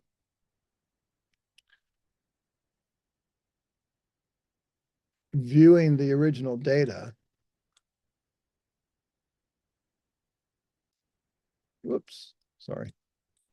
Notice these contours, they're all nice sharp edges. On this side too, there's a sidewalk over here. And, you know, so they had the advantage of having those drawn in there from their compilation. All right, so we're going to be able to do that and see the results. But here's what I wanted to show you, a couple of things here. First of all, this boundary is nothing in the world more than a polyline. I can manipulate that. I can bring that in a little closer, say maybe jump right to that corner, come up here to this, maybe that one's okay. I can hover over that little midpoint grip and turn it into an arc and scooch it up a little bit, you know, all kinds of things you can do with that as a drawn polyline. Go and make your surface again, triangulate and contour. Everything's the same. Overwrite, we select their inclusion, no other inclusions, no exclusions, select the data. And off we go. We take a look at that now. You can see up here, you see that where I put that arc in there. So I no longer have those other triangles that are in there, those long skinny ones. I got a couple of them in there. All right, so that's a way we can do that. Now, there's another way, and I'm going to get rid of this 3D polyline I drew. So there's another way of doing that boundary. If I select that boundary, get rid of it. And it's called draw shrink wrap entities. If you look on the draw menu, it's right here, looks like a birthday gift. And it's right under a command called boundary polyline. It is not the boundary polyline command. That is a CAD command, and it is completely different. Here's how to think about those two commands. What I want you to do is, let's draw a rectangle. I'm on my draw toolbar. I'm just grab a rectangle. I'm going to come over here to the side and draw a rectangle. I'm going to now change layers, and I'm going to draw another rectangle. And maybe I'll draw a 2D polyline, and we'll put this on a different layer. And maybe come down here and draw something that looks like this. Okay, so now the differences in these two commands. When I shrink wrap my entities, I'm going to draw shrink wrap entities. Now, what I'm going to do is I'm going to allow this to go across gaps. And I'm going to put this, let's just put this on layer 0. So when I draw around this data, it's going to draw around everything it sees. I say across gaps, so it's going to see that endpoint and then draw down to this corner. It's going to allow it to do that. And I give it a maximum gap. My perimeter reduction, if I say none, you saw that switch in the triangulate. We'll talk about that in a minute. Ignore 0. I'll just make it a 2D. I'll say okay. And then I'm just going to select those items. And what did I do wrong? 0, ignore 0, no reduction. Do I have layer 0 frozen? No, it's on. Let's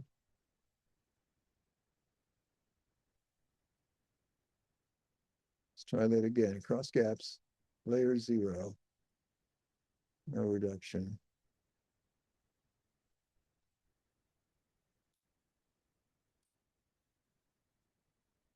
It's not. It's not doing what I'm expecting. That's a polyline. Polyline, polyline. Tell you what, let's take this, bring the corners in a minute. That might be causing part of the problem. Let's see here.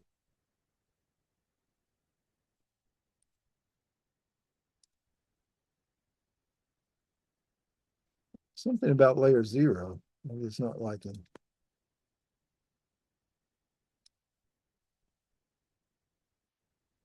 It's not locked, it's on, it's thawed. Well, let's put it on a different layer, maybe.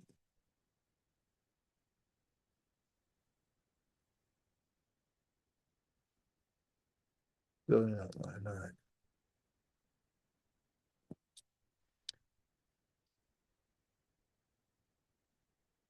Wow, I don't know what's going on here.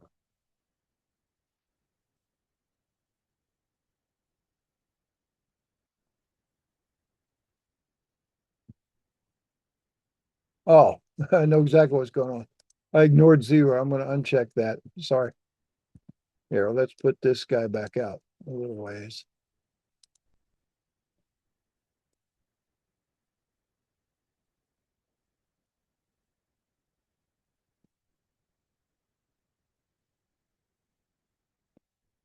All right, so that, sorry about that. I had it to ignore zeros. I don't want to ignore zeros because these are at 0 elevation. So now when I do that, here's the result of that shrink wrap. It said allowed it to go across gaps. So it went to this point and looked across, and it could have come down into here to that corner, but it didn't. It went all the way around the outside edges because I had that perimeter reduction set to none. If, however, let me get rid of that. Let me change my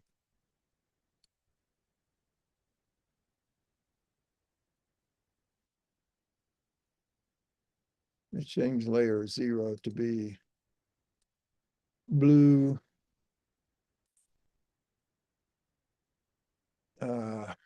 Well, sorry.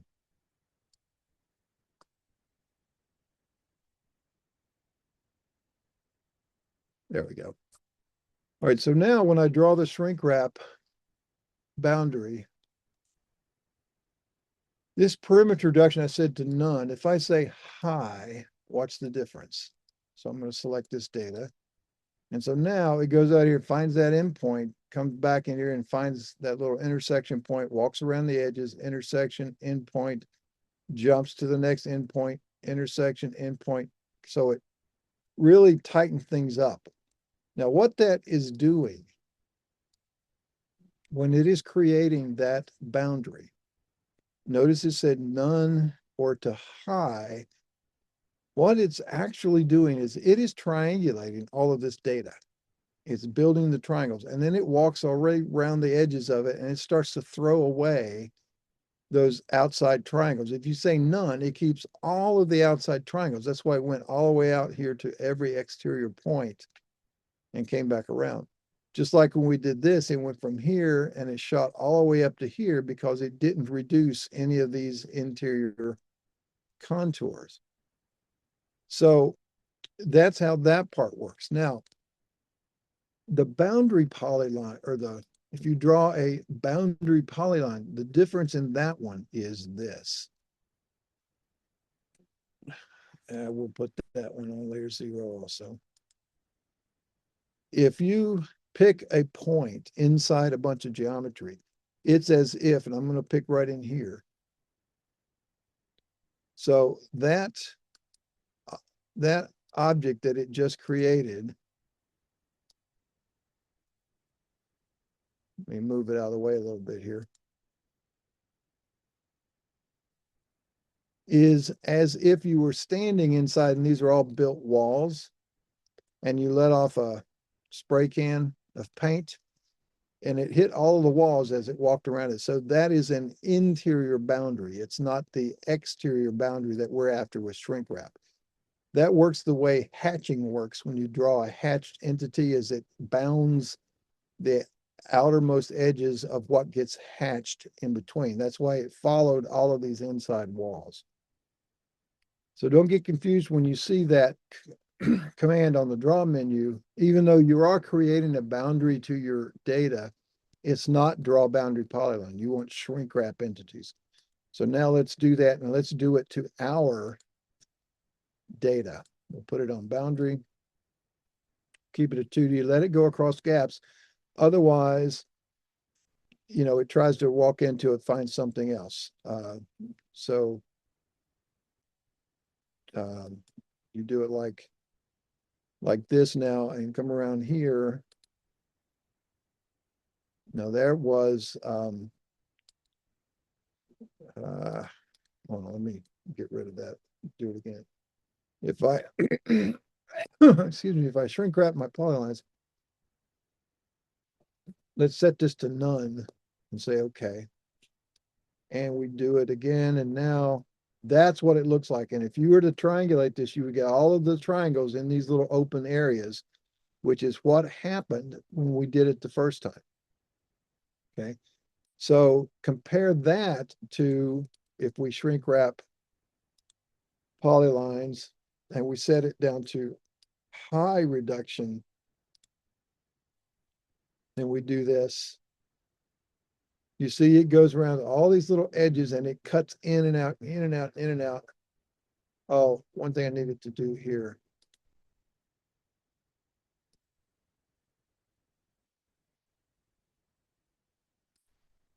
I'm going to turn ignore zero back on so it doesn't use those building edges. So there we go. And so it goes to the ends of this contour line, jumps down here, and so it's really reduced those outside edges a little too much. So we want some of that stuff, just not quite all that much, because that's going to limit where our surface is. So we can find a happy medium. So we'll set that, and we probably would start that out with low or medium. Let's do a low and look at it. Look at our data. And that looks a bit more reasonable. Now there's still a little bit of jiggy joggy up in here, and that's okay. We could probably ignore that. We may want to take this guy and say, bring him all the way up and, and eliminate some of those vertices. And remember our first command earlier today, eliminate or erase, remove polyline vertex. Let's select this, and I'm just going to click, click, click. That looks good. I can come over here now and say, maybe get rid of that high point, that high point. Don't need to do them all, but that would be fine. You could now, again, it's just a line, just a polyline. Convert that to an arc and scooch it up in there so it's cleared things out a little bit. Okay. So now if I were to use that as a boundary for my triangulation, that's where it trims the surface to, and that's a better way of doing that. And you can either pre-draw these by any of those methods, just draw a polyline, use shrink wrap, you can do any of that, or you can let the command do it for you. If you go to surface menu, triangulate contour. Same thing we did here, right here where it said use inclusion, exclusion areas. We're going to uncheck that now. And baked into this command is that shrink wrap perimeter reduction. If we say none, it does it just like we drew it out here. You get all those skinny triangles in this area. But if we pull this down and say high, and I'm going to go to the setup button so you can see it. I'll do a 2D. I'll draw it, and I'm going to put it on layer boundary. Say okay, say okay. Okay to overwrite the existing, yes. Select entities, but read the prompt above. Select the points and break lines to triangle or to triangulate. So I'm going to select everything, and it's going to shrink wrap for me and draw. And there's that high reduction. You remember how it jiggy jabbied in. And when I look at that surface file, you see how it followed that boundary. Okay. So I'm going to get rid of that and do it again, but this time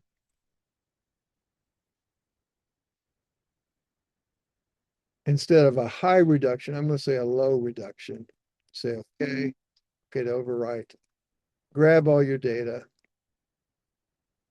And there, that's what it came up with. Now, I would be willing to live with those little areas in there that aren't included here. If I needed to get them, I could modify this just like I did before. Maybe erase the vertices and get rid of some of these that came in too far. And then I would go back and repeat the command, triangulate and contour. But I would go back now and say, okay, go ahead and use those areas because it's already drawn. Okay, now I need to make sure that that's turned off there for everybody's previous. I'll get over at existing, and then I would select my inclusion. No exclusions. Select the stuff to triangulate. And there now is my resulting surface from those contours with those boundary put in there. Okay, I didn't clean up all those little jiggy jaggies. That's fine. I'm not working out there, so I don't care. But I still got all these issues with the stair steps on my road. And look up here. What's going on with this? Remember, that's supposed to be a loading dock. Well, when I go back to my data, the only 3D data I'm looking at are these contour lines, and they just come over here and disappear into the face of the wall. These come in here and disappear into the top of the wall. So it's taking these points, and right in here, it's looking all the way out to this point, and it's creating triangles in there. That's what gives you those long extended, that looks like a ski jump coming off of that wall. Okay. So you would need to put in break lines, like this wall needs to be put at elevation to keep that from happening. Again, they've done it, so we can take care of that for us. Excuse me. So now we have a few editing tricks we can go back to. In our surface file viewer, we can do some surface editing if we know what we're doing. And we'll go to settings. Let's turn on our triangle edges. Let's even draw the contours. 1 foot interval, they're fine. So right in here, I may want to get rid of that ski jump. But what I need to do, because you see these edges form from right in here all the way down, I need to keep that line from happening.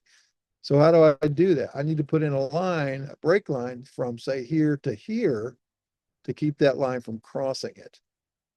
So when you do that, I'm going to go here, and now on my view control, if I use this arrow, it switches to now my editing arrow, and I'm going to tell it that I want to add a break line. And I'll just, let's double click from that point to that point. So you see what it did is it took out most of that. I still want to get rid of this one. So let's get rid of from here to here. Can't quite do that one. Let's see, from here to here. I don't remember where I started. Let me undo a couple times here. All right, now let's go from, say, here to here if I can. It's not going to let me. There we go. So now when I look at that, oops.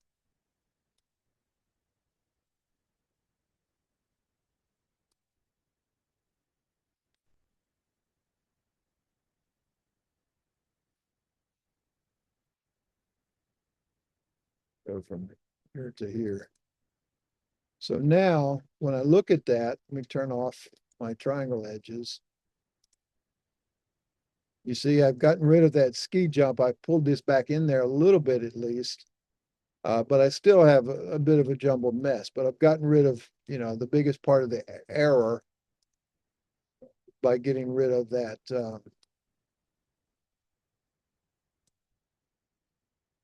long slope set of stuff here. I've eliminated that ability of that one contour edge looking at here and seeing that other edge. Okay, so and so you can do that, and you can make the edits here. When you exit it, ask you if you want to save it, or you could do that there if you'd like. But I'm of the philosophy that it's better to make the changes to your data before you make the changes to a surface file and then have to try to remember those changes you've made. So let's see about using some other techniques. Remember these stair steps down in here. So if I go to surface, triangulate, and contour, here's another thing you can do. And you really only need to do this. If you look down here at this box at the bottom, it says adjustment for dense existing ground source data where you can thin it out. We're not going to look at that, but the section above, adjustment for source data of contours.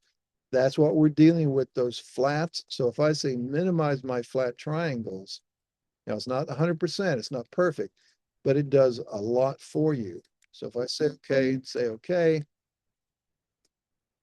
select my inclusion, no further, no exclusions. We'll select all my data.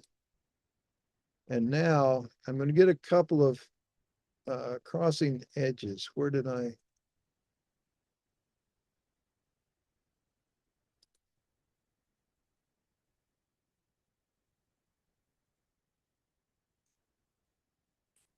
Huh.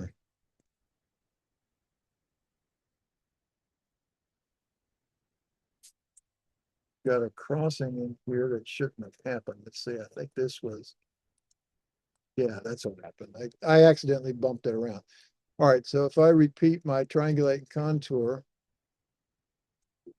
yes, overwrite, select my inclusion, no exclusions, select my data, off we go. Surface is built. Now remember we had minimized flats. So look at the road now, especially on this edge. It got rid of most of those. I still have a bunch of them over here though. And I got this one localized spot that if I were to, add a brake line, say from here to here, it would fix that. Go from here to here. So you could walk through and do those kind of changes. But again, you've got a lot of individual edits you need to make. So the real solution to that is to draw all of this data. And here's your curbs. So there's a curb along that line or along that edge that would get used. There's also the bottom of this bank. You don't see it because we froze that data off. So let's go back now and turn on all that data. I'm going to get rid of this boundary. And I'm going to go to view. And I'm just going to say thaw/on all layers. So everything's on. And now if I view this in 3D, with my 3D data file viewer, I can see my points, I can see my contours, and I can see all of these 3D break lines. There's my curb edge. Up here, you can see all the curbs. There they are. But I also have the contours drawn. Now, here's what I want you to take away from this. The contours are really not to be considered the input into your process. They are the output from your process. So you're going to build a surface and the contours are going to be what comes out of that surface. That's the way they did it. They compiled all the data, but not using they didn't use the contours. They didn't exist yet. So they made the contours from that data. We don't want to combine this because if we do, let's go to surface, triangulate and contour. Let's change the file name this time. And we'll call this EG from BL from break lines. We'll save that. We're going to uncheck this and let it use its own perimeter. Say okay, we'll grab our data. It's going to draw, there's the boundary, but you notice I get all these crossings. So here's so if I zoom in there, I see I've crossed that little symbol there. I've crossed, here's another one where I've, see this contour line crosses this 3D line. Now, the elevation right there is 1301. I can see down here on my status bar when I hover in the grip, 1301. If I select this line here, I see this is at elevation 1302.63. The next closest one was way down here at 1304.50. So, it's trying to find that, where this hits it, there's a difference. There's a vertical difference. If I take a look at that in my 3D viewer, even, I can see that vertical distance right there. You see where it crosses?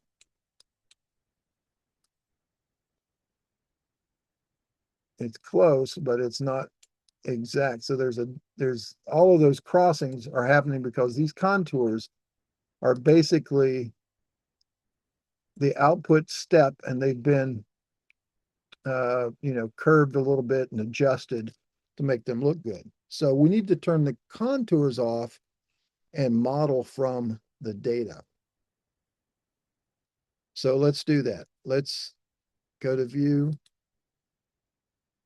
freeze layer by pick, and let's scroll in here and let's pick. I'll get the label, I'll get the index contour, the intermediates, and then I want to make sure I get these obscured contours as well. There's the index, there's the intermediates. So now I've got all of this data, and if I look at it in 3D, I can see, that would well define that surface, all those points, all of those edges. It's not a contour map, at least not yet. And so we would then come in here and triangulate and contour.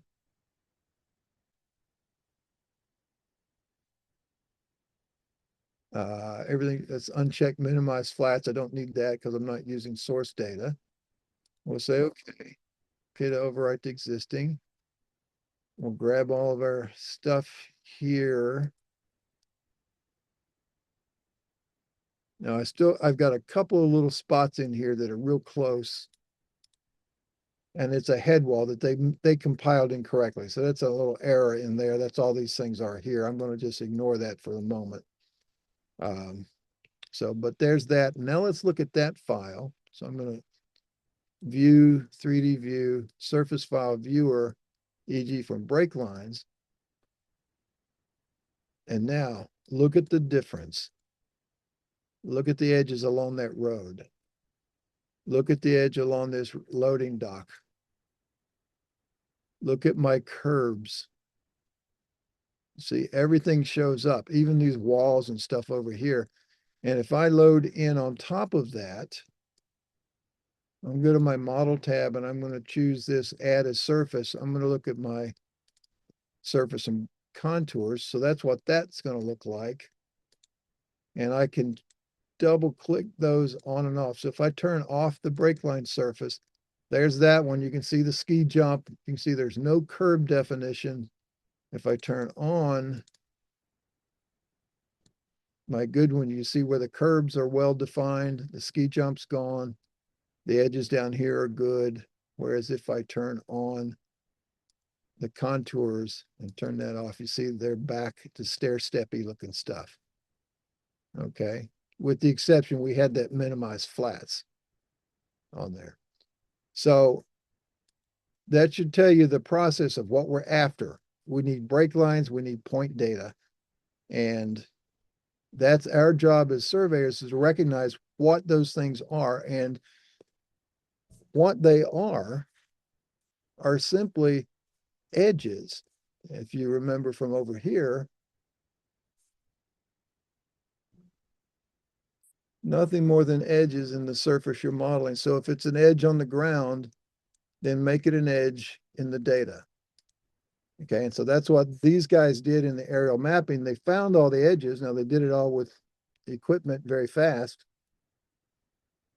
They threw in all the edges, they threw in all the points that they had, and then they turned on the contouring part of the program, and it generated all the contours that you can see here that they drew. Now they cut them back about 50 feet from the edges. That's part of their policy. They always compile 50 feet outside their edges till they deliver.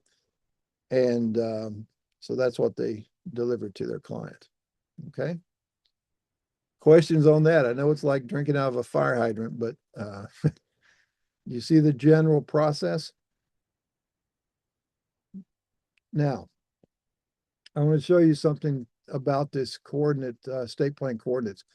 I'm going to freeze off my boundary, my existing, or my break lines rather. I'll even freeze off the little points here.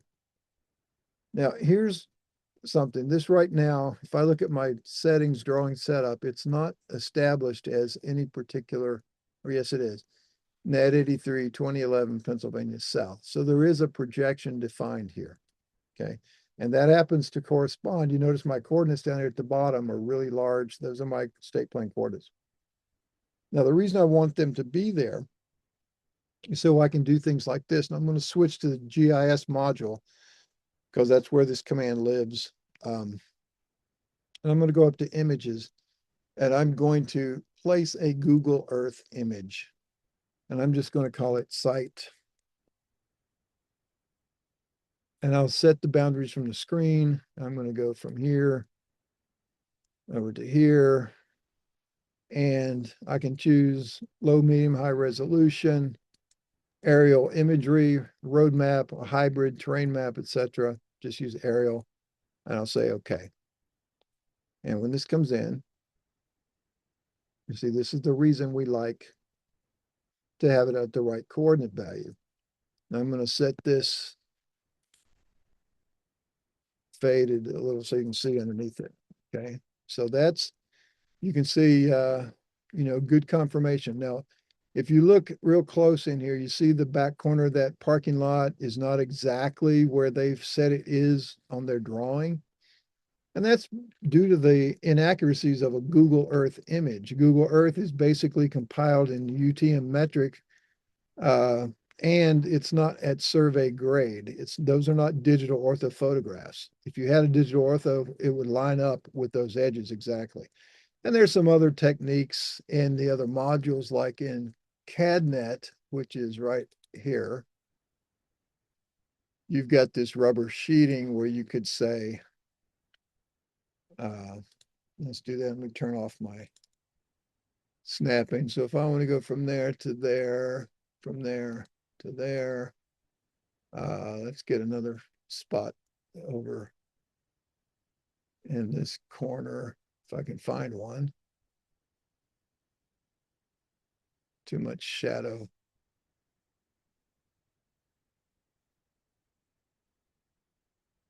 All right, so from there to there, maybe. All right, that'll be enough for now. So it'll go through and actually warp the image to fit. And you can see now that the parking lot corners are fitting a lot closer. So you've got some tools and techniques, and you can line up, images of inlets and poles and signs and things like that to sort of help do all that. So anyway, just a couple of little tools and techniques you can use. Over there's the canopy that they've compiled. So anyway, yes, Brian, sorry, you had a question. I do, because you just hit on something that it's been a dilemma on mine. Can you go back over how you brought that GIS in? And I guess the bigger question I have is, since I'm only on OEM, do I have that capability with OEM to do just what you did? Or You did not. No, I that required the GIS module, uh-huh. which requires running on top of IntelliCAD or AutoCAD to bring that image in. Now, you can bring those images in even in OEM, I think. Yeah, Is you got to go out, create KMZs, and you got to import a Well, bunch of stuff. It's yeah, but KMZs are not for imagery; they're for actual drawn line work. Uh, yeah. so, but now if you have your file at your state plane coordinates, oh no, even with OEM, I don't think you can do it. If you were just running without GIS, you could just do an image insert And you'd have to know the lower left corner of the imagery and the scale of the file and all that kind of stuff. So it's a little difficult to do without the GIS module, which has that directly. Now, you've also got under GIS, let's see, you can, well, I'm in CADNet there. If I go back to GIS, there's not just, that's the place Google Earth, but you can also place a world map service image or place an image by a world file in case you have some of that available through other GIS data. So if you place an WMS file, I don't know if there's any available here. Let me see if I can find them. Yeah, the only place thing I've got in the GIS is just to place a camera symbol image. Oh, I do have a world file. Yeah, you can, all right, so here's now my Esri world imagery. I'm going to come up here and let me get rid of that one. So if I do this and use this, use Carlson's image server, and let's see what happens there. If I do that,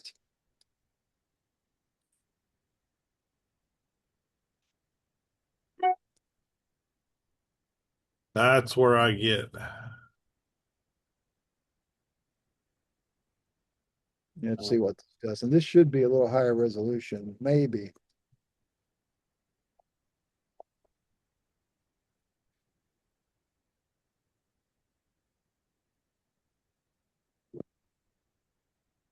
Do I need to go download that world file off from somewhere? Or? Well, this is coming from a WMS server. And again, I did this from the GIS module. So Yeah, it's, which I don't but have. if you're saying place by world file, you would need the raster image file. And that would typically, if you downloaded GIS data from your state repositories, you generally get that file and a world file. So you can place it with that world file if you have those available. So you Okay. can do it with that tool. But you have to get those two files separately from those from that source. Okay, thanks. Yeah. All right. So now here it's going to come in and hopefully be of higher quality. Let's take a look. All right. So I'm going to put this